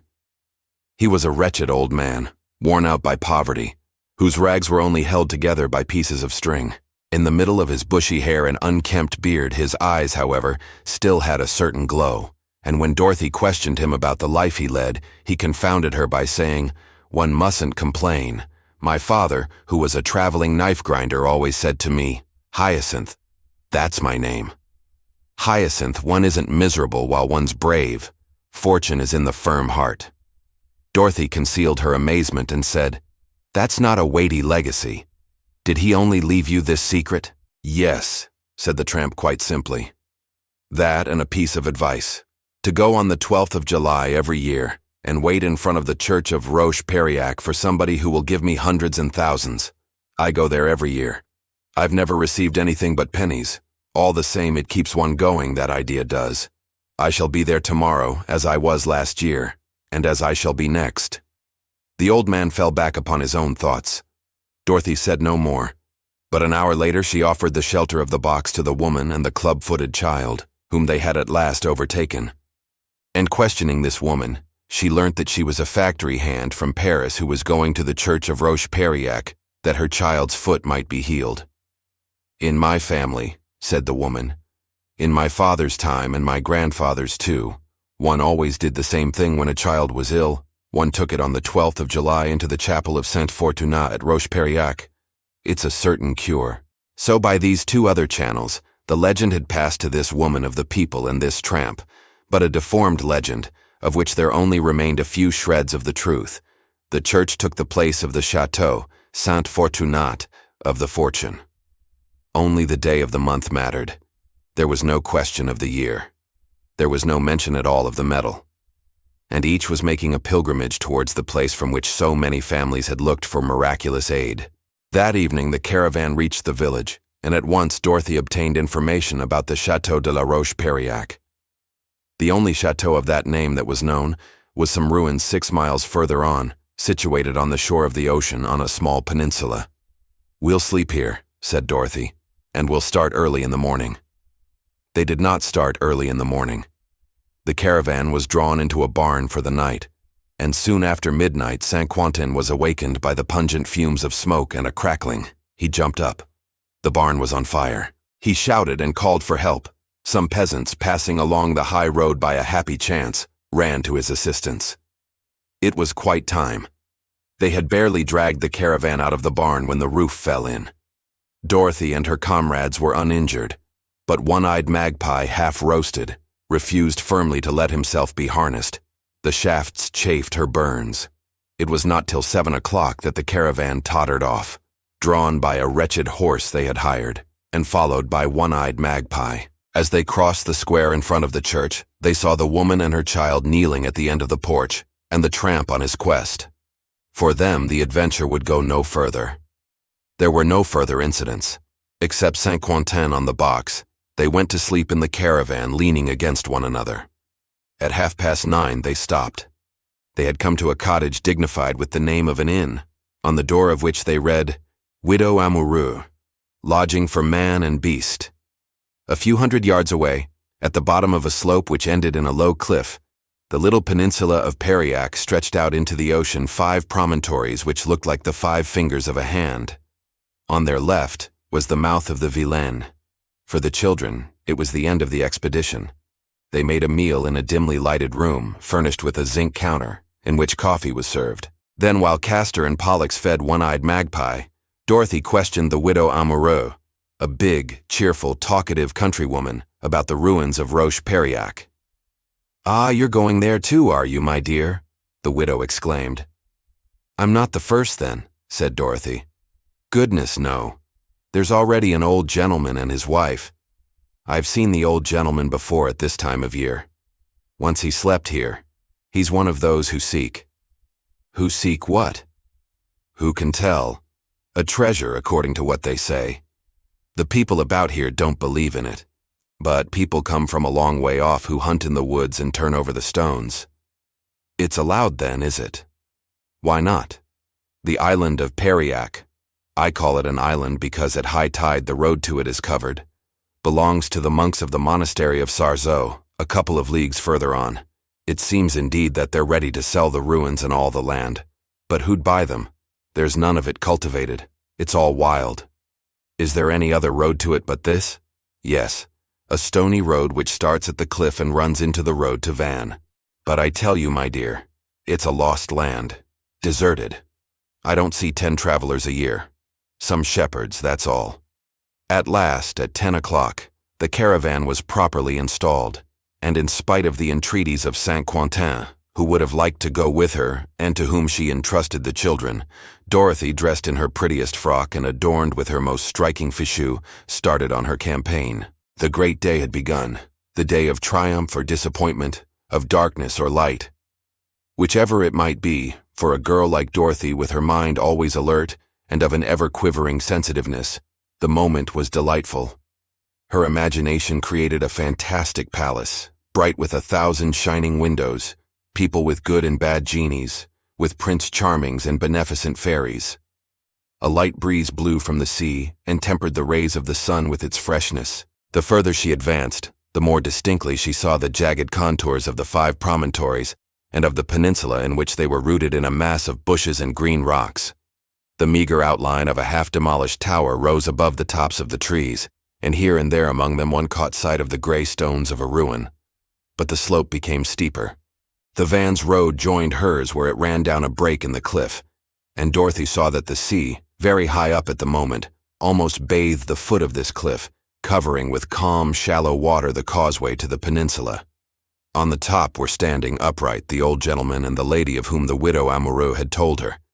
Dorothy was amazed to recognize Raoul's grandfather and his old flame Juliette Assir. The old baron.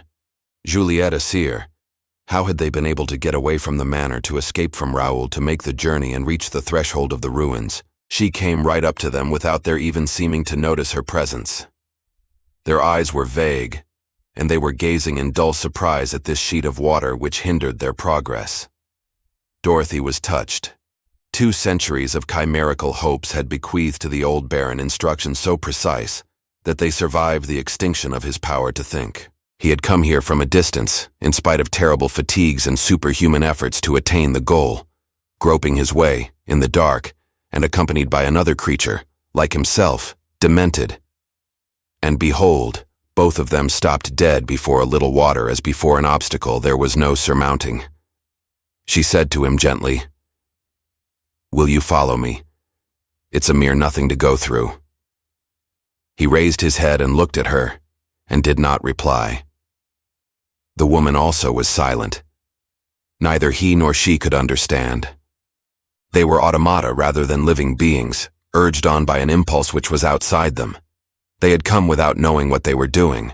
They had stopped, and they would go back without knowing what they were doing. There was no time to lose. Dorothy did not insist. She pulled up her frock and pinned it between her legs. She took off her shoes and stockings and stepped into the water, which was so shallow that her knees were not wet. When she reached the further shore, the old people had not budged. With a dumbfounded air, they still gazed at the unforeseen obstacle. In spite of herself, with a compassionate smile, she stretched out her arms towards them. The old baron again threw back his head. Juliet Elixir was as still as a statue. "Goodbye," said Dorothy, almost happy at their inaction and at being alone to prosecute the enterprise. The approach to the peninsula of Periac is made very narrow by two marshes, according to the widow Amoureux, reputed to be very dangerous, between which a narrow band of solid ground affords the only path. This path mounted a wooded ravine, which some faded writing on an old board described as bad going, and came out to a plateau covered with gorse and heather. At the end of 20 minutes, Dorothy crossed the debris of part of the old wall which ran round the chateau. She slackened her pace. At every step it seemed to her that she was penetrating into a more and more mysterious region in which time had accumulated more silence and more solitude. The trees hugged one another more closely. The shade of the brushwood was so thick that no flowers grew beneath it. Who then had lived here formerly and planted these trees, some of which were of rare species and foreign origin? The road split into 3 paths, goat tracks, along which one had to walk in a stooping posture under the low branches. She chose at random the middle track of the 3 and passed through a series of small enclosures marked out by small walls of crumbling stone. Under heavy draperies of ivy, she saw rows of buildings. She did not doubt that her goal was close at hand, and her emotion was so great that she had to sit down like a pilgrim who is about to arrive in sight of the sacred spot towards which he has been advancing ever since his earliest days. And of her inmost self she asked this question: suppose I have made a mistake? Suppose all this means nothing at all? Yes. In the little leather bag I have in my pocket, there is a medal, and on it the name of a chateau, and a given day in a given year. And here I am at the chateau at the appointed time. But all the same, what is there to prove that my reasoning is sound, or that anything is going to happen? 150 or 200 years is a very long time, and any number of things may have happened to sweep away the combinations of which I believe I have caught a glimpse. She rose. Step by step she advanced slowly. A pavement of different colored bricks, arranged in a design, covered the ground. The arch of an isolated gateway quite bare opened high above. She passed through it, and at once at the end of a large courtyard she saw, and it was all she did see, the face of a clock. A glance at her watch showed her that it was 11:30. There was no one else in the ruins, and truly it seemed as if there never could be anyone else in this last corner of the world, whither chance could only bring ignorant wayfarers or shepherds in quest of pasturage for their flocks. Indeed, there were only fragments of ruins, rather than actual ruins, covered with ivy and briars. Here a porch, there a vault, further on a chimney-piece, further still the skeleton of a summer house, alone, venerable witnesses to a time at which there had been a house, with a courtyard in front, wings on both sides, surrounded by a park. Further off there stood, in groups or in fragments of avenues, fine old trees, chiefly oaks, wide-spreading, venerable, and majestic. At one side of the courtyard, the shape of which she could make out by the position of the buildings which had crumbled to ruins, part of the front, still intact, and backed by a small hill of ruins, held, at the top of a very low first story, this clock which had escaped by a miracle man's ravages. Across its face stretched its 2 big hands, the color of rust. Most of the hours, engraved contrary to the usual custom in Roman figures, were effaced. Moss and wall pellitory were growing between the gaping stones of the face. Right at the bottom of it, under cover in a small niche, a bell awaited the stroke of the hammer. A dead clock whose heart had ceased to beat.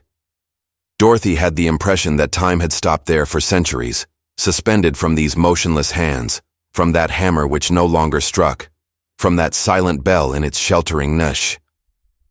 Then she espied underneath it, on a marble tablet, some scarcely legible letters, and mounting a pile of stones, she could decipher the words, "In Robore Fortuna." In Robore Fortuna, the beautiful and noble motto that one found everywhere, at Roborey, at the manor, at the Château de la Roche-Periac, and on the medal. Was Dorothy right then? Were the instructions given by the medal still valid? And was it truly a meeting place to which one was summoned across time and space, in front of this dead clock? She gained control of herself and said, laughing, "A meeting place to which I alone shall come." So keen was this conviction of hers that she could hardly believe that those who, like herself, had been summoned would come. The formidable series of chances, thanks to which, little by little, she had come to the very heart of this enigmatic adventure, could not logically be repeated in the case of some other privileged being. The chain of tradition must have been broken in the other families, or have ended in fragments of the truth, as the instances of the tramp and the factory hand proved. "No one will come," she repeated. "It is 25 to 12. Consequently," she did not finish the sentence. A sound came from the land side, a sound near at hand, distinct from those produced by the movements of the sea or the wind. She listened. It came with an even beat which grew more and more distinct. Some peasant, some woodcutter, she thought. No, it was something else. She made it out more clearly the nearer it came. It was the slow and measured step of a horse, whose hoofs were striking the harder soil of the path. Dorothy followed its progress through one after the other of the enclosures of the old estate, then along the brick pavement. A clicking of the tongue of a rider, urging on his mount, at intervals came to her ears.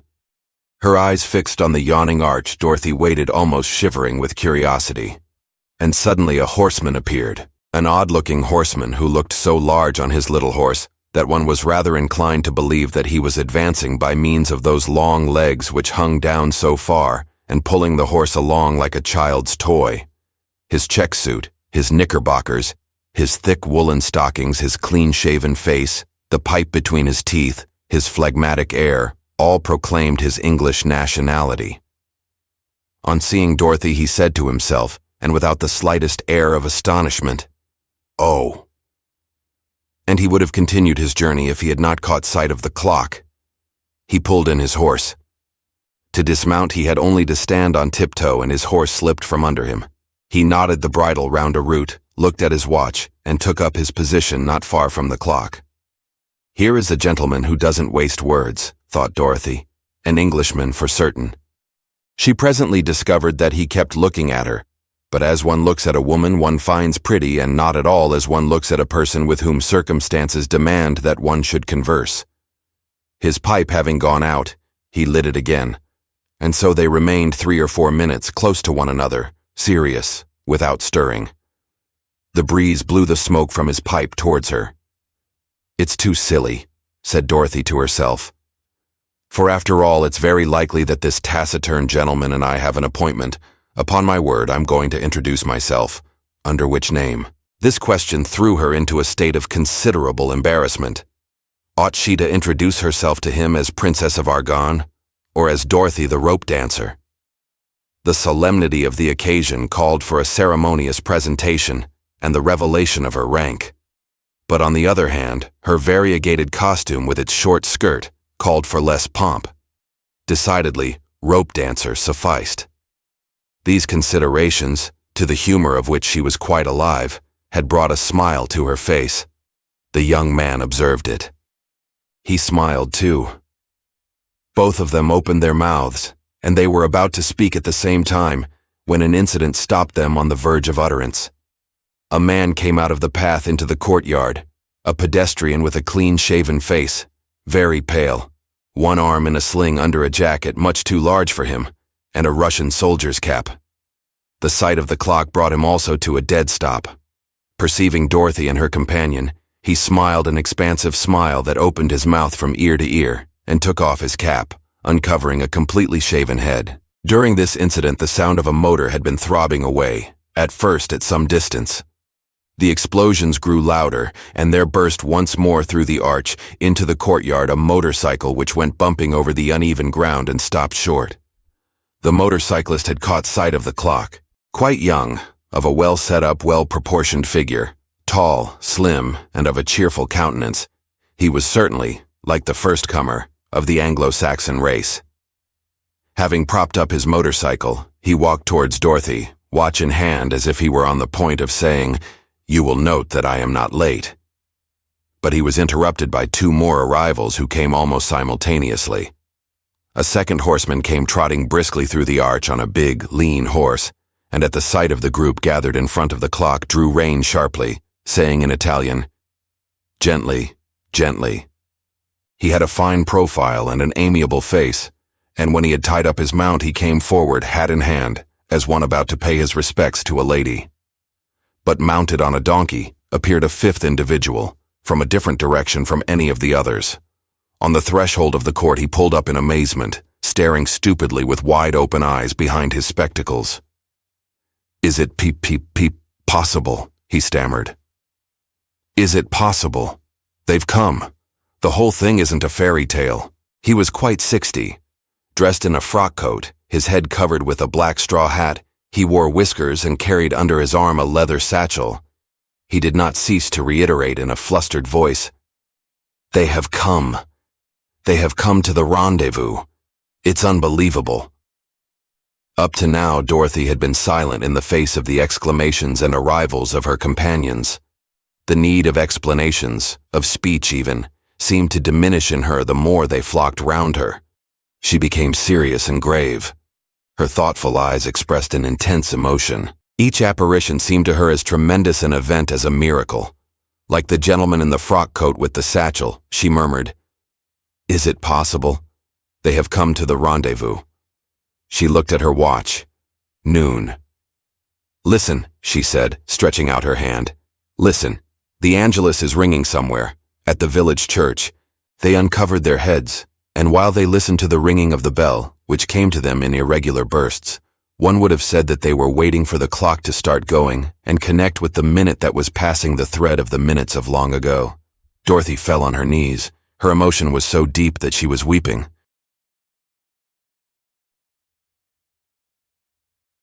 Chapter 11.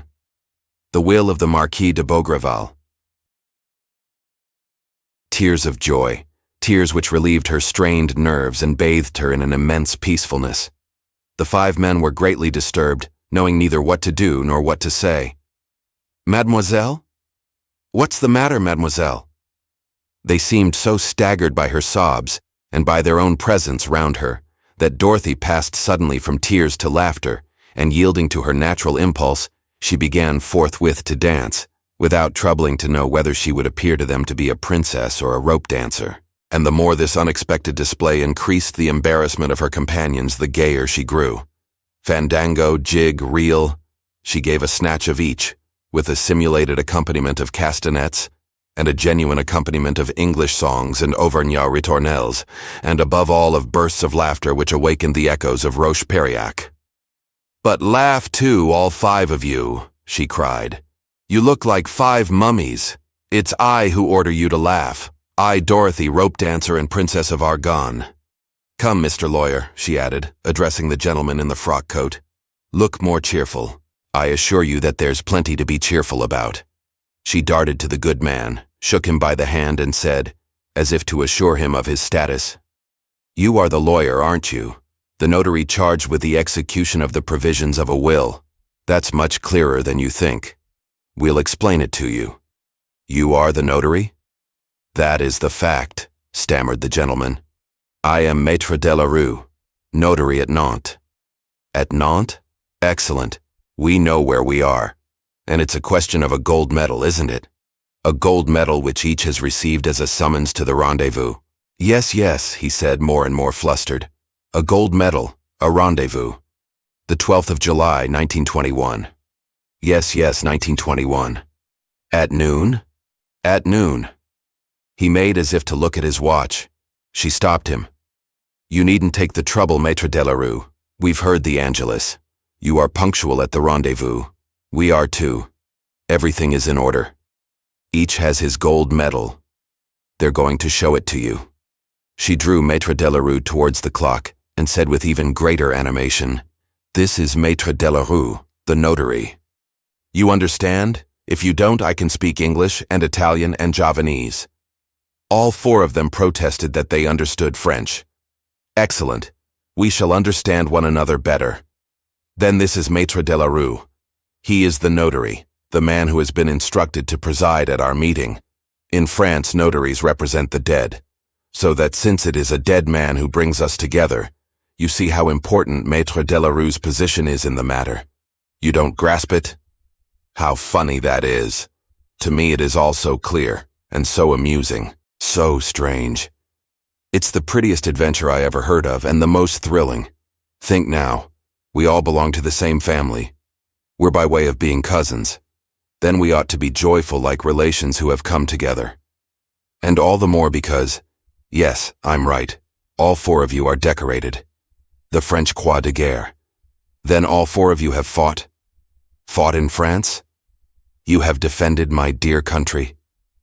She shook hands with all of them, with an air of affection, and since the American and the Italian displayed an equal warmth, of a sudden, with a spontaneous movement, she rose on tiptoe and kissed them on both cheeks. "Welcome, cousin from America. Welcome, cousin from Italy. Welcome to my country, and to you two also, greetings. It's settled that we're comrades. Friends, isn't it?" The atmosphere was charged with joy and that good humor which comes from being young and full of life. They felt themselves to be really of the same family, scattered members brought together. They no longer felt the constraint of a first meeting. They had known one another for years and years, for ages, cried Dorothy, clapping her hands. So the four men surrounded her, at once attracted by her charm and light-heartedness, and surprised by the light she brought into the obscure story which so suddenly united them to one another. All barriers were swept away. There was none of that slow infiltration of feeling which little by little fills you with trust and sympathy, but the sudden inrush of the most unreserved comradeship. Each wished to please, and each felt that he did please. Dorothy separated them and set them in a row as if about to review them. "I'll take you in turn, my friends. Excuse me, Monsieur Delarue. I'll do the questioning and verify their credentials. Number 1. The gentleman from America. Who are you? Your name?" The American answered, "Archibald Webster, of Philadelphia." "Archibald Webster, of Philadelphia. You received from your father a gold medal?" "From my mother, mademoiselle. My father died many years ago." "And from whom did your mother receive it?" "From her father. And he from his, and so on in succession, isn't that it?" Archibald Webster confirmed her statement in excellent French, as if it was his duty to answer her questions. "And so on in succession, as you say, mademoiselle. A family tradition which goes back to we don't know when, ascribes a French origin to her family, and directs that a certain medal should be transmitted to the eldest son, without more than 2 persons ever knowing of its existence. And what do you understand this tradition to mean?" "I don't know what it means. My mother told me that it gave us a right to a share of a treasure. But she laughed as she told me and sent me to France rather out of curiosity." "Show me your medal, Archibald Webster." The American took the gold medal from his waistcoat pocket. It was exactly like the one Dorothy possessed. The inscription, the size, the dull color were the same. Dorothy showed it to Maître Delarue, then gave it back to the American, and went on with her questioning. "Number 2. English, aren't you? George Errington of London. Tell us what you know, George Errington of London." The Englishman shook his pipe, emptied it, and answered in equally good French, "I know no more. An orphan from birth, I received the medal 3 days ago from the hands of my guardian, my father's brother. He told me that according to my father, it was a matter of collecting a bequest, and according to himself, there was nothing in it, but I ought to obey the summons. You were right to obey it, George Errington. Show me your medal. Right, you're in order. Number 3. A Russian, doubtless?" The man in the soldier's cap understood, but he did not speak French. He smiled his large smile and gave her a scrap of paper of doubtful cleanliness, on which was written, "Kurobolev, French War, Salonika, War with Wrangel." The medal? Said Dorothy. Right. You're one of us. And the medal of number 4, the gentleman from Italy? Marco Dario of Geneva, answered the Italian, showing his medal. I found it on my father's body in Champagne one day after we had been fighting side by side. He had never spoken to me about it. Nevertheless, you have come here. I did not intend to. And then, in spite of myself, as I had returned to Champagne, to my father's tomb, I took the train to Vannes. Yes, she said, like the others you have obeyed the command of our common ancestor. What ancestor? And why this command? That is what Monsieur Delarue is going to reveal to us. Come, Monsieur Delarue. All is in order. All of us have the token. It is now in order for us to call on you for the explanation. What explanation? Asked the lawyer, still dazed by so many surprises. I don't quite know. How do you mean you don't know? Why this leather satchel? And why have you made the journey from Nantes to Roche-Periac? Come, open your satchel and read to us the documents it must contain. You truly believe? Of course I believe. We have, all 5 of us, these gentlemen and myself, performed our duty in coming here and informing you of our identity. It is your turn to carry out your mission. We are all ears. The gaiety of the young girl spread around her such an atmosphere of cordiality that even Maître Delarue himself felt its beneficent effects. Besides, the business was already in train, and he entered smoothly on ground over which the young girl had traced in the midst of apparently impenetrable brushwood, a path which he could follow with perfect ease. But certainly, said he, but certainly, there is nothing else to do. And I must communicate what I know to you. Excuse me, but this affair is so disconcerting, Getting the better of the confusion into which he had been thrown, he recovered all the dignity which befits a lawyer. They set him in the seat of honor on a kind of shelf, formed by an inequality of the ground, and formed a circle round him.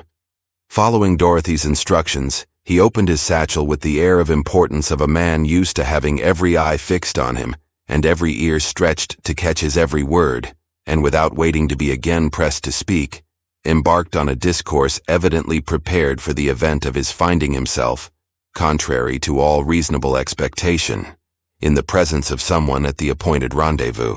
My preamble will be brief, he said, for I am eager to come to the object of this reunion. On the day, it is 14 years ago, on which I installed myself at Nantes in the office of a notary whose practice I had bought, my predecessor, after having given me full information about the more complicated cases in hand, exclaimed, "Ah, but I was forgetting. Not that it's of any importance, but all the same. Look, my dear confrère, this is the oldest set of papers in the office, and a measly set too, since it only consists of a sealed letter with a note of instructions, which I will read to you. Missive entrusted to the strict care of the Sire Barbier, scrivener, and of his successors, to be opened on the 12th of July, 1921, at noon, in front of the clock of the Château of Roche-Periac, and to be read in the presence of all possessors of a gold medal struck at my instance. There, no other explanations. My predecessor did not receive any from the man from whom he had bought the practice. The most he could learn, after researches among the old registers of the parish of Periac, was that the Sire Barbier, Hippolyte Jean, scrivener, lived at the beginning of the 18th century. At what epoch was his office closed? For what reasons were his papers transported to Nantes? Perhaps we may suppose that owing to certain circumstances, one of the lords of Roche-Periac left the country and settled down at Nantes with his furniture, his horses, and his household down to the village scrivener. Anyhow, for nearly 200 years the letter entrusted to the strict care of the scrivener Barbier and his successors lay at the bottom of drawers and pigeonholes, without anyone's having tried to violate the secrecy enjoined by the writer of it. And so it came about that in all probability it would fall to my lot to break the seal.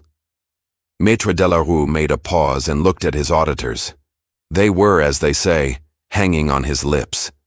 Pleased with the impression he had produced, he tapped the leather satchel and continued, "Need I tell you that my thoughts have very often dwelt on this prospect, and that I have been curious to learn the contents of such a letter?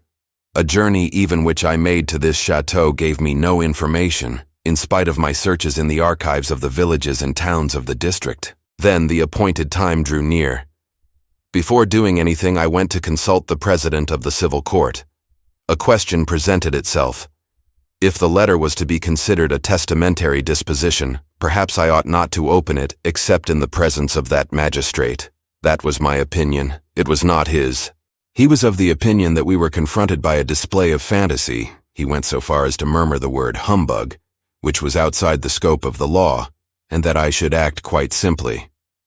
A trysting place beneath the elm, he said, joking, has been fixed for you at noon on the 12th of July. Go there, Monsieur Delarue, break the seal of the missive in accordance with the instructions, and come back and tell me all about it. I promise you not to laugh if you come back looking like a fool. Accordingly, in a very skeptical state of mind, I took the train to Vannes, then the coach, and then hired a donkey to bring me to the ruins. You can imagine my surprise at finding that I was not alone under the elm, I mean the clock, at the rendezvous, but that all of you were waiting for me. The four young people laughed heartily. Marco Dario of Genoa said, "All the same, the business grows serious." George Errington of London added, "Perhaps the story of the treasure is not so absurd." "Monsieur Delarue's letter is going to inform us," said Dorothy.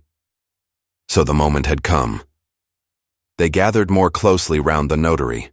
A certain gravity mingled with the gaiety on the young faces, and it grew deeper when Maître Delarue displayed before the eyes of all one of those large square envelopes which formerly one made oneself out of a thick sheet of paper. It was discolored with that peculiar shine which only the lapse of time can give to paper. It was sealed with 5 seals, once upon a time red perhaps, but now of a grayish-violet seamed by 1,000 little cracks, like a network of wrinkles. In the left-hand corner at the top, the formula of transmission must have been renewed several times, traced afresh with ink by the successors of the scrivener Barbier. "The seals are quite intact," said Monsieur Delarue. "You can even manage to make out the 3 Latin words of the motto." "In Robore Fortuna," said Dorothy. "Ah, you know?" said the notary, surprised. "Yes, Monsieur Delarue. Yes, they are the same as those engraved on the gold medals, and those I discovered just now, half rubbed out, under the face of the clock. We have here an indisputable connection," said the notary, "which draws together the different parts of the affair and confers on it an authenticity." "Open the letter. Open it, Monsieur Delarue," said Dorothy impatiently. 3 of the seals were broken. The envelope was unfolded. It contained a large sheet of parchment, broken into 4 pieces which separated and had to be put together again. From top to bottom and on both sides, the sheet of parchment was covered with large handwriting with bold downstrokes, which had evidently been written in indelible ink. The lines almost touched and the letters were so close together that the whole had the appearance of an old printed page in a very large type. "I'm going to read it," murmured Monsieur Delarue. "Don't lose a second, for the love of God," cried Dorothy. He took a second pair of glasses from his pocket and put them on over the first, and read, "Written this day, the 12th of July, 1721. 2 centuries, gasped the notary, and began again. "Written this day, the 12th of July, 1721, the last day of my existence. To be read the 12th of July, 1921, the first day of my resurrection." The notary stopped short. The young people looked at one another with an air of stupefaction. Archibald Webster, of Philadelphia, observed, "This gentleman was mad." "The word resurrection is perhaps used in a symbolic sense," said Maître Delarue. "We shall learn from what follows. I will continue. My children." He stopped again and said, "My children, he is addressing you." "For goodness' sake, Maître Delarue, do not stop again, I beg you," exclaimed Dorothy. "All this is thrilling." "Nevertheless." "No, Maître Delarue, comment is useless. We're eager to know, aren't we, comrades?" The 4 young men supported her vehemently. Thereupon the notary resumed his reading, with the hesitation and repetitions imposed by the difficulties of the text. "My children, on leaving a meeting of the Academy of the Sciences of Paris, to which Monsieur de Fontenelle had had the goodness to invite me, the illustrious author of the Discourses on the Plurality of Worlds, seized me by the arm and said, "Marquis, would you mind enlightening me on a point about which it seems you maintain a shrinking reserve? How did you get that wound on your left hand, get your fourth finger cut off at the very root? The story goes that you left that finger at the bottom of one of your retorts, for you have the reputation, Marquis, of being something of an alchemist, and of seeking, inside the walls of your chateau of Roche-Periac, the elixir of life." "I do not seek it, Monsieur de Fontenelle," I answered. "I possess it. Truly, truly, Monsieur de Fontenelle, and if you will permit me to put you in possession of a small phial, the pitiless fate will certainly have to wait till your 100th year." "I accept with the greatest pleasure," he said, laughing, "on condition that you keep me company. We are of the same age, which gives us another 40 good years to live.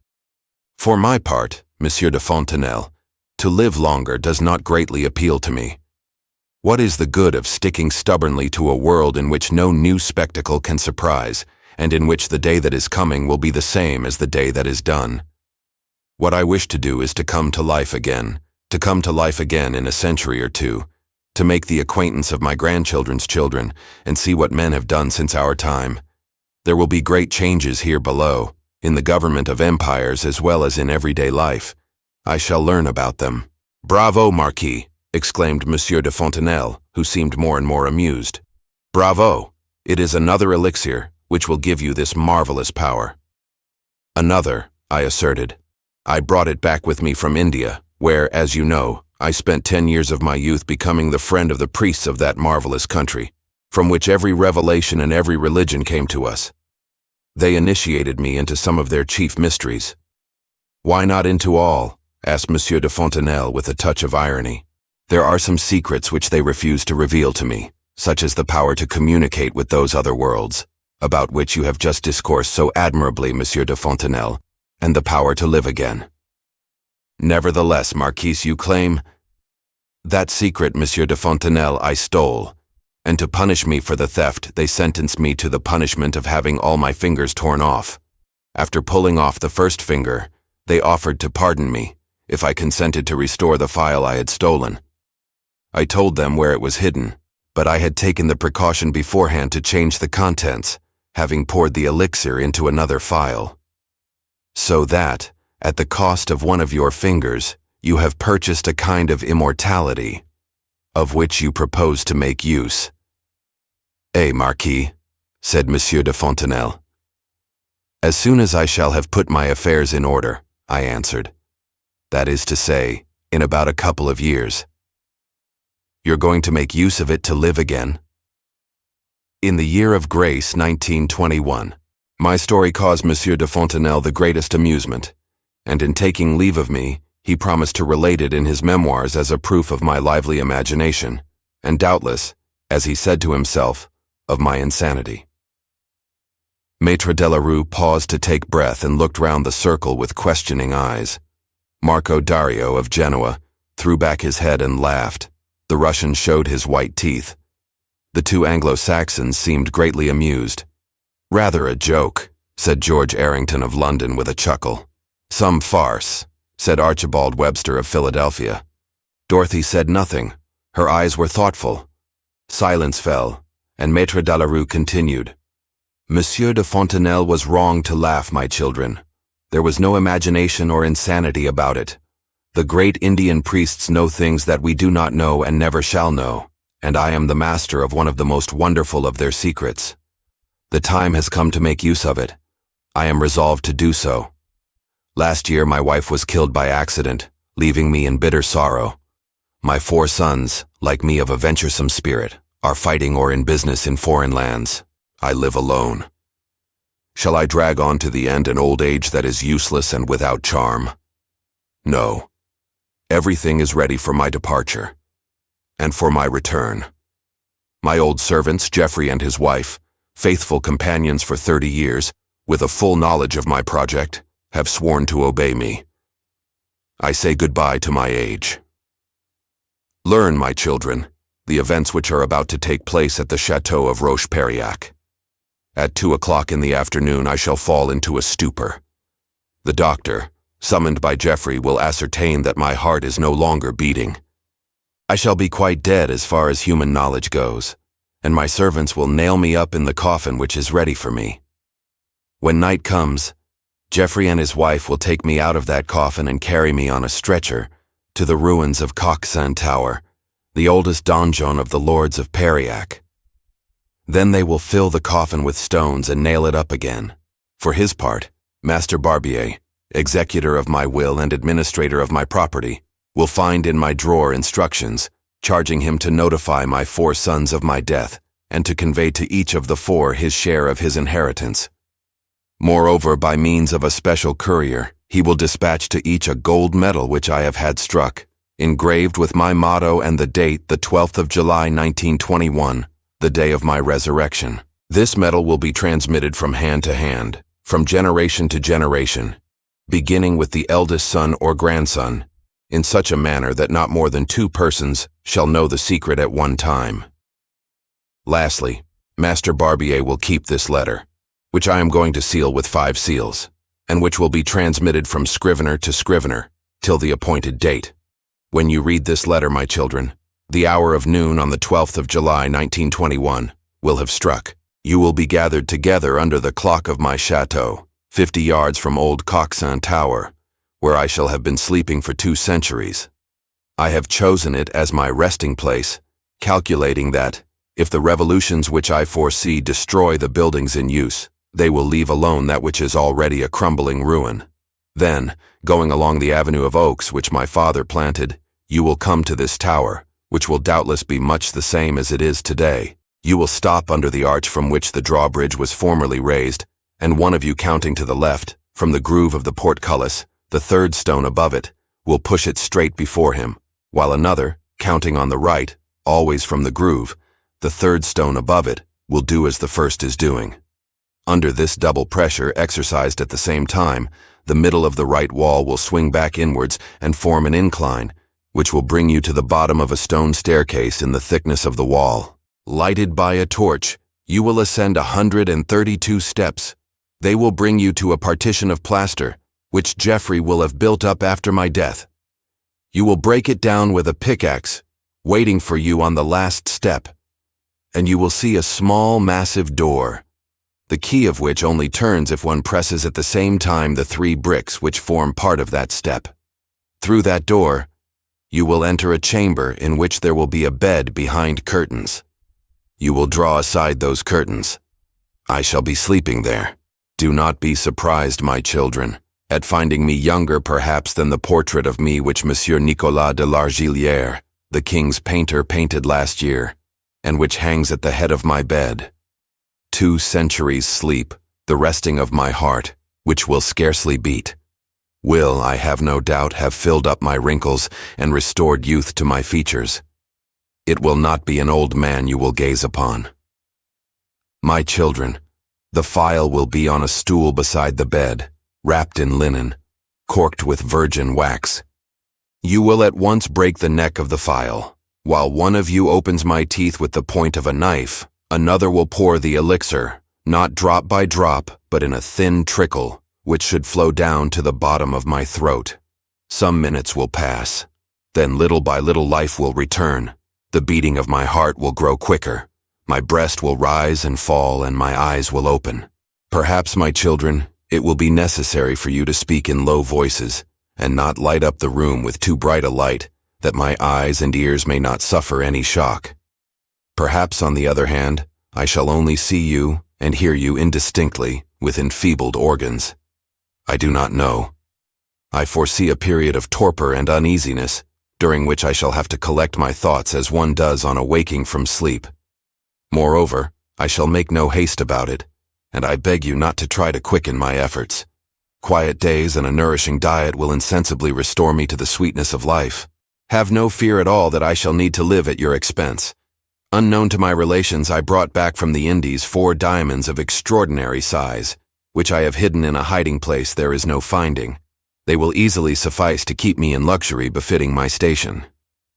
Since I have to take into consideration that I may have forgotten the secret hiding place of the diamonds, I have set forth the secret in some lines enclosed herein, in a second envelope bearing the designation The codicil. Of this codicil I have not breathed a word, not even to my servant Geoffrey and his wife. If out of human weakness they bequeath to their children an account revealing my secret history, they will not be able to reveal the hiding place of those 4 marvelous diamonds, which they have often admired and which they will seek in vain after I am gone. The enclosed envelope then will be handed over to me as soon as I return to life. In the event, to my thinking impossible, but which none the less your interest compel me to take into account, of destiny having betrayed me and of your finding no trace of me, you will yourselves open the envelope and, learning the whereabouts of the hiding place, take possession of the diamonds. Then and thereafter I declare that the ownership of the diamonds is vested in those of my descendants who shall present the gold medal, and that no person shall have the right to intervene in the fair partition of them, on which they shall agree among themselves, and I beg them to make that partition themselves, as their consciences shall direct. I have said what I have to say, my children.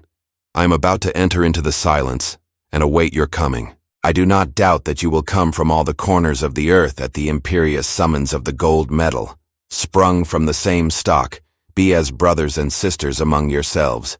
Approach with serious minds him who sleeps, and deliver him from the bonds which keep him in the kingdom of darkness.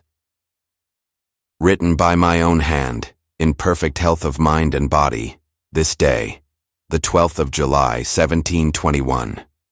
Delivered under my hand and seal. Jean-Pierre Augustin de la Roche, Marquis de...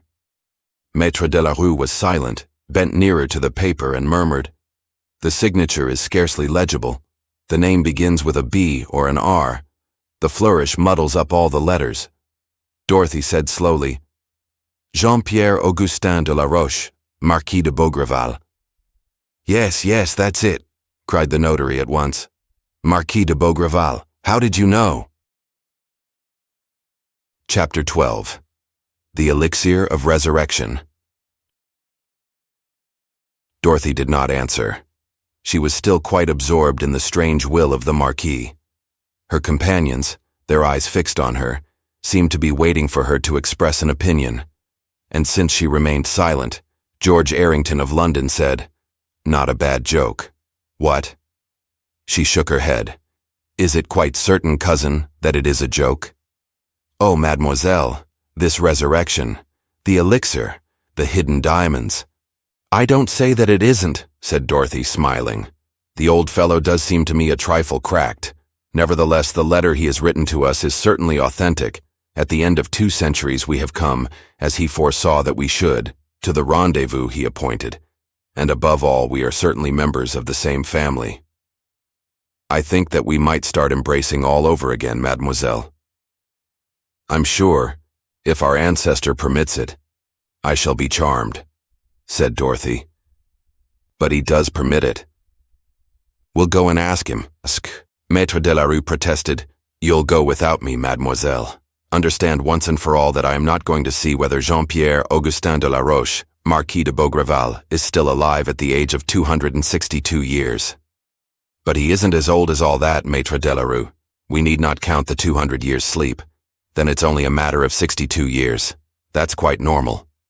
His friend, Monsieur de Fontenelle, as the Marquis predicted and thanks to an elixir of life, lived to be 100. "In fact, you do not believe in it, mademoiselle?" "No, but all the same there should be something in it." "What else can there be in it?" "We shall know presently, but at the moment I confess to my shame that I should like before." She paused, and with one accord they cried, "What?" She laughed. "Well, the truth is I'm hungry. Hungry with a 200-year-old hunger, as hungry as the Marquis de Beaugreval must be. Has any of you by any chance—" The 3 young men darted away. One ran to his motorcycle, the other 2 to their horses. Each had a haversack full of provisions which they brought and set out on the grass at Dorothy's feet. The Russian Korobelev, who had only a slice of bread, dragged a large flat stone in front of her by way of table. "This is really nice," she said, clapping her hands. "A real family lunch. We invite you to join us, Maître de la Rue, and you also, soldier of Wrangel." The meal, washed down by the good wine of Anjou, was a merry one. They drank the health of the worthy nobleman who had had the excellent idea of bringing them together at his chateau, and Webster made a speech in his honor. The diamonds, the codicil, the survival of their ancestor and his resurrection had become so many trifles to which they paid no further attention. For them, the adventure came to an end with the reading of the letter and the improvised meal. And even so, it was amazing enough. "And so amusing," said Dorothy, who kept laughing. "I assure you that I have never been so amused. Never." Her 4 cousins, as she called them, hung on her lips and never took their eyes off her, amused and astonished by everything she said. At first sight they had understood her, and she had understood them, without the 5 of them having to pass through the usual stages of becoming intimate, through which people who are thrown together for the first time generally have to pass. To them she was grace, beauty, spirit, and freshness. She represented the charming country from which their ancestors had long ago departed. They found in her at once a sister of whom they were proud, and a woman they burned to win. Already rivals, each of them strove to appear at his best. Errington, Webster, and Dario organized contests, feats of strength, exhibitions of balancing. They ran races. The only prize they asked for was that Dorothy, queen of the tourney, should regard them with favor with those beautiful eyes, of which they felt the profound seduction, and which appeared to them the most beautiful eyes they had ever seen. But the winner of the tournament was Dorothy herself. Directly she took part in it, all that the others could do was to sit down, look on, and wonder. A fragment of wall, of which the top had crumbled so thin that it was nearly a sharp edge, served her as a tightrope. She climbed trees and let herself drop from branch to branch. Springing upon the big horse of Dario, she forced him through the paces of a circus horse. Then, seizing the bridle of the pony, she did a turn on the 2 of them, lying down, standing up, or astride. She performed all these feats with a modest grace, full of reserve, without a trace of coquetry. The young men were no less enthusiastic than amazed. The acrobat delighted them, but the young girl inspired them with a respect from which not one of them dreamt of departing. Who was she? They called her Princess, laughing, but their laughter was full of deference. Really, they did not understand it. It was not till 3 in the afternoon that they decided to carry the adventure to its end. They all started to do so in the spirit of picnickers.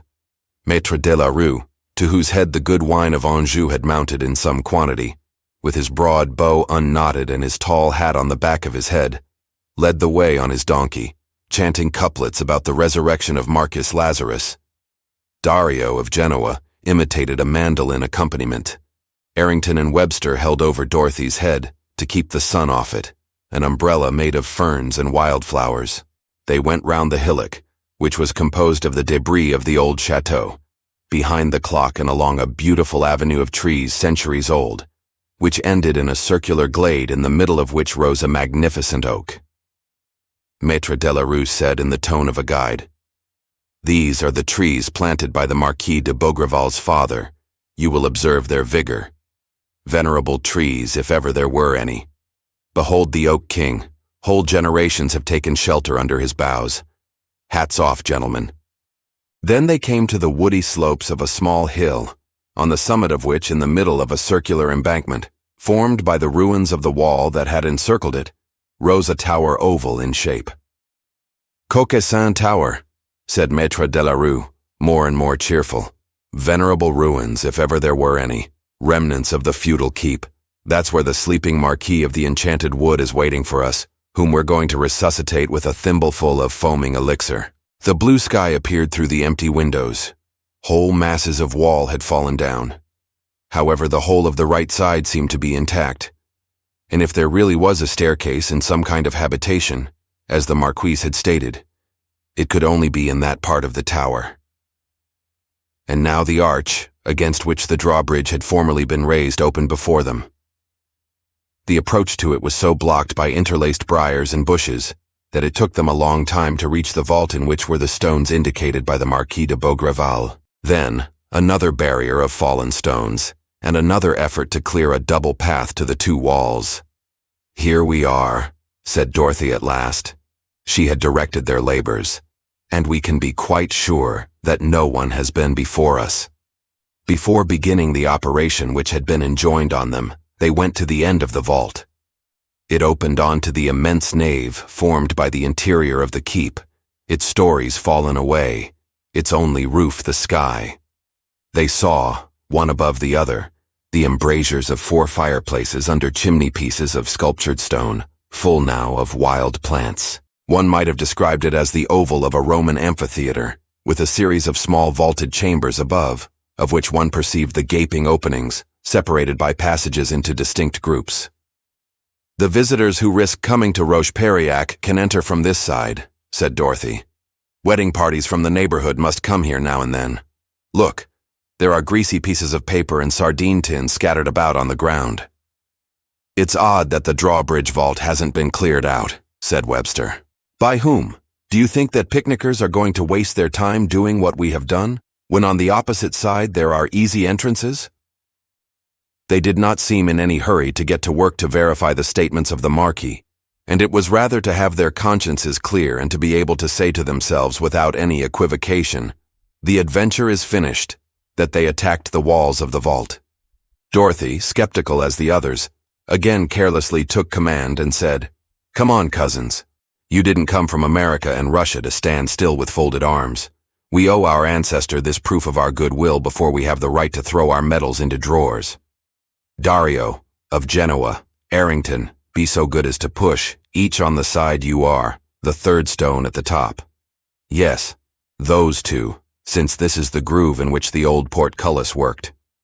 The stones were a good height above the ground, so that the Englishman and the Italian had to raise their arms to reach them. Following Dorothy's advice, they climbed onto the shoulders of Webster and Kurobelev. "Are you ready?" "We're ready," replied Arrington and Dario. "Then push gently with a continuous pressure, and above all have faith. Maître Delarue has no faith, so I am not asking him to do anything." The 2 young men set their hands against the 2 stones and pushed hard. "Come, a little vigor," said Dorothy in a tone of jest. "The statements of the Marquis are gospel truth. He has written that the stone on the right will slip back. Let the stone on the right slip back." "Mine is moving," said the Englishman on the left. "So is mine," said the Italian on the right. "It isn't possible," cried Dorothy incredulously. But it is," declared the Englishman. "And the stone above it, too. They are slipping back from the top." The words were hardly out of his mouth when the 2 stones, forming one piece, slipped back into the interior of the wall and revealed in the semi-darkness the foot of a staircase and some steps. The Englishman uttered a cry of triumph. "The worthy gentleman did not lie. There's the staircase." For a moment they remained speechless. Not that there was anything extraordinary in the affair so far, but it was a confirmation of the first part of the Marquis de Beaugreval's statement, and they asked themselves if the rest of his predictions would not be fulfilled with the same exactness. "If it turns out that there are 132 steps, I shall declare myself convinced," said Arrington. "What?" said Maître Delarue, who also appeared deeply impressed. "Do you mean to assert that the Marquis is awaiting us like a man who is expecting our visit?" "You're raving," growled the notary. "Isn't he, mademoiselle?" The young men hauled themselves onto the landing formed by the stones which had slipped back. Dorothy joined them. 2 electric pocket lamps took the place of the torch suggested by the Marquis de Beaugreval, and they set about mounting the high steps which wound upwards in a very narrow space. 15, 16, 17, Dario counted. To hearten himself, Maître Delarue sang the couplets of Datur, Prendre Garde, but at the 30th step he began to save his breath. "It's a steep climb, isn't it?" said Dorothy. "Yes, it is. But it's chiefly the idea of paying a visit to a dead man. It makes my legs a bit shaky." At the 50th step, a hole in the wall let in some light. Dorothy looked out and saw the woods of La Roche-Periac, but a cornice jutting out prevented her from seeing the ground at the foot of the keep. They continued the ascent. Maître Delarue kept singing in a more and more shaky voice, and towards the end, it was rather a groaning than a singing. 100. 110, 120. At 132 he made the announcement. "It is indeed the last. A wall blocks the staircase. About this also our ancestor was telling the truth. And are there 3 bricks let into the step? There are. And a pickaxe. It's here. Come, On getting to the top of the staircase and examining what we find there, every detail agrees with the will, so that we have only to carry out the good man's final instructions. She said, "Break down the wall, Webster. It's only a plaster partition." At the first blow, in fact, the wall crumbled away, disclosing a small, low door. "Goodness," muttered the lawyer, who was no longer trying to dissemble his uneasiness. "The program is indeed being carried out item by item. Ah, you're becoming a trifle less skeptical, Maître de la Rue. You'll be declaring next that the door will open." "I do declare it. This old lunatic was a clever mechanician and a cynical producer of the first order." "You speak of him as if he were dead," observed Dorothy. The notary seized her arm. "Of course I do. I'm quite willing to admit that he's behind this door. But alive? No, certainly not." She put her foot on one of the bricks. Errington and Dario pressed the two others. The door jerked violently, quivered, and turned on its hinges. "Holy Virgin," murmured Dario. "We're confronted by a genuine miracle. Are we going to see Satan?" By the light of their lamps, they perceived a fair-sized room with an arched ceiling. No ornament relieved the bareness of the stone walls. There was nothing in the way of furniture in it, but one judged that there was a small low room, which formed an alcove, from the piece of tapestry, roughly nailed to a beam, which ran along the left side of it. The 5 men and Dorothy did not stir, silent, motionless. Maître de la Rue, extremely pale, seemed very ill at ease indeed. Was it the fumes of wine, or the distress inspired by mystery? No one was smiling any longer. Dorothy could not withdraw her eyes from the piece of tapestry. So the adventure did not come to an end with the astonishing meeting of the Marquis' heirs, nor with the reading of his fantastic will. It went as far as the hollow stairway in the old tower, to which no one had ever penetrated, to the very threshold of the inviolable retreat in which the Marquis had drunk the draught which brings sleep, or which kills. What was there behind the tapestry? A bed, of course. Some garments which kept perhaps the shape of the body they had covered, and besides, a handful of ashes. She turned her head to her companions as if to say to them, "Shall I go first?" They stood motionless, undecided, ill at ease. Then she took a step forward, then 2. The tapestry was within reach. With a hesitating hand she took hold of the edge of it, while the young men drew nearer. They turned the light of their lamps into the alcove. At the back of it was a bed. On that bed lay a man. This vision was, in spite of everything, so unexpected, that for a few seconds Dorothy's legs almost failed her, and she let the tapestry fall. It was Archibald Webster who, deeply perturbed, raised it quickly and walked briskly to the sleeping man, as if he were about to shake him and awake him forthwith. The others tumbled into the alcove after him. Archibald stopped short at the bed with his arm raised and dared not make another movement. One might have judged the man on the bed to be 60 years old. But in the strange paleness of that wholly colorless skin, beneath which flowed no single drop of blood, there was something that was of no age. A face absolutely hairless, not an eyelash, no eyebrows. The nose, cartilage and all, transparent like the noses of some consumptives. No flesh, a jaw, bones, cheekbones, large sunken eyelids. That was the face between 2 sticking out ears, and above it was an enormous forehead running up into an entirely bald skull. The finger, murmured Dorothy. The 4th finger of the left hand was missing, cut exactly level with the palm as the will had stated. The man was dressed in a coat of chestnut-colored cloth, a black silk waistcoat, embroidered in green, and breeches. His stockings were of fine wool. He wore no shoes. "He must be dead," said one of the young men in a low voice. To make sure, it would have been necessary to bend down and apply one's ear to the breast above the heart. But they had an odd feeling that, at the slightest touch, this shape of a man would crumble to dust and so vanish like a phantom. Besides, to make such an experiment, would it not be to commit sacrilege? To suspect death and question a corpse? None of them dared. Dorothy shivered, her womanly nerves strained to excess. Maître de la Rue besought her, "Let's get away. It's got nothing to do with us. It's a devilish business." But George Errington had an idea.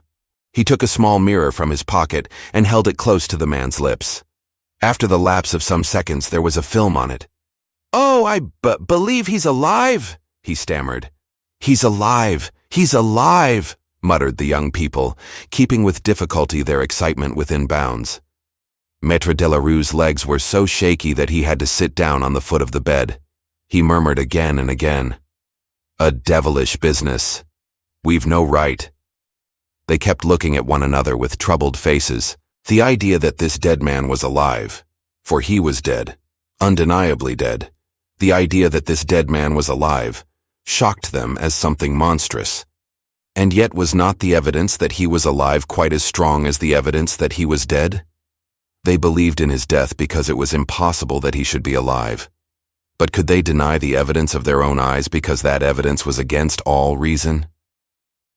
Dorothy said, "Look, his chest rises and falls, you can see it, ever so slowly and ever so little, but it does."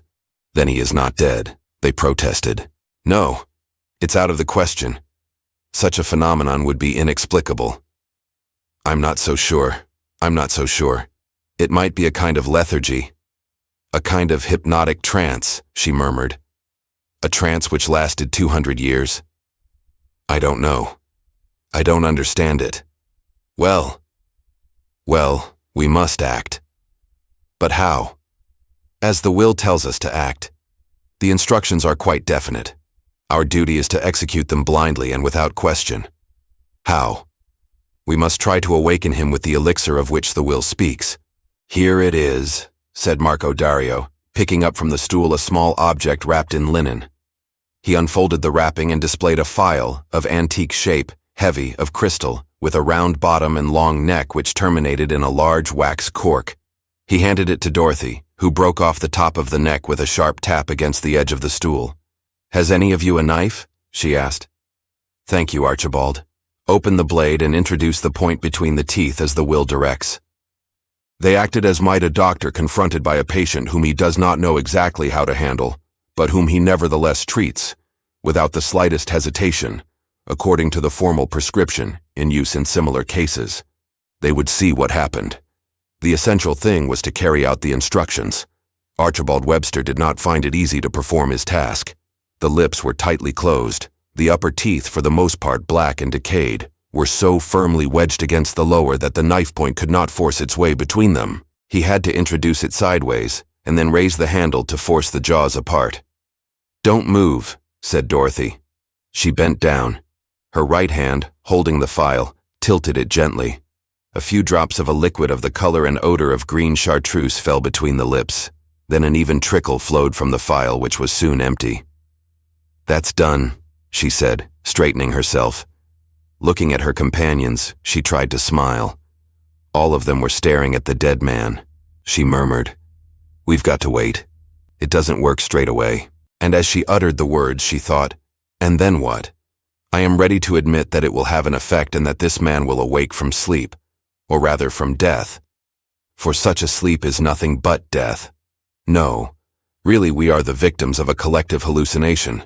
No, there was no film on the mirror. No, the chest does not rise and fall. No, 1,000 times no. One does not come to life again."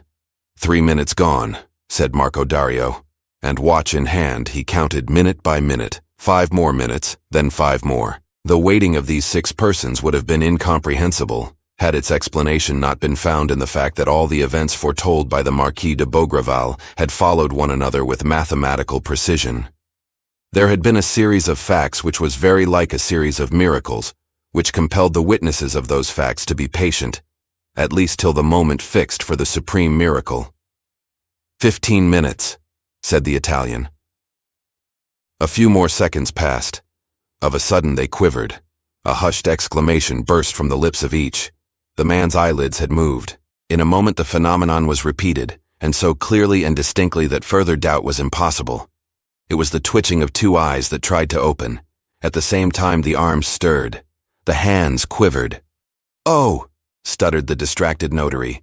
"He's alive! He's alive!" Chapter 13. Lazarus. Dorothy gazed. Her eyes missed no slightest movement. Like her, the young men remained motionless with drawn faces. The Italian, however, just sketched the sign of the cross. "He's alive!" broke in Maître Delarue. "Look, he's looking at us." A strange gaze. It did not shift. It did not try to see.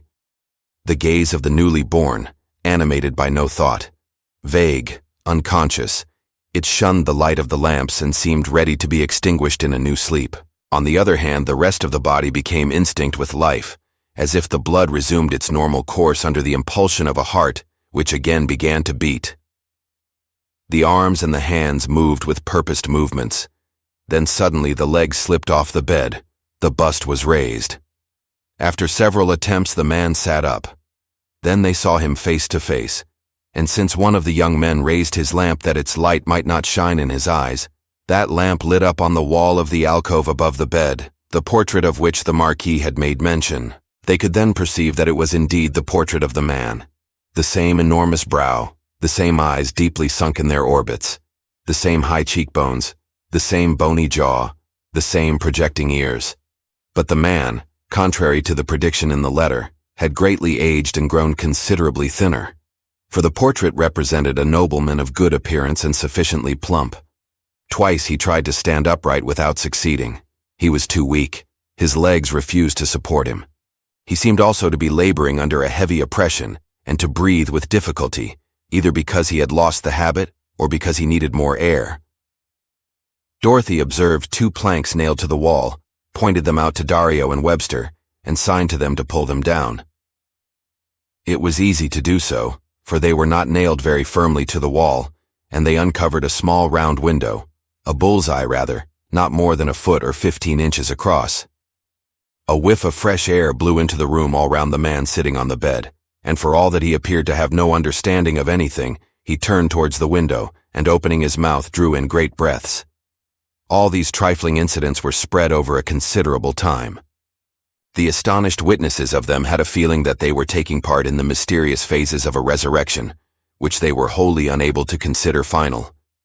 Every minute gained by this living dead man appeared to them a new miracle which passed all imagining, and they hoped for the inevitable event which would restore things to their natural order, and which would be, as it were, the disarticulation and crumbling away of this incredible automaton. Dorothy stamped her foot impatiently, as if she were struggling against herself and trying to shake off a torpor. She turned away from this sight which fascinated her, and her face took on an expression of such profound thought that her companions withdrew their eyes from the man to watch her. Her eyes were seeking something. Their blue irises became of a deeper blue. They seemed to see beyond what ordinary eyes see, and to pursue the truth into more distant regions. At the end of a minute or two, she said, "We must try." She went firmly to the bed. After all, here was a clear and definite phenomenon. It had to be taken into account. This man was alive. It was necessary, therefore, to treat him as a living being, who has ears to hear and a mouth to speak with, and who distinguishes the things about him by a personal existence. This man had a name. Every circumstance pointed directly to the fact that his presence in this sealed chamber was the result not of a miracle, a hypothesis which they need only examine as a last resort, but of an experiment that had succeeded, a hypothesis which one had no right to set aside for a priori reasons, however astonishing it might appear to be. Then why not question him? She sat down beside him, took his hands, which were cold and moist, in hers, and said gravely, "We have hastened hither at your summons. We are they to whom the gold medal—" She stopped. The words were not coming easily to her. They seemed to her absurd and childish, and she was quite certain that they must appear so to those who heard them, but she must make an effort to continue. "In our families, the gold medal has passed from hand to hand right down to us. It is now for 2 centuries that the tradition has been forming and that your will—" But she was incapable of continuing on these pompous lines.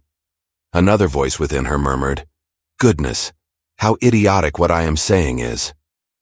However, the hands of the man were growing warm from their contact with hers. He almost wore an air of hearing the noise of her words, and of understanding that they were addressed to him, and so, dropping the phrase-making, she brought herself to speak to him simply, as to a poor man whom his resurrection did not set apart from human necessities. "Are you hungry? Do you want to eat? To drink? Answer. What would you like?" My friends and I will try." The old man, with the light full on his face, his mouth open, his lower lip hanging down, preserved a dull and stupid countenance, animated by no expression, no desire. Without turning away from him, Dorothy called out to the notary, "Don't you think we ought to offer him the second envelope, Maître de la Rue, the codicil? His understanding may perhaps awake at the sight of this paper which formerly belonged to him, and which, according to the instructions in the will, we're to hand over to him." Maître de la Rue agreed with her, and passed the envelope to her. She held it out to the old man, saying, "Here are the directions for finding the diamonds written by yourself. No one knows these directions. Here they are." She stretched out her hand. It was clear that the old man tried to respond with a similar movement. She accentuated the gesture. He lowered his eyes towards the envelope, and his fingers opened to receive it. "You quite understand?" she asked. "You are going to open this envelope. It contains the secret of the diamonds. A fortune." Once more she stopped abruptly, as if struck by a sudden thought, something she had unexpectedly observed. Webster said to her, "He certainly understands. When he opens the letter and reads it, the whole of the past will come back to his memory. We may give it to him." George Errington supported him. "Yes, mademoiselle, we may give it to him. It's a secret which belongs to him." Dorothy, however, did not perform the action she had suggested. She looked at the old man with the most earnest attention. Then she took the lamp, moved it away, then near, examined the mutilated hand, and then suddenly burst into a fit of wild laughter. It burst out with all the violence of laughter long restrained. Bent double, holding her ribs, she laughed till it hurt her.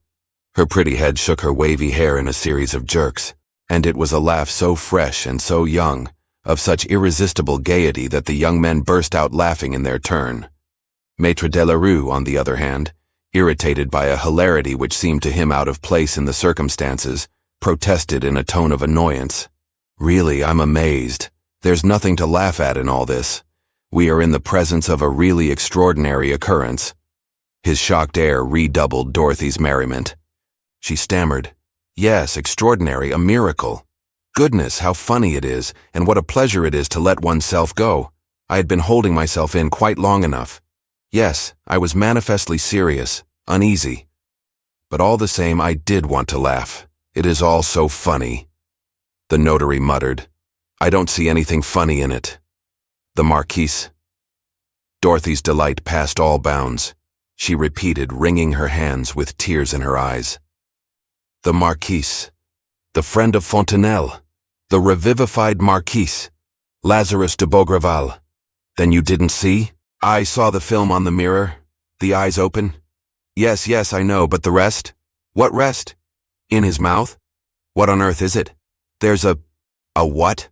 Out with it? A false tooth," Maître de la Rue repeated slowly.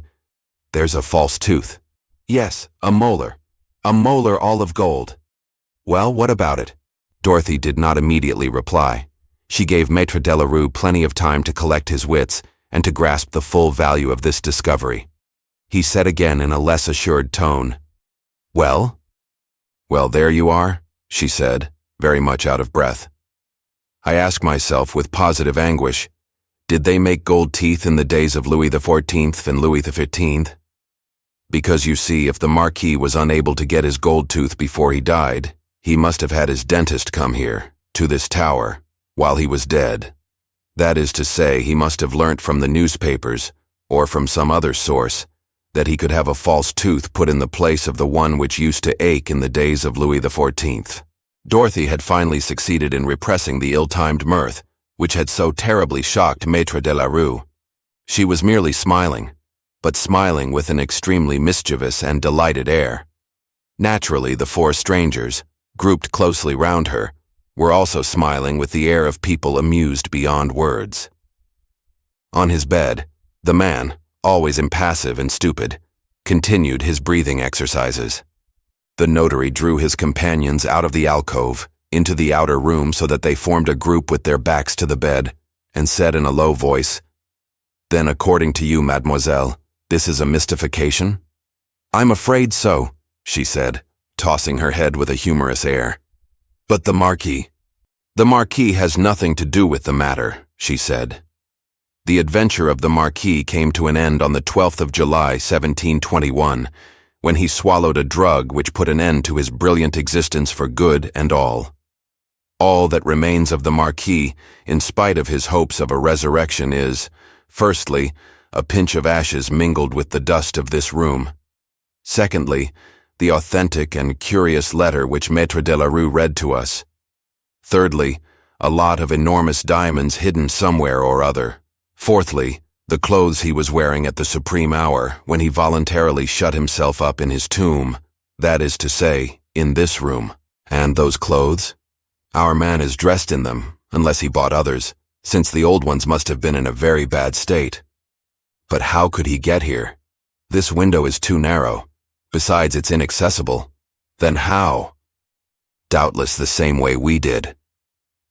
Impossible. Think of all the obstacles, the difficulties, the wall of briars which barred the road.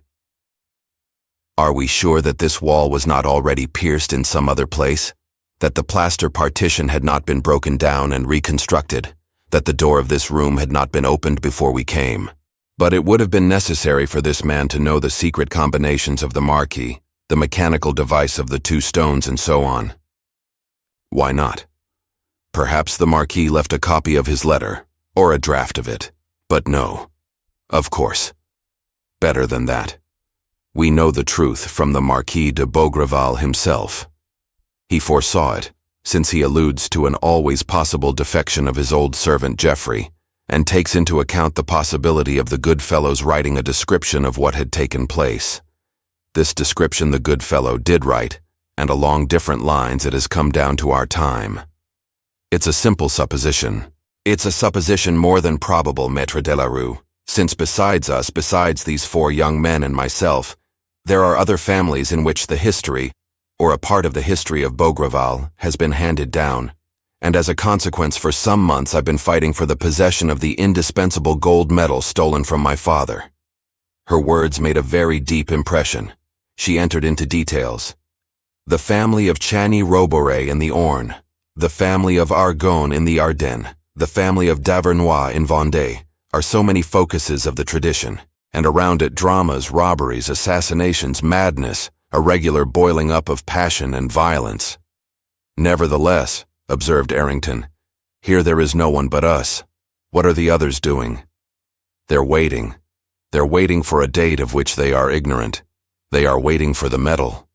I saw in front of the church of Roche-Periac a tramp and a factory hand, a woman from Paris. I saw two poor mad people who came to the rendezvous and are waiting at the edge of the water. A week ago, I handed over to the police a dangerous criminal of the name of de Stryker, a distant connection of my family, who had committed a murder to obtain possession of the gold medal. Will you believe me now when I tell you that we are dealing with an impostor? Dario said. Then the man who is here has come to play the same part as the Marquis expected to play 200 years after his death. Of course. With what object? The diamonds, I tell you. The diamonds. But since he knew of their existence, he had only to search for them and appropriate them. You can take it from me that he has searched for them, and without ceasing but in vain. A fresh proof that the man only knew Geoffrey's story, since Geoffrey had not been informed by his master of their hiding place. And it is in order to learn where this hiding place is, to be present at the meeting of the descendants of the Marquis de Beaugreval, that he is playing today, the 12th of July, 1921, after months and years of preparation, the part of the Marquis. A dangerous part, an impossible part. Possible for at least some hours, which would be enough. What do I say, some hours? But just think, at the end of 10 minutes, we were all of one mind about giving him the second envelope, which contains the key to the enigma, and which was probably the actual object of his enterprise. He must have known of the existence of a codicil, of a document giving directions. But where to find that document? No longer any scrivener Barbier, no longer any successors. But where to find it? Why here, at the meeting on the 12th of July? Logically, the codicil must be brought to that meeting. Logically, it would be handed over to him. And as a matter of fact, I had it in my hand. I held it out to him. A second later, he would have obtained from it the information he wanted. After that, goodbye. The Marquis de Beaugreval, once possessor of the diamonds of the Marquis de Beaugreval, would retire into the void, that is to say, he would bolt at full speed. Webster asked, "Why didn't you give him the envelope, did you guess?" Guess? No, but I distrusted him. In offering it to him, I was above all things making an experiment. What evidence it would be against him, if he accepted my offer by a gesture of acceptance, inexplicable at the end of such a short period. He did accept. I saw his hand tremble with impatience. I knew where I was. But at the same time, fortune was kind to me. I saw that little bit of gold in his mouth. It was all linked together in a flawless chain of reasoning. Dorothy had set forth the coordination of events, causes, and effects, as one displays a piece of tapestry in which the complicated play of design and color produces the most harmonious unity. The four young men were astounded. Not one of them threw any doubt on her statement. Archibald Webster said, "One would think that you had been present throughout the whole adventure." "Yes," said Dario. "The revivified Marquis played a whole comedy before you."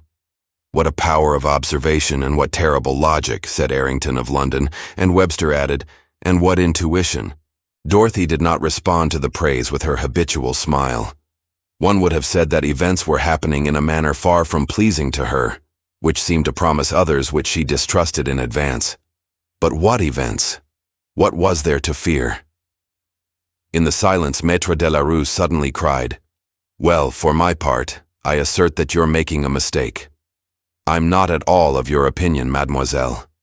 Maître de la Rue was one of those people who cling the more firmly to an opinion the longer they have been adopting it. The resurrection of the Marquis suddenly appeared to him a dogma he was bound to defend. He repeated, "Not at all of your opinion. You are piling up unfounded hypotheses. No, this man is not an impostor. There is evidence in his favor which you do not take into account." "What evidence?" she asked. "Well, his portrait. His indisputable resemblance to the portrait of the Marquis de Beaugreval, executed by L'Argilière. Who tells you that this is the portrait of the Marquis, and not the portrait of the man himself? It's a very easy way of resembling anyone. But this old frame? This canvas which dates from earlier days? Let us admit that the frame remained. Let us admit that the old canvas, instead of having been changed, has simply been painted over in such a way as to represent the false Marquis here present." "And the cut-off finger?" exclaimed Maître de la Rue triumphantly. "A finger can be cut off." The notary became vehement. "Oh no, 1,000 times no. Whatever be the attraction of the benefit to be derived, one does not mutilate oneself. No, no, your contention falls to the ground. What? You represent this fellow as ready to cut off his finger. This fellow with his dull face, his air of stupidity. But he is incapable of it. He's weak and a coward." The argument struck Dorothy. It threw light on the most obscure part of the business, and she drew from it exactly the conclusions it warranted. "You're right," she said. "A man like him is incapable of mutilating himself." In that case, someone else has charged himself with this sinister task. Someone else has cut off the finger? An accomplice? More than an accomplice, his chief. The brain which has devised these combinations is not his. He is not the man who has staged the adventure. He is only an instrument, some common rogue chosen for his fleshless aspect. The man who holds the threads remains invisible, and he is formidable. The notary shivered. "One would say you knew him." After a pause, she answered slowly, "It is possible that I do know him. If my instinct does not deceive me, the master criminal is the man who I handed over to justice, this de Stryker of whom I spoke just now. While he is in prison, his accomplices, for there are several of them, have taken up the work he began and are trying to carry it through." "Yes, yes," she added. "One can well believe that it is de Stryker who has arranged the whole business. He has been engaged in the affair for years, and such a machination is entirely in accord with his cunning and wily spirit. We must be on our guard against him. Even in prison he is a dangerous adversary." "Dangerous, dangerous," said the notary, trying to reassure himself. "I don't see what threatens us. Besides, the affair draws to its end. As regards the precious stones, open the codicil, and as far as I am concerned, my task is performed." "It isn't a matter of knowing whether your task is performed, Maître de la Rue," Dorothy answered in the same thoughtful tone. "It's a matter of escaping a danger which is not quite clear to me, but which permits me to expect anything, which I foresee more and more clearly. Where will it come from? I don't know. But it exists." "It's terrible," groaned Maître de la Rue. "How are we to defend ourselves? What are we to do? What are we to do?" She turned towards the little room which served as alcove. The man no longer stirred, his head and face buried in the shadow. "Question him. You quite understand that this super did not come here alone. They have entrusted him with this post, but the others are on the watch, the agents of De Stryker. They are waiting in the wings for the result of the comedy. They are spying on us. Perhaps they hear us. Question him. He is going to tell us the measures to be taken against us in case of a check. He will not speak. But he will. He will. He is in our hands, and it is entirely to his interest to win our forgiveness for the part he has played. He is one of those people who are always on the side of the stronger. Look at him." The man remained motionless, not a gesture. However, his attitude did not look natural. Sitting as he was, half bent over, he should have lost his balance. "Errington. Webster. Light him up," Dorothy ordered. Simultaneously, the rays from the 2 electric lamps fell on him. Some seconds passed. "Ah," sighed Dorothy, who was the first to grasp the terrible fact, and she started back. All 6 of them were shocked by the same sight, at first inexplicable. The bust and the head, which they believed to be motionless, were bending a little forward, with a movement which was hardly perceptible, but which did not cease. At the bottom of the orbits rose the eyes, quite round, eyes full of terror, which gleamed, like carbuncles, in the concentric fires of the 2 lamps. His mouth moved convulsively, as if to utter a cry which did not issue from it. Then the head settled down onto the chest, dragging the bust with it. They saw for some seconds the ebony hilt of a dagger, the blade of which, half buried in the right shoulder, at the junction with the neck, was streaming with blood. And finally, the whole body huddled onto itself. Slowly, like a wounded beast, the man sank to his knees on the stone floor and suddenly fell in a heap. Chapter 14. The Fourth Medal. Violent though this sensational turn was, it provoked from those who witnessed it neither outcries nor disorder. Something mastered their terror, smothered their words, and restrained their gestures. The impossibility of conceiving how this murder had been committed.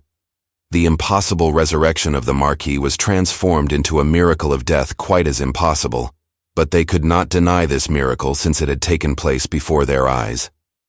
In truth, they had the impression, since no living being had entered, that death itself had stepped over the threshold, crossed the room to the man, struck him in their presence with its invisible hand, and then gone away, leaving the murderous weapon in the corpse. None but a phantom could have passed. None but a phantom could have killed. "Errington," said Dorothy, who had recovered her coolness more quickly than her companions. "There's no one on the staircase, is there?" "Dario, surely the window is too small for anyone to slip through." Webster and Korobelev looked to the walls of the alcove. She stooped and took the dagger from the wound. No convulsion stirred the victim's body. It was indeed a corpse. An examination of the dagger and the clothes gave no clue. Errington and Dario rendered an account of their mission. The staircase, empty. The window, too narrow. They joined the Russian and the American, as did Dorothy also. And all 5 of them examined and sounded the walls of the alcove with such minuteness that Dorothy expressed the absolute conviction of all of them when she declared in a tone of finality, "No entrance. It is impossible to admit that anyone passed that way." "Then," stuttered the notary, who was sitting on the stool and had not moved for the excellent reason that his legs refused to be of the slightest use to him. "Then?" He asked the question with a kind of humility, as if he regretted not having admitted without opposition all Dorothy's explanations. and promised to accept all she should consent to give him. Dorothy, who had so clearly announced the peril which threatened them, and so clearly elucidated all the problems of this obscure affair, suddenly appeared to him to be a woman who makes no mistake, who cannot make any mistake. And owing to that fact, he saw in her a powerful protection against the attacks which were about to ensue. Dorothy, for her part, felt confusedly that the truth was prowling round her, that she was on the point of perceiving with perfect clearness that which had no form, and that it was a thing which must moreover astonish her infinitely. Why could she not guess what was hidden in the shadow? It appeared almost as if she was afraid to guess it, and that she was deliberately turning away from a danger which her intelligence would have pointed out to her at once, if her womanly instincts had not suffered her to blind herself for several minutes. Indeed, those several minutes she lost them, like one whom dangers surround and who does not know against which he must first defend himself. She shuffled about on one spot. She wasted time on futile phrases, keeping herself simply to the actual facts of the situation, in the hope, perhaps, that one of her words might strike the enlightening spark out of its flint. Maître de la Rue, there's a death and a crime. We must therefore inform the police. However, I think we could put it off for a day or two. Put it off? He protested. That's a step I won't take. That is a formality which admits of no delay. You will never get back to Périac. Why not? Because the band, which had been able to get rid under our very eyes of a confederate who was in its way, must have taken precautions, and the road which leads to Périac must be guarded. You believe that? You believe that? Stuttered Maître de la Rue. I believe it. She answered in a hesitating fashion. At the moment she was suffering bitterly, being one of those creatures to whom uncertainty is torture. She had a profound impression that an essential element of the truth was lacking. Protected as she was in that tower, with 4 resolute men beside her, it was not she who directed events. She was under the constraint of the law of the enemy, who was oppressing, and in a way directing her as his fancy took him. But it's terrible, lamented Maître de la Rue. I cannot stay here forever. My practice demands my attention. I have a wife, children. Go, Maître de la Rue. But first of all, hand over to us the envelope of the codicil that I gave back to you. We will open it in your presence. Have you the right? Why not? The letter of the Marquis is explicit. In the event of destiny having betrayed me and your finding no trace of me, you will yourselves open the envelope, and learning their hiding place, take possession of the diamonds. That's clear, isn't it? And since we know that the Marquis is dead and quite dead, we have the right to take possession of the 4 diamonds of which we are the proprietors. All 5 of us. All 5. She stopped short. She had uttered words which, as the saying goes, clashed curiously. The contradiction of the terms she had used, 4 diamonds, 5 proprietors, was so flagrant that the young men were struck by them, and that Maître de la Rue himself, absorbed as he was in other matters, received a considerable shock. As a matter of fact, that's true. You are 5. How was it we didn't notice that detail? You are 5 and there are only 4 diamonds. Dario explained. Doubtless that arises from the fact that there are 4 men, and that we have only paid attention to this number 4. 4 strangers in contrast with you, mademoiselle, who are French. But you can't get away from the fact that you are 5, said Maître de la Rue. And what about it? Said Webster. Well, you're 5, and the Marquis, according to his letter, had only 4 sons to whom he left 4 gold medals. You understand? 4 gold medals. Webster made the objection. He could have bequeathed 4, and left 5. He looked at Dorothy. She was silent. Was she going to find in this unexpected incident the solution of the enigma which escaped him? She said thoughtfully, always supposing that a 5th medal has not been fabricated since on the model of the others, and then transmitted to us by a process of fraud. How are we to know it? Let us compare our medals, she said. An examination of them will enlighten us, perhaps. Webster was the first to present his medal. It showed no peculiarity which gave them to believe that it was not one of the 4 original pieces struck by the instructions of the Marquis and controlled by him. An examination of the medals of Dario, Korobelev, and Errington showed the same.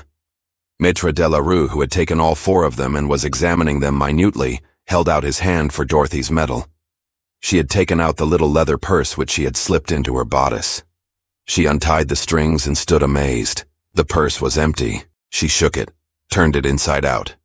Nothing. "It's gone. It's gone," she said in a hushed voice. An astonished silence followed her declaration. Then the notary asked, "You haven't lost it by any chance?" "No," she said. "I can't have lost it. If I had, I should have lost the little bag at the same time." "But how do you explain it?" said the notary. Dario intervened a trifle dryly. "Mademoiselle has no need to explain, for you don't pretend." "Of course none of us supposes that Mademoiselle has come here without having the right," said the notary. "In the place of 4 medals there are 5, that's all I meant to say." Dorothy said again in the most positive tones, "I have not lost it, from the moment it was missing." She was on the point of saying, "From the moment it was missing from this purse, it had been stolen from me." She did not finish that sentence. Her heart was wrung by a sudden anguish, as she suddenly grasped the full meaning of such an accusation, and the problem presented itself to her in all its simplicity, and with its only possible and exact solution. The 4 pieces of gold are there. One of them has been stolen from me, then one of these 4 men is a thief. And this undeniable fact brought her abruptly to such a vision of the facts, to a certainty so unforeseen and so formidable, that she needed almost superhuman energy to restrain herself. It was needful that no one should be on their guard against her before she had considered the matter and fully taken in the tragic aspect of the situation. She accepted, therefore, the notary's hypothesis and murmured, "After all, yes, that's it. You must be right, Maître de la Rue. I've lost that medal. But how? I can't think in what way I could have lost it. At what moment?" She spoke in a very low voice, an absent-minded voice. The parted curls showed her forehead furrowed by anxiety. Maître de la Rue and the 4 strangers were exchanging futile phrases. Not one of them seemed worth her consideration. Then they were silent. The silence lengthened. The lamps were switched off. The light from the little window was concentrated on Dorothy. She was very pale, so pale that she was aware of it, and hid her face in her hands in order to prevent them from perceiving the effects of the emotions which were racking her. Violent emotions, which proceeded from that truth that she had had such difficulty in attaining, and which was disengaging itself from the shadows. It was not by scraps that she was gathering up the revealing clues, but in a mass, so to speak. The clouds had been swept away. In front of her, before her closed eyes, she saw. Ah, what a terrifying fact. However, she stubbornly kept herself silent and motionless, while to her mind there presented themselves in quick succession, during the course of a few seconds, all the questions and all the answers, all the arguments and all the proofs. She recalled the fact that the night before at the village of Périac, the caravan had nearly been destroyed by fire. Who had started that fire? And with what motive? Might she not suppose that one of those unhoped-for helpers, who had appeared so suddenly in the very nick of time, had taken advantage of the confusion to slip into the caravan, ransack her sleeping berth, and open the little leather purse hanging from a nail? Possessor of the medal, the chief of the gang returned in haste to the ruins of Roche-Périac and disposed his men in that peninsula, the innermost recesses of which must be known to him, and in which he had everything arranged in view of the fateful day, the 12th of July, 1921. Doubtless he had had a dress rehearsal with his Confederate cast for the part of the sleeping Marquis, final instructions, promises of reward in the event of success, menaces in the event of failure. And at noon, he arrived quietly in front of the clock, like the other strangers, presented the medal, the only certificate of identity required, and was present at the reading of the will. Then came the ascent of the tower and the resurrection of the Marquis. In another instant, she would have handed over the codicil to him, and he reached his goal. The great plot which de Stryker had been so long weaving attained its end, and how could she fail to observe that up to the very last minute there had been in the working out of that plan, in the performance of unforeseen actions, necessitated by the chances, the same boldness, the same vigor, the same methodical decision. There are battles which are only won when the chief is on the battlefield. He is here, she thought, distracted. He has escaped from prison, and he is here. His confederate was going to betray him and join us. He killed him. He is here, rid of his beard and spectacles, his skull shaved, his arm in a sling, disguised as a Russian soldier, not speaking a word, changing his bearing. He was unrecognizable. But it is certainly Deathstriker. Now he has his eyes fixed on me. He is hesitating. He is asking himself, have I penetrated his disguise? Whether he can go on with the comedy, or whether he should unmask and compel us, revolver in hand, to hand over the codicil, that is to say, the diamonds. Dorothy did not know what to do. In her place, a man of her character and temper would have settled the question by throwing himself on the enemy. But a woman. Already her legs were failing her. She was in the grip of terror also for the 3 young men whom Deathstriker could lay low with 3 shots. She withdrew her hands from her face. Without turning, she was aware that they were waiting. All 4 of them. Deathstriker was one of the group, his eyes fixed on her. Yes, fixed on her. She felt the savage glare which followed her slightest movement and sought to discover her intentions. She slid a step towards the door. Her plan was to gain that door, bar the enemy's way, face him, and throw herself between him and the 3 young men. Blockaded against the walls of the room, with escape impossible, there were plenty of chances that he would be forced to yield to the will of 3 strong and resolute men. She moved yet another step, imperceptibly, then another. 10 feet separated her from the door. She saw on her right its heavy mass, studded with nails. She said, as if the disappearance of the metal still filled her mind, I must have lost it. A day or 2 ago. I had it on my knee. I must have forgotten to put it back. Suddenly she made her spring. Too late. At the very moment that she drew herself together, Deathstriker, foreseeing it, leapt in front of the door, a revolver in either outstretched hand. This sudden act was masked by no single word. There was no need of words indeed for the 3 young men to grasp the fact that the murderer of the false Marquis stood before them. Instinctively, they recoiled from the menace. Then on the instant, pulled themselves together and ready for the counterstroke, they advanced. Dorothy stopped them at the moment that Deathstriker was on the point of shooting.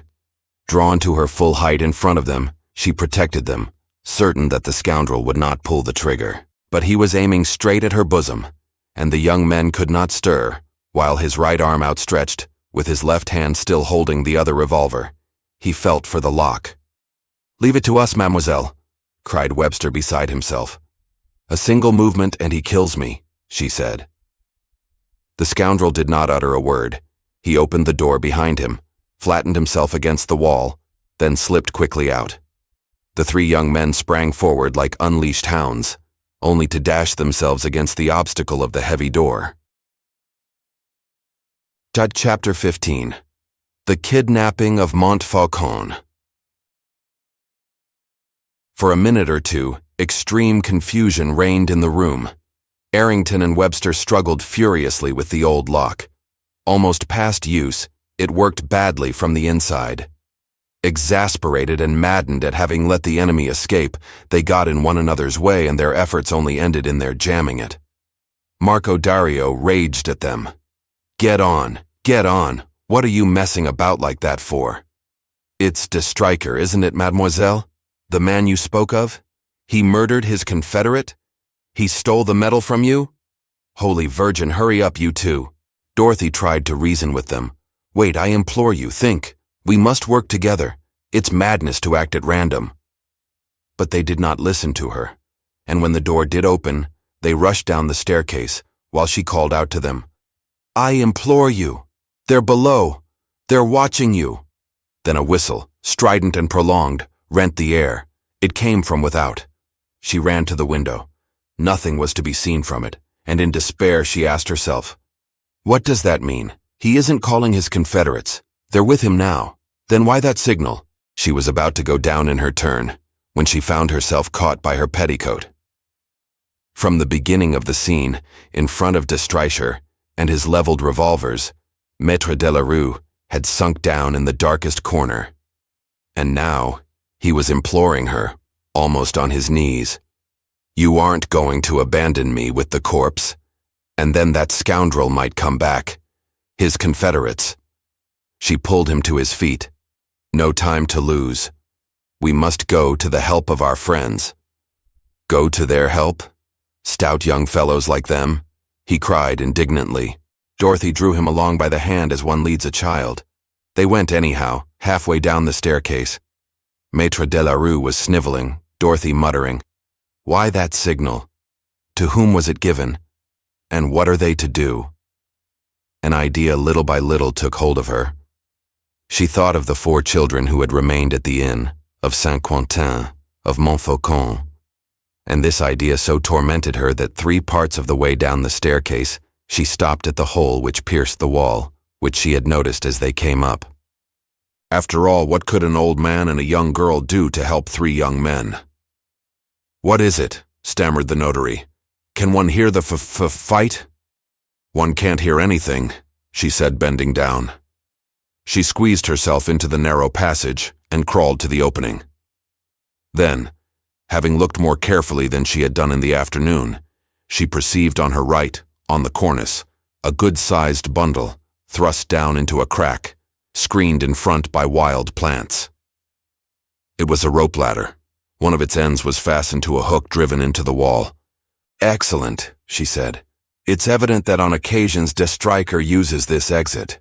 In the event of danger, it's an easy way to safety, since this side of the tower is opposite the entrance in the interior." The way to safety was less easy for Maître de la Rue, who began by groaning. "Never in my life. Get down that way." "Nonsense," she said. "It isn't 35 feet, only 2 stories. As well commit suicide. Do you prefer a knife stuck in you? Remember that de Streicher has only one aim, the codicil, and you have it." Terrified, Maître de la Rue made up his mind to it, on condition that Dorothy descended first to make sure that the ladder was in a good state and that no rungs were missing. Dorothy did not bother about rungs. She gripped the ladder between her legs and slid from the top to bottom. Then, catching hold of the 2 ropes, she kept them as stiff as she could. The operation was nevertheless painful and lengthy, and Maître de la Rue expended so much courage on it that he nearly fainted at the lower rungs. The sweat trickled down his face and over his hands in great drops. With a few words, Dorothy restored his courage. "You can hear them. Don't you hear them?" Maître de la Rue could hear nothing, but he set out at a run, breathless from the start, mumbling, "They're after us. In a minute they'll attack us." A side path led them through thick brushwood to the main path, which connected the keep with the clearing in which the solitary oak stood. No one behind them. More confident, Maître de la Rue threatened, "The blackguards. At the first house I send a messenger to the nearest police station. Then I mobilize the peasants with guns, forks, and anything handy. And you, what's your plan?" "I haven't one." "What? No plan? You?" "No," she said. "I've acted rather at random, I'm afraid." "Ah, you see clearly. I'm not afraid for myself." "For whom?" "For my children." Maître de la Rue exclaimed, "Gracious, you've got children?" "I left them at the inn." "But how many have you?" "4. The notary was flabbergasted. "4 children? Then you're married?" "No," admitted Dorothy, not perceiving the good man's mistake. "But I wish to secure their safety. Fortunately, Saint-Quentin is not an idiot." "Saint-Quentin?" "Yes, the eldest of the urchins, an artful lad, cunning as a monkey." Maître de la Rue gave up trying to understand. Besides, nothing was of any importance to him but the prospect of being overtaken before he had passed that narrow, devilish causeway. "Let's run, let's run," he said, for all that his shortness of breath compelled him to go slower every minute. "And then catch hold, mademoiselle. Here's the second envelope. There's no reason why I should carry such a dangerous paper on me, and after all, it's no business of mine." She took the envelope and put it in her purse just as they came into the court of the clock. Maître de la Rue, who could move only with great difficulty, uttered a cry of joy on perceiving his donkey in the act of browsing in the most peaceful fashion in the world, at some distance from the motorcycle and the two horses. "You'll excuse me, mademoiselle." He scrambled onto his mount. The donkey began by backing, and it threw the good man into such a state of exasperation that he belabored its head and belly with thumps and kicks. The donkey suddenly gave in and went off like an arrow. Dorothy called out to him, "Look out, Maître de la Rue. The Confederates have been warned." The notary heard the words, on the instant leaned back in the saddle, and tugged desperately at the reins. But nothing could stop the brute. When Dorothy got clear of the ruins of the outer wall, she saw him a long way off, still going hard. Then she began to run again, in a growing disquiet. Deathstriker's whistle had been meant for Confederates posted on the mainland, at the entrance to the peninsula, the access to which they were guarding. She said to herself, "In any case, if I don't get through, Maître de la Rue will, and it is clear that Saint-Quentin will be warned and be on his guard." The sea, very blue and very calm, had ebbed to right and left, forming two bays on the other side of which rose the cliff of the coast. The path down the gorge was distinguishable by the dark cutting she saw in the mass of trees which covered the plateau. Here and there it rose to some height. Twice she caught sight of the flying notary, but as in her turn she reached the line of the trees, a report rang out ahead, and a little smoke rose in the air above what must have been the steepest point in the path. There came cries and shouts for help, then silence. Dorothy doubled her speed in order to help Maître de la Rue. Undoubtedly he had been attacked, but after running for some minutes at such a pace that no sound could have reached her ears, she had barely time to spring out of the path, to get out of the way of the furiously galloping donkey, whose rider was crouching forward on its back, with his arms knotted round its neck. Maître de la Rue, since his head was glued to the further side of its neck, did not even see her. More anxious than ever, since it was clear that Saint-Quentin and his comrades would not be warned if she did not succeed in getting through the path down the gorge and over the causeway, she started to run again. Then she caught sight of the figures of two men on one of the high points of the path in front, coming towards her. They were the Confederates. They had barred the road to Maître de la Rue and were now acting after the manner of beaters. She flung herself into the bushes, dropped into a hollow full of dead leaves and covered herself with them. The Confederates passed her in silence. She heard the dull noise of their hobnailed boots, which went further and further off in the direction of the ruins, and when she raised herself they had disappeared. Forthwith, having no further obstacle before her, Dorothy made her way down the path so correctly described by the board as bad going, and came to the causeway which joined the peninsula to the mainland, observed that the Baron d'Avernoy and his old flame were no longer on the edge of the water, mounted the slope, and hurried towards the inn. A little way from it she called out, "Saint-Quentin, Saint-Quentin." Getting no answer, her forebodings redoubled. She passed in front of the house and saw no one. She crossed the orchard, went to the barn, and jerked open the caravan door. There once more, no one, nothing but the children's bags and the usual things. "Saint-Quentin, Saint-Quentin," she cried again. She returned to the house, and this time she entered. The little room which formed the café and in which stood the zinc counter was empty. Overturned benches and chairs lay about the floor. On a table stood 3 glasses, half full, and a bottle. Dorothy called out, "Madame Amoureux." She thought she heard a groan and went to the counter. Behind it, doubled up, her legs and arms bound, the landlady was lying with a handkerchief covering her mouth. "Hurt?" asked Dorothy when she had freed her from the gag. "No, no." "And the children?" said the young girl in a shaky voice. "They're all right. Where are they?" "Down on the beach, I think." "All of them?" "All but one, the smallest." "Montfaucon?" "Yes." "Good heavens, what has become of him?" "They've carried him off." "Who?" Two men who came in and asked for a drink. The little boy was playing near us. The others must have been amusing themselves at the bottom of the orchards behind the barns. We couldn't hear them. And then of a sudden one of the men with whom I was drinking a glass of wine seized me by the throat while the second caught hold of the little boy. "Not a word," said they. "If you speak, we'll squeeze your throttle. Where are the other nippers?" It occurred to me to say that they were down on the beach fishing among the rocks. "It's true that, is it, Olden?" said they. If you're lying, you're taking a great risk. Swear it." "I swear it." "And you too, Nipper, answer. Where are your brothers and sisters?" "I was terribly afraid, madam." The little boy was crying. "But all the same," he said, and well he knew it wasn't true. "They're playing down below, among the rocks." Then they tied me up and said, "You stay there, we're coming back, and if we don't find you here, look out, mother." And off they went, taking the little boy with them. One of them had rolled him up in his jacket. Dorothy, very pale, was considering. She asked, "And Saint-Quentin?" "He came in about half an hour afterwards to look for Montfaucon. He ended by finding me." I told him the story. "Ah," said he, the tears in his eyes. "Whatever will Mummy say?" He wanted to cut my ropes. I refused. I was afraid the men would come back.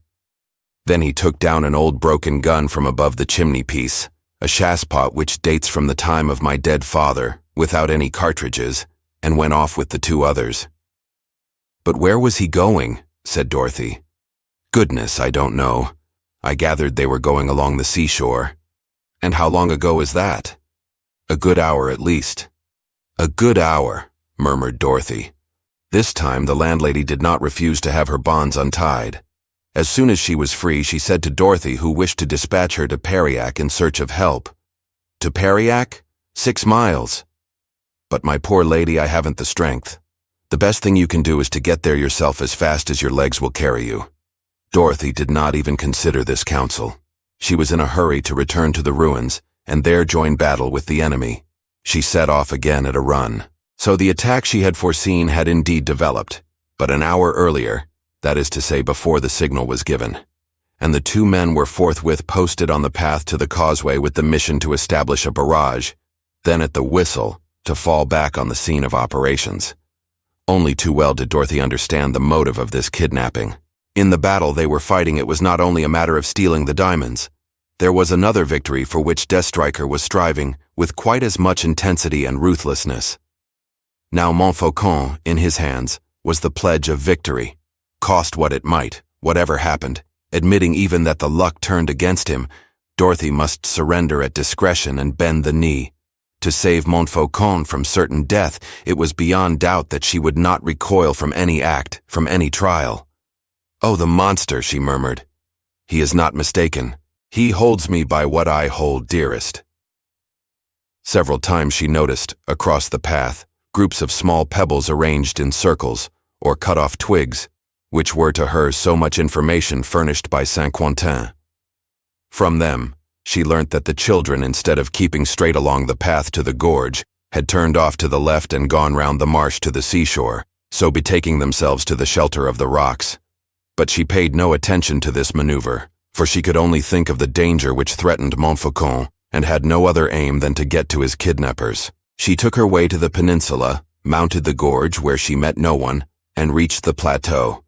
As she did so, she heard the sound of a second report. Someone had fired in the ruins. At whom? At Maître de la Rue? At one of the 3 young men? "Ah," she said to herself anxiously. "Perhaps I ought never to have left them, those 3 friends of mine. All 4 of us together, we could have defended ourselves.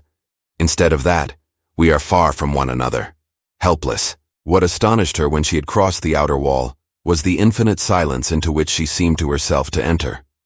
The field of battle was not large, a couple of miles long at the most, and a few hundred yards across, and yet in this restricted space, in which perhaps 9 or 10 men were pitted against her, not a sound, not a mutter of human speech, nothing but the twittering of birds or the rustling of leaves, which fell gently, cautiously, as if things themselves were conspiring not to break the silence.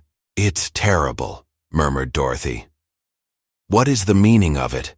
Am I to believe that all is over, or rather that nothing has begun, that the adversaries are watching one another before coming to blows, on the one side Errington, Webster, and Dario, on the other Deathstriker and his confederates?" She advanced quickly into the court of the clock. There she saw still, near the 2 tied-up horses, the donkey, eating the leaves of a shrub, his bridle dragging on the ground, his saddle quite straight on his back, his coat shining with sweat. What has become of Maître de la Rue? Had he been able to rejoin the group of the foreigners? Had his mount thrown him and delivered him into the power of the enemy? Thus, at every moment questions presented themselves, which it was impossible to answer. The shadow was thickening. Dorothy was not timid. During the war, in the ambulances in the first line, she had grown used more quickly than many men to the bursting of shells, and the hour of bombardment did not shake her nerves. But mistress of her nerves as she was, on the other hand, she was more susceptible than a man of less courage to the influence of everything unknown, of everything that is unseen and unheard. Her extreme sensitiveness gave her a keen sense of danger, and at that moment she had the deepest impression of danger. She went on, however. An invincible force drove her on till she should find her friends, and Montfaucon should be freed. She hurried to the avenue of great trees, crossed the clearing of the old solitary oak, and mounted the rising ground on which rose Coxin Tower. More and more the solitude and the silence troubled her, the profound silence. A solitude so abnormal that Dorothy reached the point of believing herself to be no longer alone. Someone was watching. Men were following her as she went. It seemed to her that she was exposed to all menaces, that the barrels of guns were leveled at her, that she was about to fall into the trap which her enemy had laid. The impression was so strong that Dorothy, who knew her nature and the correctness of her presentiments, reckoned it a certainty resting on irrefutable proofs. She even knew where the ambush was awaiting her. They had guessed that her instinct, her calculations, that all the circumstances of the drama would bring her back to the tower, and there they were awaiting her. She stopped at the entrance of the vault. On the opposite side, above the steps which descended into the immense nave of the donjon, her enemies must be posted. Let her make a few more steps, and they would capture her. She stood quite still. She no longer doubted that Maître de la Rue had been taken, and that, yielding to threats, he had disclosed the fact that the second envelope was in her hands. That second envelope without which the diamonds of the Marquis de Beaugreval would never be discovered. A minute or two passed. No single indication allowed her to believe in the actual presence of the enemies she imagined. But the mere logic of the events demanded that they should be there. She must then act as if they were there, by one of those imperceptible movements which seemed to have no object, without letting anything in her attitude awake the suspicion in her invisible enemies that she was accomplishing a definite action. She managed to open her purse and extract the envelope. She crumpled it up and reduced it to a tiny ball. Then, letting her arm hang down, she went some steps into the vault. Behind her, violently, with a loud crash, something fell down. It was the old feudal portcullis which fell from above, came grating down its grooves and blocked the entrance with its heavy trellis work of massive wood. Chapter 16. The last quarter of a minute. Dorothy did not turn round. She was a prisoner. I made no mistake, she thought. They are the masters of the field of battle, but what has become of the others? On her right opened the entrance to the staircase which ascended the tower. Perhaps she might have fled up it and availed herself once more of the rope ladder. But what use would it be? Did not the kidnapping of Montfaucon oblige her to fight to the end, in spite of the hopelessness of the conflict? She must throw herself into the arena, among the ferocious beasts. She went on. Though alone and without friends, she found herself quite cool. As she went, she let the little ball of paper roll down her skirt. It rolled along the floor and was lost among the pebbles and dust which covered it. As she came to the end of the vault, 2 arms shot out and 2 men covered her with their revolvers. "Don't move," she shrugged her shoulders. One of them repeated harshly, "Don't move, or I shoot." She looked at them. They were 2 subordinates, poisonous-looking rogues, dressed as sailors. She thought she recognized in them the 2 individuals who had accompanied Deathstriker to the manor. She said to them, "The child? What have you done with the child? It was you who carried him off, wasn't it?" With a sudden movement they seized her arms, and while one kept her covered with his revolver, the other set about the task of searching her. But an imperious voice checked them. "Stop that. I'll do it myself." A third personage whom Dorothy had not perceived stepped out from the wall where enormous roots of ivy had concealed him. "Deathstriker," For all that he was still rigged out in his disguise of a Russian soldier, he was no longer the same man. Again she found him the destraicher of Roborey and Hillock's manor. He had resumed his arrogant air and his wicked expression, and did not try to conceal his slight limp. Now that his hair and beard were shaved off, she observed the flatness of the back of his head and the ape-like development of his jaw. He stood a long while without speaking. Was he tasting the joy of triumph? One would have said rather that he felt a certain discomfort in the presence of his victim, or at least that he was hesitating in his attack.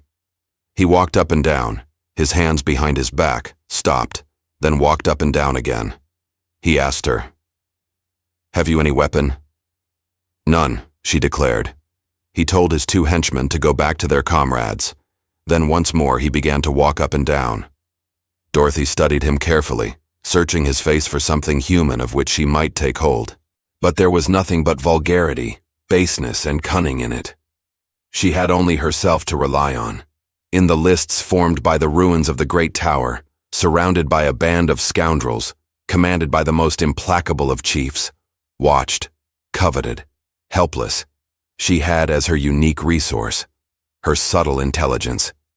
It was infinitely little, and it was much, since already once before, within the walls of Hillock's manor, placed in the same situation, and facing the same enemy, she had conquered. It was much because this enemy distrusted himself and so lost some of his advantages. For the moment he believed himself sure of success, and his attitude displayed all the insolence of one who believes he has nothing to fear. Their eyes met. He began, "How pretty she is, the little devil, a morsel fit for a king. It's a pity she detests me." And drawing nearer, he added, "It really is detestation, Dorothy." She recoiled a step. He frowned. "Yes, I know. Your father. Bah! Your father was very ill. He would have died in any case. So it wasn't really I who killed him." She said, "And your confederate? A little while ago? The false Marquis." He sneered. "Don't let's talk about that, I beg you. A measly fellow not worth a single regret. So cowardly and so ungrateful that finding himself unmasked, he was ready to betray me, as you guessed. For nothing escapes you, Dorothy, and on my word, it has been child's play to you to solve every problem. I, who have been working with the narrative of the servant Geoffrey, whose descendant I believe myself to be, have spent years making out what you have unraveled in a few minutes. Not a moment's hesitation, not a mistake. Not a, you have spotted my game just as if you held my cards in your hand. And what astonishes me most, Dorothy, is your coolness at this moment. For at last, my dear, you know where we stand." "I know. And you're not on your knees," he exclaimed. "Truly, I was looking to hear your supplications. I saw you at my feet, dragging yourself along the ground. Instead of that, eyes which meet mine squarely, an attitude of provocation. I am not provoking you. I am listening. Then let us regulate our accounts. There are two. The account, Dorothy." He smiled. "We won't talk about that yet. That comes last. And the account diamonds. At the present moment I should have been the possessor of them if you had not intercepted the indispensable document. Enough of obstacles. Maître de la Rue has confessed with a revolver at his temple that he gave you back the second envelope. Give it to me. If I don't, all the worse for Montfaucon." Dorothy did not even tremble. Assuredly, she saw clearly the situation in which she found herself, and understood that the duel she was fighting was much more serious than the first at the manor. There she expected help. Here, nothing. No matter. With such a personage, there must be no weakening. The victor would be the one who should preserve an unshakable coolness, and should end, at some moment or other, by dominating the adversary. To hold out to the end, she thought stubbornly. To the end, and not till the last quarter of an hour, but till the last quarter of the last minute. She stared at her enemy and said in a tone of command, "There's a child here who is suffering. First of all, I order you to hand him over to me." "Oh, indeed," he said ironically. "Mademoiselle orders. And by what right? By the right given me by the certainty that before long you will be forced to obey me." "By whom, my liege lady?" "By my three friends, Errington, Webster, and Dario." Of course, he said. Those gentlemen are stout young fellows accustomed to field sports, and you have every right to count on those intrepid champions. He beckoned to Dorothy to follow him and crossed the arena, covered with stones, which formed the interior of the donjon. To the right of a breach which formed the opposite entrance, and behind a curtain of ivy stretched over the bushes, were small vaulted chambers, which must have been ancient prisons. One still saw rings affixed to the stones at their base. In 3 of these cells, Errington, Webster, and Dario were stretched out, firmly gagged, bound with ropes, which reduced them to the condition of mummies and fastened them to the rings. 3 men, armed with rifles, guarded them. In a 4th cell was the corpse of the false Marquis. The 5th contained Maître de la Rue and Montfaucon. The child was rolled up in a rug. Above a strip of stuff, which hid the lower part of his face, his poor eyes, full of tears, smiled at Dorothy. She crushed down the sob which rose to her throat. She uttered no word of protest or reproach. One would have said, indeed, that all these were secondary incidents which could not affect the issue of the conflict. "Well," chuckled de Stryker, "what do you think of your defenders? And what do you think of the forces at my disposal? 3 comrades to guard the prisoners, 2 others posted as sentinels to watch the approaches. I can be easy in mind. What? But why, my beauty, did you leave them? You were the bond of union. Left to themselves, they let themselves be gathered in stupidly one by one at the exit from the donjon. It was no use any one of them struggling. It didn't work. Not one of my men got a shadow of a scratch. I had more trouble with Monsieur de la Rue. I had to oblige him with a bullet through his hat before he'd come down from a tree in which he had perched himself. As for Montfaucon, an angel of sweetness. Consequently, you see, your champions being out of it, you can only count on yourself. And that isn't much." "It's enough," she said. "The secret of the diamonds depends on me, and on me only. So you're going to untie the bonds of my friends and set the child free. In return for what?" "In return for that, I will give you the envelope of the Marquis de Beaugreval." He looked at her. "Hang it, it's an attractive offer. Then you'd give up the diamonds?" "Yes." "Yourself and in the name of your friends?" "Yes." "Give me the envelope." "Cut the ropes." An access of rage seized him. "Give me the envelope. After all, I'm master. Give it me." "No," she said. "I will have it. I will have that envelope." "No," she said, yet more forcibly. He snatched the purse pinned to her bodice, for the top of it showed above its edge. "Ah," he said in a tone of victory. "The notary told me that you had put it in this, as you did the gold medal. At last I am going to learn." But there was nothing in the purse. Disappointed, mad with rage, he shook his fist in Dorothy's face, shouting, "That was the game, was it? Your friend set free, I was done, the envelope at once." "I have torn it up," she declared. "You lie. One doesn't tear up a thing like that. One doesn't destroy a secret like that." She repeated, "I tore it up, but I read it first. Cut the bonds of my friends, and I reveal the secret to you." He howled, "You lie. You lie. The envelope at once? Ah, if you think that you can go on laughing at me for very long. I've had enough of it.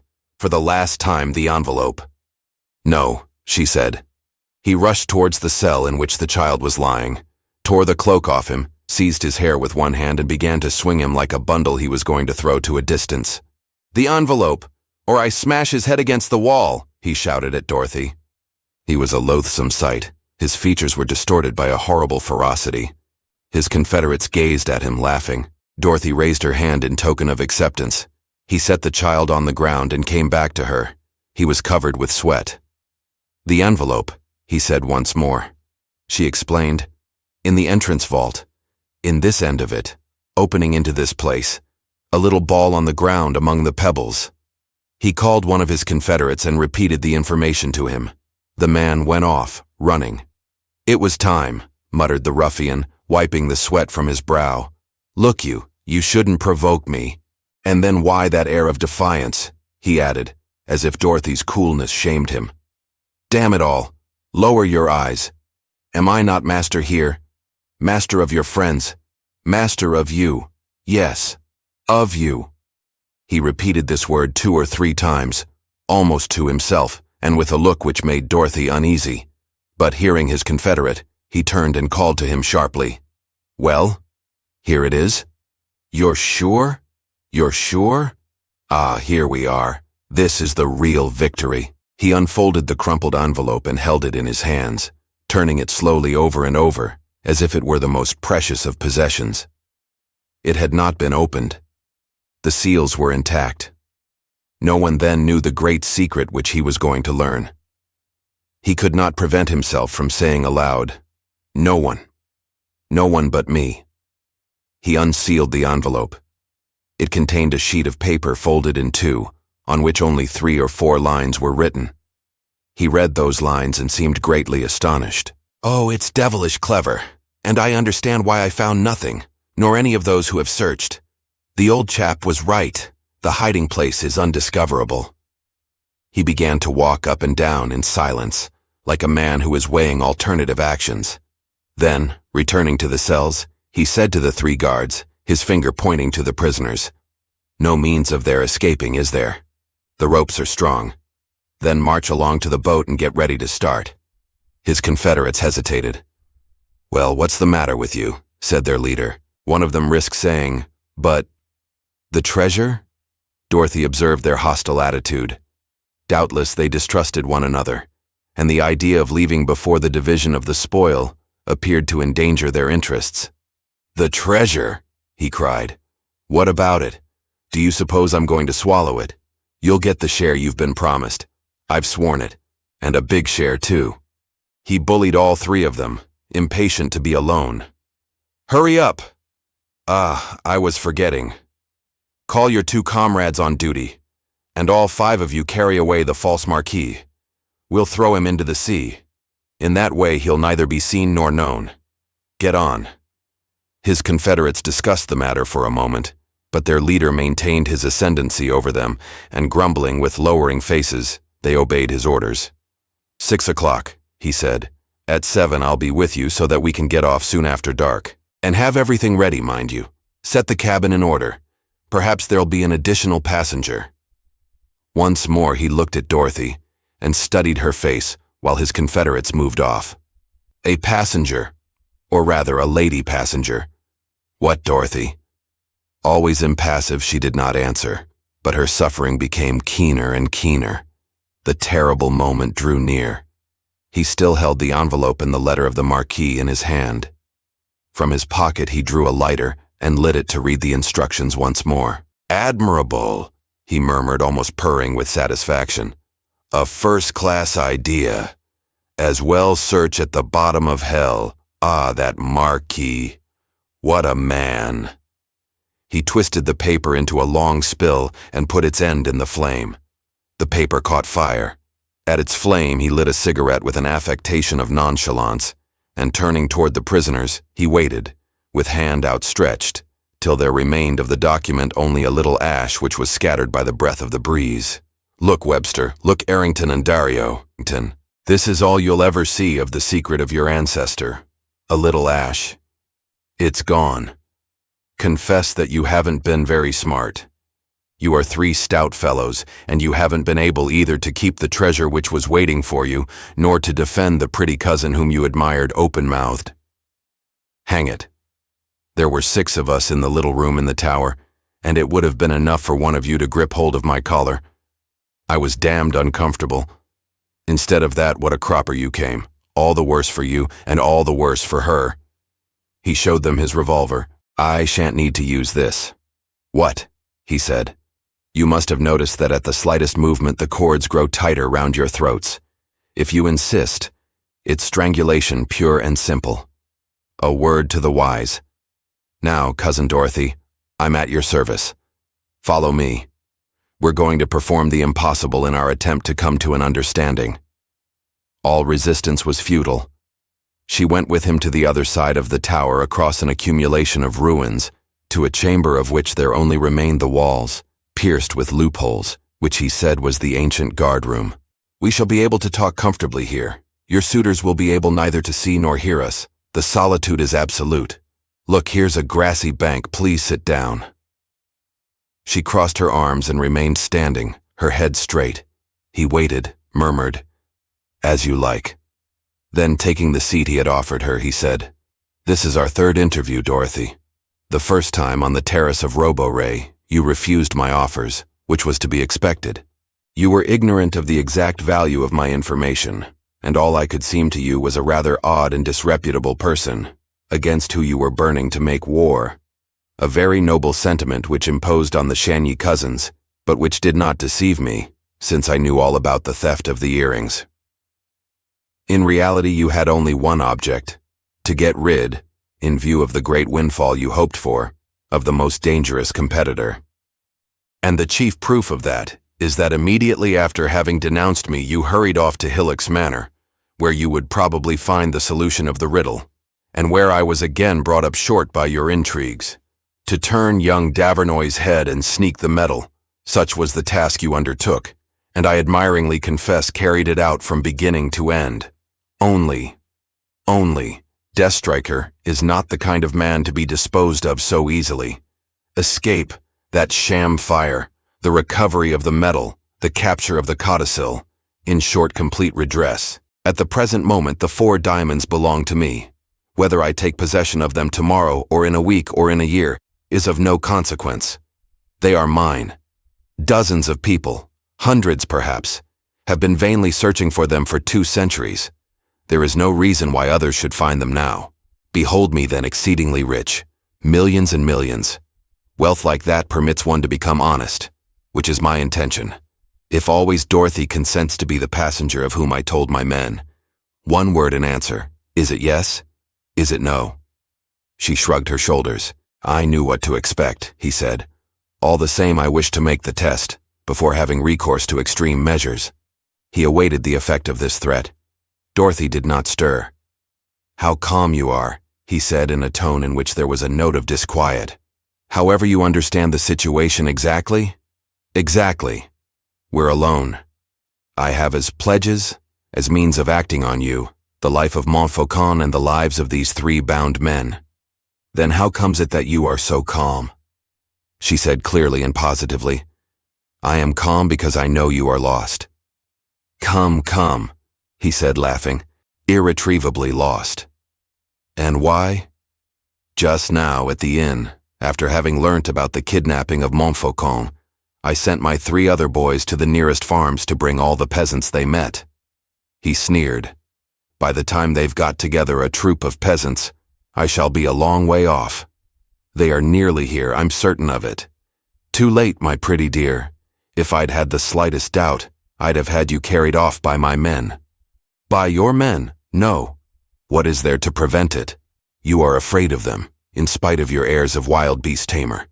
They're asking themselves whether you didn't stay here to take advantage of the secret you have stolen and get hold of the diamonds. They would find an ally in me. You would not dare to take the risk. And then? Then that's why I'm calm.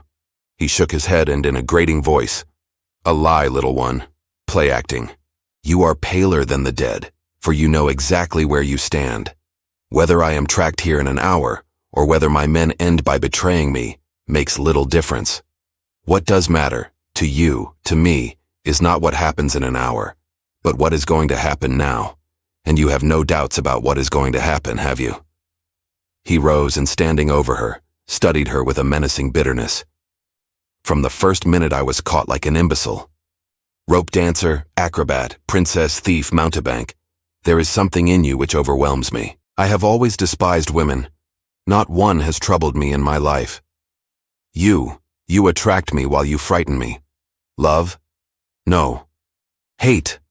Or rather a disease. A poison which burns me, and of which I must rid myself, Dorothy. He was very close to her, his eyes hard and full of fever. His hands hovered about the young girl's shoulders, ready to throw her down. To avoid their grasp, she had to draw back towards the wall. He said in a very low, breathless voice, Stop laughing, Dorothy. I've had enough of your gypsy spells. The taste of your lips, that's the potion that's going to heal me. Afterwards, I shall be able to fly and never see you again. But afterwards only.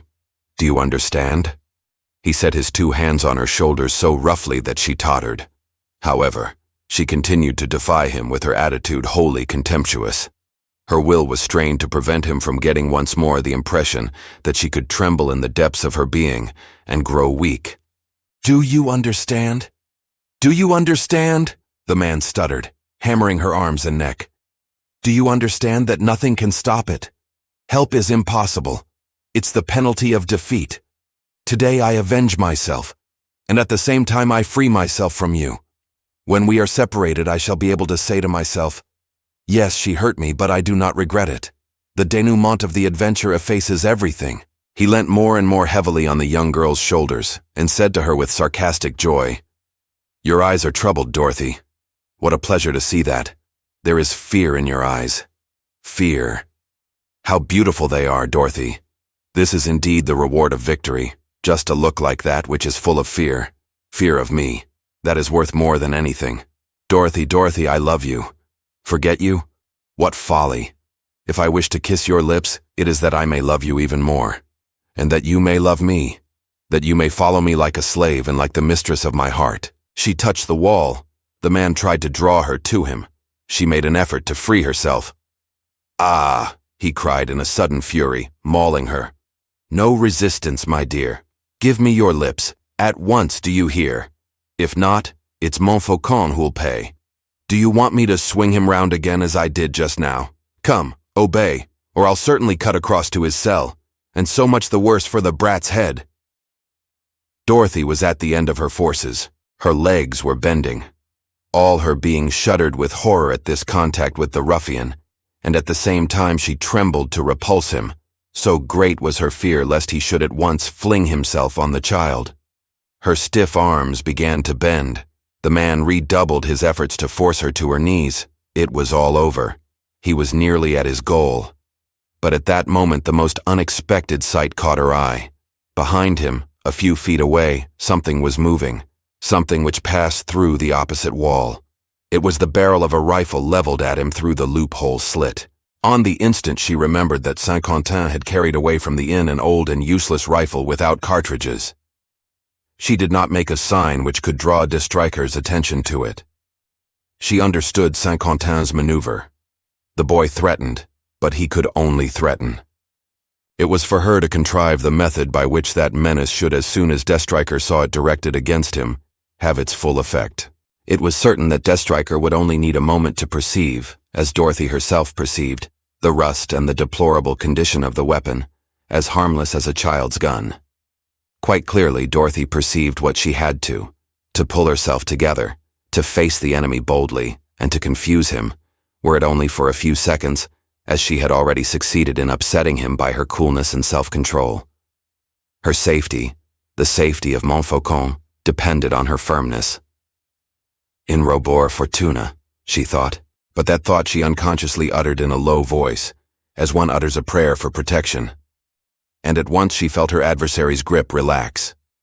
The old motto, on which he had so often reflected, uttered so quietly at such a moment, by this woman whom he believed to be at bay, disconcerted him. He looked at her closely and was astounded. Never had her beautiful face worn such a serene air. Over the white teeth the lips opened, and the eyes, a moment ago terrified and despairing, now regarded him with the quietest smile. "What on earth is it?" he cried beside himself as he recalled her astounding laughter near the pool at Hillock's Manor.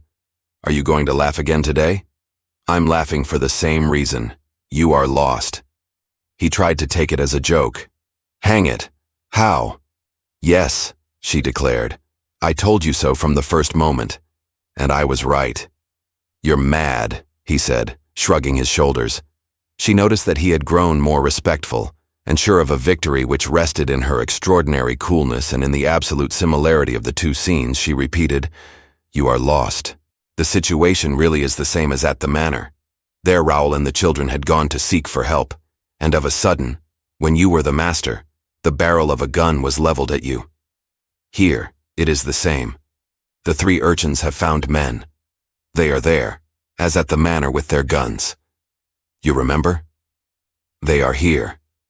The barrels of the guns are leveled at you." "You lie," stammered the ruffian. "They are there," she declared in a yet more impressive tone. "I've heard my boy's signal," They haven't wasted time coming round the tower. They are on the other side of that wall. You lie, he cried. What you say is impossible.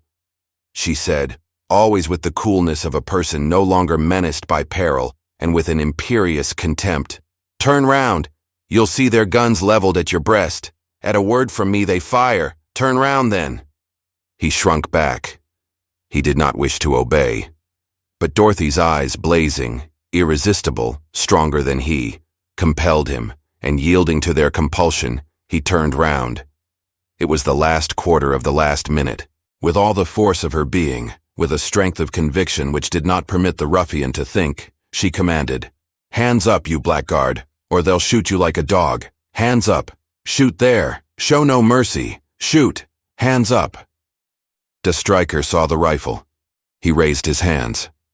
Dorothy sprang on him and in a second tore a revolver from his jacket pocket and aiming at his head, without her heart quickening a beat and with a perfectly steady hand, she said slowly, her eyes gleaming maliciously, Idiot, I told you plainly you were lost. Chapter 17. The Secret Perishes. The scene had not lasted a minute, and in less than a minute the readjustment had taken place. Defeat was changed to victory, a precarious victory. Dorothy knew that a man like De Stryker would not long remain the dupe of the illusion with which by a stroke of really incredible daring she had filled his mind. Nevertheless, she essayed the impossible to bring about the ruffian's capture, a capture which she could not effect alone, and which would only become definite if she kept him awed till the freeing of Webster, Errington, and Marco Dario. As authoritative as if she were disposing of an army corps, she gave her orders to her rescuers. One of you stay there with the rifle leveled, ready to fire at the slightest movement, and let the remainder of the troop go to set the prisoners free. Hurry up now. Go round the tower. They're to the left of the entrance, a little further on. The remainder of the troop was Castor and Pollux, unless St. Quentin went with them, thinking it best simply to leave his rifle, model 1870, resting in the loophole and aimed directly at the ruffian. They are entering. They are searching, she said to herself, trying to follow the movements of the children. But she saw De Stryker's tense face little by little relax. He had looked at the barrel of the rifle. He had heard the quiet steps of the children, so different from the row which a band of peasants would have made. Soon she no longer doubted that the ruffian would escape before the others came. The last of his hesitation vanished. He let his arms fall, grinding his teeth. Sold, he said. It's those brats and the rifle is nothing but old iron. My God, you have a nerve. Am I to shoot? Come off it. A girl like you kills to defend herself, not for killing's sake. To hand me over to justice? Will that give you back the diamonds? I would rather have my tongue torn out and be roasted over a slow fire than divulge the secret. They're mine. I'll take them when I please. One step forward, and I shoot. Right, you've won the party. I'm off. He listened. The brats are gabbling over yonder. By the time they've untied them, I shall be a long way off. Au revoir. We shall meet again. No, she said. Yes, I shall have the last word. The diamonds first, the love affair afterwards. I did wrong to mix the two. She shook her head. You will not have the diamonds. Would I let you go if I weren't sure? But, and I've told you so, you are lost. Lost? And why? He sneered. I feel it. He was about to reply, but the sound of voices nearer came to their ears. He leapt out of the guardroom and ran for it, bending low through the bushes. Dorothy, who had darted after him, aimed at him with a sudden determination to bring him down. But after a moment's hesitation, she lowered her weapon, murmuring, No, no, I cannot. I cannot. And then what good would it be? Anyhow, my father will be avenged. She went towards her friends. The boys had had great difficulty in freeing them, so tangled was the network of cords that bound them. Webster was the first to get to his feet and run to meet her. Where is he? Gone, she said. What? You had a revolver and you let him get away? Errington came up, then Dario, both furious. He has got away? Is it possible? But which way did he go? Webster snatched Dorothy's weapon. You hadn't the heart to kill him? Was that it? I had not, said Dorothy. A blackguard like that. A murderer. Ah, well, that's not our way, I swear. Here we are, friends. Dorothy barred their way. And his confederates? There are 5 or 6 of them besides de Stryker, all armed with rifles. All the better, said the American. There are 7 shots in the revolver. I beg you, she said, fearing the result of an unequal battle. I beg you. Besides, it's too late. They must have got on board their boat. We'll see about that. The 3 young men set out in pursuit. She would have liked to go with them, but Montfaucon clung to her skirt, sobbing, his legs still hampered by his bonds. Mummy, don't go away. I was so frightened. She no longer thought of anything but him, took him on her knees, and consoled him. You mustn't cry, Captain dear. It's all over. That nasty man won't come back anymore. Have you thanked Saint Quentin? And your comrades Castor and Pollux? Where would we have been without them, my darling? She kissed the 3 boys tenderly. Yes. Where would we have been? Ah, Saint Quentin, the idea of the rifle. What a find. You are a splendid fellow, old chap. Come and be kissed again. And tell me how you managed to get to us. I didn't miss the little heaps of pebbles that you sowed along the path from the inn. But why did you go round the marsh? Did you hope to get to the ruins of the chateau by going along the beach at the foot of the cliffs? Yes, Mummy, replied Saint Quentin, very proud at being so complimented by her and deeply moved by her kisses. And wasn't it impossible? Yes, but I found a better way. On the sand, a little boat, which we pushed into the sea. And you had the courage, the 3 of you, and the strength to row? It must have taken you an hour? An hour and a half, Mummy. There were heaps of sandbanks which blocked our way. At last we landed not far from here in sight of the tower, and when we got here I recognized the voice of de Stryker. Ah, my poor dear darlings. Again there was a deluge of kisses, which she rained right and left on the cheeks of Saint Quentin, Castor's forehead, and the captain's head. And she laughed, and she sang. It was so good to be alive, so good to be no longer face to face with a brute who gripped your wrists and sullied you with his abominable leer. But she suddenly broke off in the middle of these transports. And Maître Delarue? I was forgetting him. He was lying at the back of his cell behind a rampart of tall grasses. Attend to him. Quick, Saint Quentin. Cut his ropes. Goodness. He has fainted. Look here, Maître Delarue. You come to your senses. If not, I leave you. Leave me, cried the notary, suddenly waking up. But you've no right. The enemy. The enemy has run away, Maître Delarue. He may come back. These are terrible people. Look at the hole their chief made in my hat. The donkey finished by throwing me off just at the entrance to the ruins. I took refuge in a tree and refused to come down. I didn't stay there long. The ruffian knocked my hat off with a bullet. Are you dead? No. But I'm suffering from internal pains and bruises. That will soon pass off, Maître Delarue. Tomorrow there won't be anything left, I assure you. Saint Quentin, I put Maître Delarue in your charge, and yours too, Montfaucon. Rub him.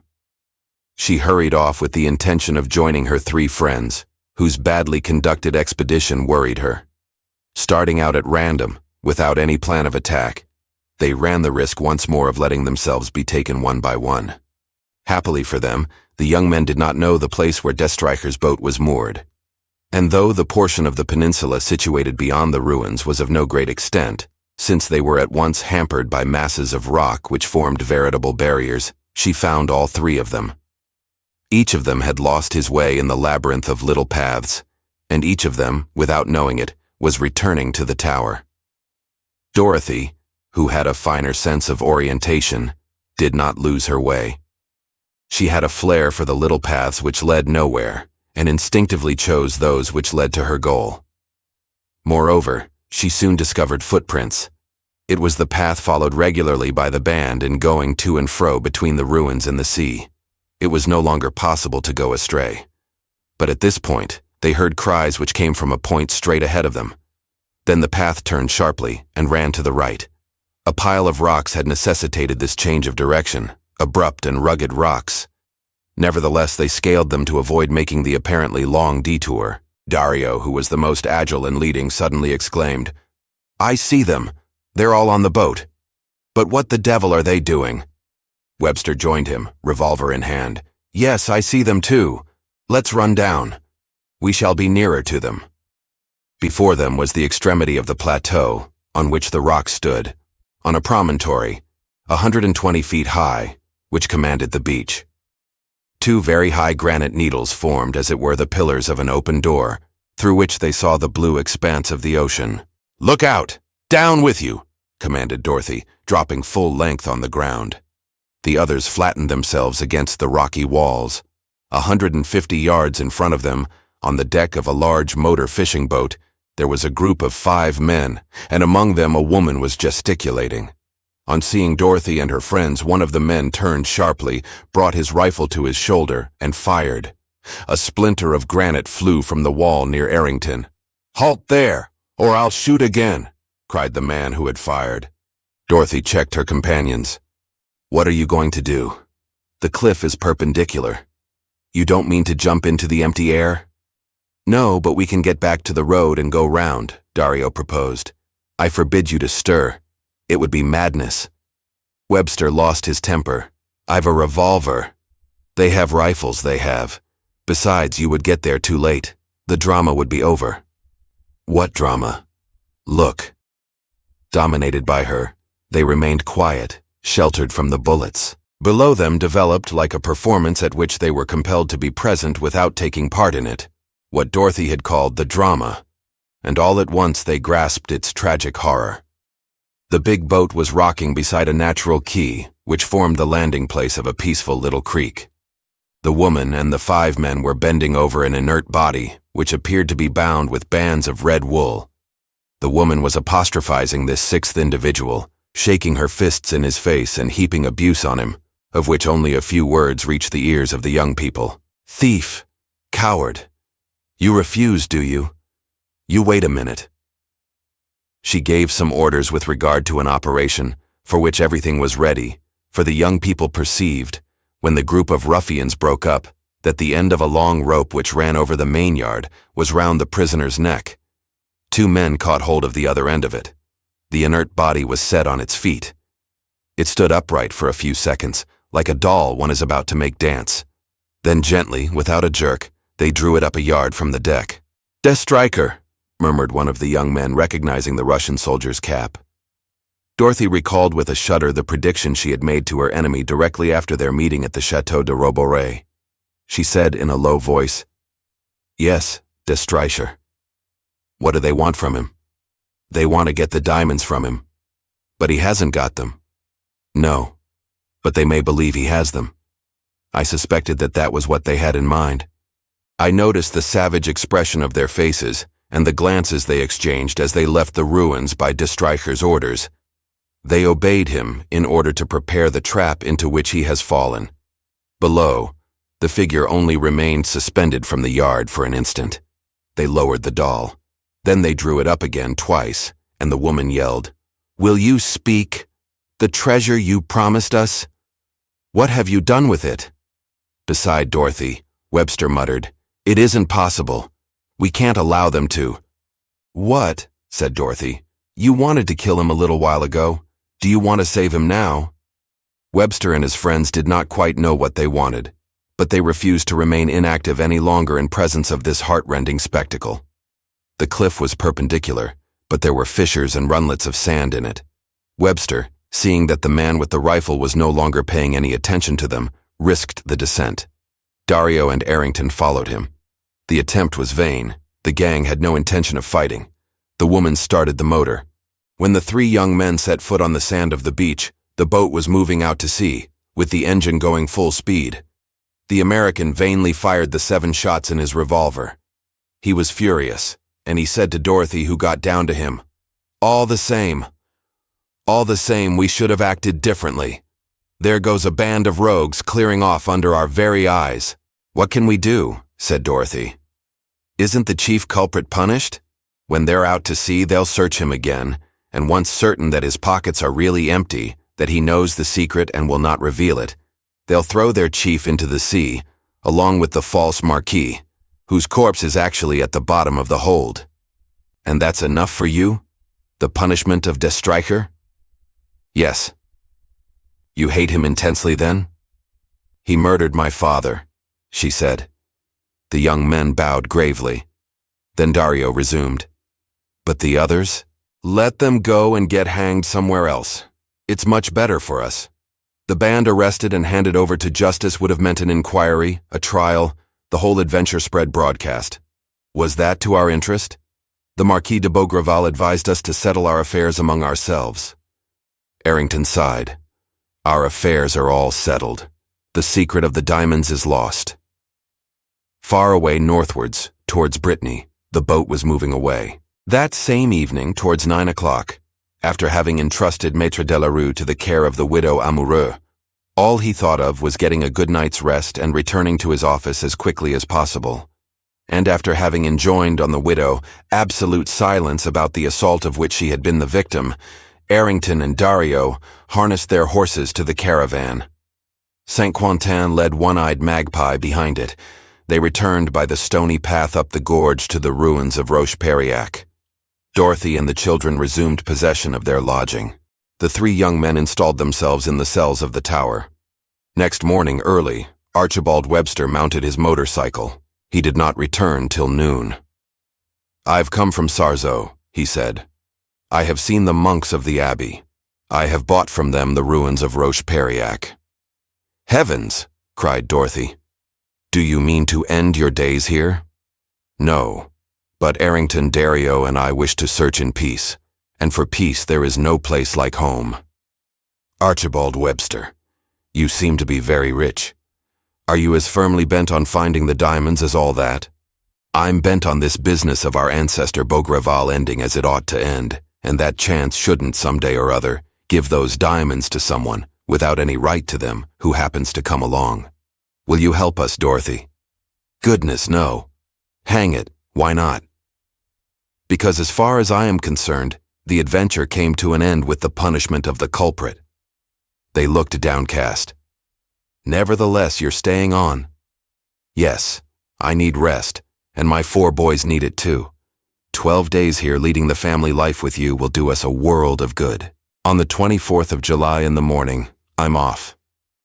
The date is fixed? Yes. For us too? Yes, I'm taking you with me. And to where do we travel? An old manor in Vendée, where at the end of July, other descendants of the Lord of Beaugreval will find themselves gathered together. I'm eager to introduce you to our cousins d'Avernois and Chagny Roborey. After that, you will be at liberty to return here, to bury yourselves with the diamonds of Golconda. Along with you, Dorothy? Without me. In that case, said Webster, I sell my ruins. For the 3 young men, those few days were a continuous enchantment. During the morning they searched, without any kind of method, be it said, and with an ardor that lessened all the more quickly, because Dorothy did not take part in their investigations. Really, they were only waiting for the moment when they would be with her again. They lunched together, near the caravan, which Dorothy had established under the shade of the big oak which commanded the avenue of trees. A delightful meal, followed by an afternoon no less delightful, and by an evening which they would have willingly prolonged till the coming of dawn. Not a cloud in the sky spoilt the beautiful weather. Not a traveler tried to make his way into their domain or pass beyond the notice they had nailed to a branch. Private property, man-traps. They lived by themselves, with the 4 boys with whom they had become the warmest friends, and in whose games they took part. All 7 of them in an ecstasy before her whom they called the wonderful Dorothy. She charmed and dazzled them. Her presence of mind during the painful day of the 12th of July, her coolness in the chamber in the tower, her journey to the inn, her unyielding struggle against De Streicher, her courage, her gaiety, were so many things that awoke in them an astounded admiration.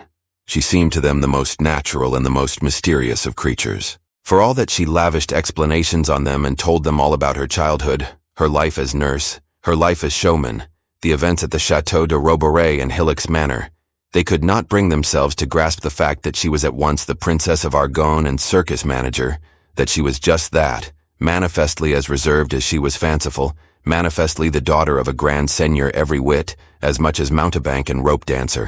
But her delicate tenderness towards the 4 children touched them profoundly. To such a degree did the maternal instinct reveal itself in her affectionate looks and patient care. On the 4th day, Marco Dario succeeded in drawing her aside and made his proposal. "I have 2 sisters who would love you like a sister. I live in an old palace in which, if you would come to it, you would wear the air of a lady of the Renaissance." On the 5th day, the trembling Errington spoke to her of his mother, who would be so happy to have a daughter like you. On the 6th day it was Webster's turn. On the 7th day, they nearly came to blows. On the 8th day, they clamored to her to choose between them. "Why between you?" said she laughingly. "You are not the only people in my life besides my 4 boys. I have relations, cousins, other suitors perhaps. Choose." On the 9th day, under severe pressure, she promised to choose. "Well there," she said, "I'll set you all in a row, and kiss the one who shall be my husband." "When?" "On the 1st day of the month of August. Swear it. I swear it." After that they stopped searching for the diamonds. As Errington observed, and Montfaucon had said it before him, the diamonds they desired were she, Dorothy. Their ancestor Beaugreval could not have foreseen for them a more magnificent treasure. On the morning of the 24th, Dorothy gave the signal for their departure. They quitted the ruins of Roche-Periac and said goodbye to the riches of the Marquis de Beaugreval. "All the same," said Dario, "you ought to have searched, Cousin Dorothy. You only are capable of discovering what no one has discovered for 2 centuries. With a careless gesture she replied, "Our excellent ancestor took care to tell us himself where the fortune was to be found. In Robore. Let us accept his decision."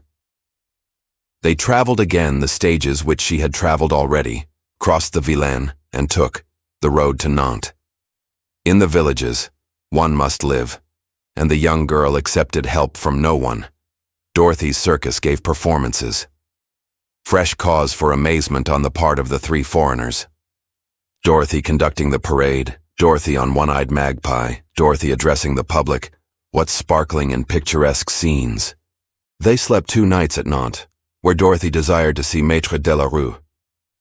Quite recovered from his emotions, the notary welcomed her warmly, introduced her to his family, and kept her to lunch. Finally, on the last day of the month, starting early in the morning, they reached Hillock's Manor in the middle of the afternoon. Dorothy left the caravan in front of the gateway with the boys and entered, accompanied by the 3 young men. The courtyard was empty. The farm servants must be at work in the fields. But through the open windows of the manor they heard the noise of a violent discussion. A man's voice, harsh and common, Dorothy recognized it as the voice of Voirin, the moneylender, was scolding furiously, reinforced by thumps on the table. "You've got to pay, Monsieur Raoul. Here's the bill of sale signed by your grandfather. At 5 o'clock on the 31st of July, 1921, 300,000 francs in banknotes or government securities. If not, the manor is mine. It's 450. Where's the money?" Dorothy heard next the voice of Raoul, then the voice of Count Octave de Chagny, offering to arrange to pay the sum. "No arrangements," said the moneylender. "Banknotes. It's 456. Archibald Webster caught Dorothy by the sleeve and murmured, "Raoul? It's one of our cousins?" "Yes." "And the other man?" "A moneylender. Offer him a check." "He won't take it." "Why not?" "He wants the manor." "What of it? We're not going to let a thing like that happen." Dorothy said to him, "You're a good fellow, Archibald, and I thank you. But do you think that it's by chance that we're here on the 31st of July at 4 minutes to 5? She went towards the steps, mounted them, crossed the hall, and entered the room. 2 cries greeted her appearance on the scene. Raoul started up, very pale. The Countess de Chagny ran to her. She stopped them with a gesture. In front of the table, Voirin, supported by 2 friends whom he had brought as witnesses, his papers and deeds spread out before him, held his watch in his hand. 5 o'clock, he cried in a tone of victory. She corrected him. 5 o'clock by your watch, perhaps, but look at the clock. We have still 3 minutes. And what of it? Said the moneylender. Well, 3 minutes or more than we need to pay this little bill and clear you out of the house. She opened the traveling cape she was wearing and from one of its inner pockets drew a huge yellow envelope which she tore open. Out of it came a bundle of 1,000-franc notes and a packet of securities. Count, monsieur. No, not here. It would take rather a time, and we're eager to be by ourselves. Gently, but with a continuous pressure, she pushed him towards the door, and his 2 witnesses with him. Excuse me, monsieur, but it's a family party. Cousins who haven't seen one another for 200 years. And we're eager to be by ourselves. You're not angry with me, are you? And by the way, you will send the receipt to Monsieur d'Avernois. Au revoir, gentlemen. There's 5 o'clock striking. Au revoir. Chapter 18. In Robore, Fortuna. When Dorothy had shut the door on the 3 men, she turned to find Raoul flushed and frowning, and he said, No, I can't allow it. You should have consulted me first. Don't get angry, she said gently. I wished first of all to rid you of this fellow Voisin. That gives us time to think things out. I've thought them out, he snapped. I consider that settlement null and void. I beg you, Raoul, a little patience. Postpone your decision till tomorrow. By tomorrow, perhaps, I shall have persuaded you. She kissed the Countess de Chagny. Then beckoning to the 3 strangers, she introduced them. I bring you guests, madame. Our cousin George Errington of London. Our cousin Marco Dario of Genoa. Our cousin Archibald Webster of Philadelphia. Knowing that you were to come here, I was determined that the family should be complete. Thereupon she introduced Raoul d'Avernois, Count Octave, and his wife. They exchanged vigorous handshakes. Excellent, she said. We are united as I desired, and we have thousands and thousands of things to talk about. I've seen de Stryker again, Raoul, and as I predicted, he has been hanged. Also, I met your grandfather and Juliette Assir a long way from here, but perhaps we are getting along a bit too quickly. First of all, there is a most urgent duty to fulfill with regard to our 3 cousins who are bitter enemies of the dry regime. She opened the cupboard and found a bottle of port and some biscuits, and as she poured out the wine, she set about relating her expedition to Roche-Periac. She told the story quickly and a trifle incoherently, omitting details and getting them in the wrong order, but for the most part giving them a comic turn which greatly amused the Count and Countess de Chagny. Then, said the Countess when she came to the end of her story, the diamonds are lost? That, she replied, is the business of my 3 cousins. Ask them. During the young girl's explanations, they had all 3 stood rather apart, listening to Dorothy, pleasant to their hosts, but wearing an absent-minded air, as if they were absorbed in their own thoughts. And those thoughts the Countess must be thinking too, as well as the Count, for there was one matter which filled the minds of all of them and made them ill at ease, till it should be cleared up. It was Errington who took the matter up, before the Countess had asked the question, and he said to the young girl, Cousin Dorothy, we don't understand. No, we're quite in the dark, and I think you won't think us indiscreet if we speak quite openly. Speak away, Errington. Ah, well, it's this, that 300,000 francs.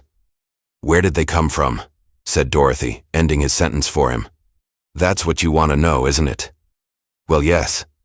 She bent towards the Englishman's ear and whispered, All my savings, earned by the sweat of my brow. I beg you. Doesn't that explanation satisfy you?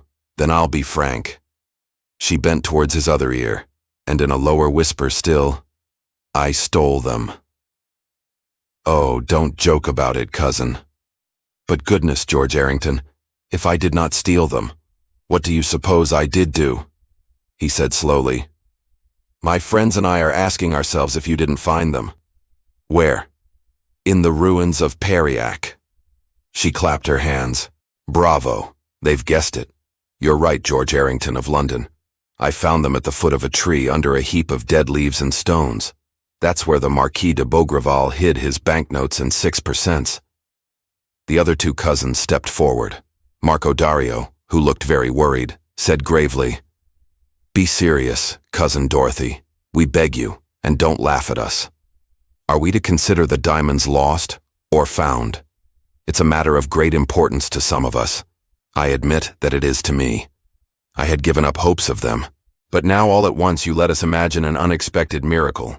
Is there one? She said, but why this supposition? Firstly, because of this unexpected money which we might attribute to the sale of one of the diamonds. And then, I must say it because it seems to us, taking it all round, quite impossible that you should have given up the search for that treasure. What? You, Dorothy, after months of conflicts and victories, at the moment you reach your goal, you suddenly decide to stand by with your arms folded. Not a single effort, not one investigation. No, on your part it's incredible. She looked from one to the other mischievously. So that according to you, cousins, I must have performed the double miracle of finding the diamonds without searching for them. There's nothing you couldn't do, said Webster gaily. The Countess supported them. Nothing, Dorothy. And I see from your air that you've succeeded in this too. She did not say no. She smiled quietly. They were all round her, curious or anxious. The Countess murmured, You have succeeded, haven't you? Yes, said Dorothy. She had succeeded. The insoluble problem, with which so many minds had wrestled so many times and at such length for ages, she had solved it. But when? At what moment? Cried George Errington. You never left us. Oh, it goes a long way further back than that. It goes back to my visit to the Château de Roborey. Eh, what? What's that you say? Cried the astounded Count de Chagny. From the first minute I knew at any rate the nature of the hiding place in which the treasure was shut up. But how? From the motto. From the motto? But it's so plain. So plain that I've never understood the blindness of those who have searched for the treasure, and that I went so far as to declare the man who, when concealing a treasure, gave so much information about it, ingenuous in the extreme. But he was right, was the Marquis de Beaugreval. He could engrave it all over the place on the clock of his chateau, on the wax of his seals, since to his descendants his motto meant nothing at all. If you knew, why didn't you act at once? Said the Countess. I knew the nature of the hiding place, but not the spot on which it stood. This information was supplied by the gold medal. 3 hours after my arrival at the ruins, I knew all about it. Marco Dario repeated several times, In Robore Fortuna, in Robore Fortuna, and the others also pronounced the 3 words, as if they were a Kabbalistic formula, the mere utterance of which is sufficient to produce marvelous results. Dario, she said, you know Latin? And you, Errington? And you, Webster? Well enough, said Dario, to make out the sense of those 3 words. There's nothing tricky about them. Fortuna means the fortune. In this case, the diamonds, said she. That's right, said Dario, and he continued his translation. The diamonds are in Robore. In the firm heart, said Errington, laughing. In vigor, in force, added Webster. And for you 3 that's all that the word Robore, the ablative of the Latin word Robore, means. Goodness, yes, they answered. Robore, force, firmness, energy. She shrugged her shoulders disdainfully. Ah, well, I who know just about as much Latin as you do, but have the very great advantage over you of being a country girl. To me, when I walk in the country and see that variety of oak which is called the Rouvre, it nearly always occurs that the old French word Rouvre is derived from the Latin word Robore, which means force and also means oak. And that's what led me, when on the 12th of July I passed along with you near the oak, which stands out so prominently in the middle of the clearing, at the beginning of the avenue of oaks. That's what led me to make the connection between that tree and the hiding place, and so to translate the information which our ancestor untiringly repeated to us. I have hidden my fortune in the hollow of a Rouvre oak. There you are. As you perceive, it's as simple as winking. Having made her explanation with a charming gaiety, she was silent. The 3 young men gazed at her in wonder and amazement. Her charming eyes were full of her simple satisfaction at having astonished her friends by this uncommon quality, this inexplicable faculty with which she was gifted. You are different, said Webster. You belong to a race of sound Frenchmen who have plenty of good sense, like all the French. No, said he, incapable of formulating the thoughts which oppressed all 3 of them. No, no. It's something else. He bent down before her and brushed her hand with his lips. Errington and Dario also bent down in the same respectful act, while to hide her emotion she mechanically translated.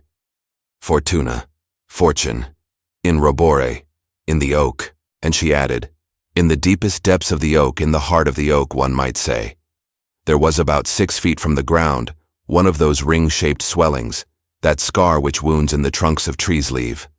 And I had an intuition that that was the place in which I must search, and that there the Marquis de Beaugreval had buried the diamonds he was keeping for his second existence. There was nothing else to do but make the test. That's what I did, during the first few nights while my 3 cousins were sleeping. Saint-Quentin and I got to work at our exploring with our gimlets and saws and center bits, and one evening I suddenly came across something too hard to bore. I had not been mistaken. The opening was enlarged, and one by one I drew out of it 4 balls of the size of a hazelnut. All I had to do was to clear off a regular matrix of dirt to bring to light 4 diamonds. Here are 3 of them, 3 of I.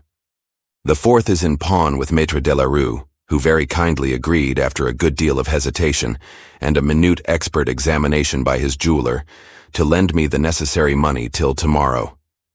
She gave the 3 diamonds to her 3 friends, magnificent stones of the same size, quite extraordinary size and cut in the old-fashioned way with opposing facets. Errington, Webster, and Dario found it disturbing merely to look at them and handle them. 2 centuries before, the Marquis de Beaugreval, that strange visionary, dead of his splendid dream of a resurrection, had entrusted them to the very tree under which doubtless he used to go and lie and read.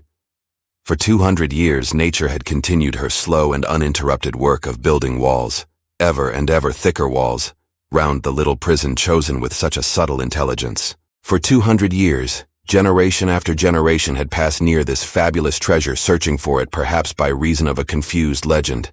And now the great-great-great-great-granddaughter of the good man, having discovered the undiscoverable secret and penetrated to the most mysterious and obscure of caskets, offered them the precious stones which their ancestor had brought back from the Indies. "Keep them," she said. 3 families sprung from the 3 sons of the Marquis have lived outside France. The French descendants of the 4th son will share the 4th diamond. "What do you mean?" asked Count Octave in a tone of surprise. "I say that we are 3 French heirs, you, Raoul, and I, that each diamond, according to the jeweler's valuation, is worth several millions, and that our rights, the rights of all 3 of us, are equal." "My right is null," said Count Octave. "Why?" she said. "We are partners. A compact, a promise to share the treasure made you a partner with my father and Raoul's father." "A lapsed compact," cried Raoul d'Avernois in his turn. "For my part, I accept nothing. The will leaves no room for discussion. 4 medals, 4 diamonds. Your 3 cousins and you, Dorothy. You only have the right to inherit the riches of the Marquis," she protested warmly. "And you too, Raoul, you too. We fought together. Your grandfather was a direct descendant of the Marquis. He possessed the token of the medal. That medal was of no value. How do you know? You've never had it in your hands. I have. Impossible. There was nothing in the disc I fished up under your eyes. It was simply a bait to catch Deathstriker. Then, when my grandfather came back from his journey to Roche-Periac, where you met him with Juliette Assir, one day I found him weeping in the orchard. He was looking at a gold medal, which he let me take from him and look at. On it were all the indications you have described. But the 2 faces were cancelled by a cross, which manifestly, as I told you, deprived it of all value." Dorothy appeared greatly surprised by this revelation, and she replied in an absent-minded tone, "Oh, really? You saw?" She went to one of the windows and stood there for some minutes, her forehead resting against a pane. The last veils which obscured the adventure were withdrawn. Really, there had been 2 gold medals. One, which was invalid and belonged to Jean d'Argonne, had been stolen by Deathstriker, recovered by Raoul's father and sent to the old Baron. The other, the valid one, was the one which belonged to the old Baron, who, out of prudence or greed, had never spoken of it to his son or grandson. In his madness and dispossessed in his turn of the token, which he had hidden in his dog's collar, he had gone to win the treasure with the other medal, which he had entrusted to Juliette Assir, and which Destriker had been unable to find. All at once, Dorothy saw all the consequences which followed this revelation. In taking from the dog's collar the medal which she believed to be hers, she had robbed Raoul of his inheritance. In returning to the manor and offering alms to the son of the man who had been an accomplice in her father's murder, she had imagined that she was performing an act of generosity and forgiveness, whereas she was merely restoring a small portion of that of which she had robbed him. She restrained herself and said nothing. She must act cautiously in order that Raoul might never suspect his father's crime. When she came from the window to the middle of the room, you would have said that her eyes were full of tears. Nevertheless, she was smiling, and she said in a careless tone, "Serious business tomorrow. Today let us rejoice at being reunited and celebrate that reunion. Will you invite me to dinner, Raoul, and my children too?" She had recovered all her gaiety. She ran to the big gateway of the orchard and called the boys, who came joyfully. The captain threw himself into the arms of the Countess de Chagny. Saint-Quentin kissed her hand. They observed that Castor and Pollux had swollen noses, signs of a recent conflict. The dinner was washed down with sparkling cider and champagne. All the evening Dorothy was light-hearted and affectionate to them all. They felt that she was happy to be alive. Archibald Webster recalled her promise to her. It was the next day, the 1st of August, that she was to choose among her suitors. "I stick to my promise," she said. "You will choose among those who are here? For I suppose that Cousin Raoul is not the last to come forward as a candidate. Among those who are here. And as there can be only one chosen, I insist on kissing you all tonight." She kissed the 4 young men, then the Count and Countess, then the 4 boys. The party did not break up till midnight. Next morning, Raoul, Octave de Chagny, his wife, and the 3 strangers were at breakfast in the dining room when a farm servant brought a letter. Raoul looked at the handwriting and murmured gloomily, "Ah, a letter from her. Like the last time. She has gone." He remembered, as did the Count and Countess, her departure from Roborey. He tore open the letter and read aloud. "Raoul, my friend, I earnestly beg you to believe blindly what I am going to tell you. It was revealed to me by certain facts which I learnt only yesterday. What I am writing is not a supposition, but an absolute certainty. I know it as surely as I know that light exists, and though I have very sound reasons for not divulging the proofs of it, I nevertheless wish you to act and think with the same conviction and serenity as I do myself. By my eternal salvation, this is the truth. Errington, Webster, Dario, and you, Raoul, are the veritable heirs of the Marquis de Beaugreval, specified in his will. Therefore the 4th diamond is yours. Webster will be delighted to go to Nantes tomorrow to give Maître de la Rue a check for 300,000 francs and bring you back the diamond. I am sending to Maître de la Rue at the same time as the receipt which he signed, the necessary instructions. I will confess, Raoul, that I felt a little disappointed yesterday when I discerned the truth. Not much, just a few tears. Today I am quite contented. I had no great liking for that fortune. Too many crimes and too many horrors went with it. Some things I should never have been able to forget. And then money is a prison, and I could not bear to live locked up. Raoul, and you, my 3 new friends. You asked me, rather by way of a joke, wasn't it, to choose a sweetheart among those who found themselves at the manor yesterday. May I answer you in rather the same manner, that my choice is made, that it is only possible for me to devote myself to the youngest of my 4 boys first, then to the others. Don't be angry with me, my friends. My heart, up to now, is only the heart of a mother, and it only thrills with tenderness, anxiety, and love for them. What would they do if I were to leave them? What would become of my poor Montfaucon? They need me in the really healthy life we lead together.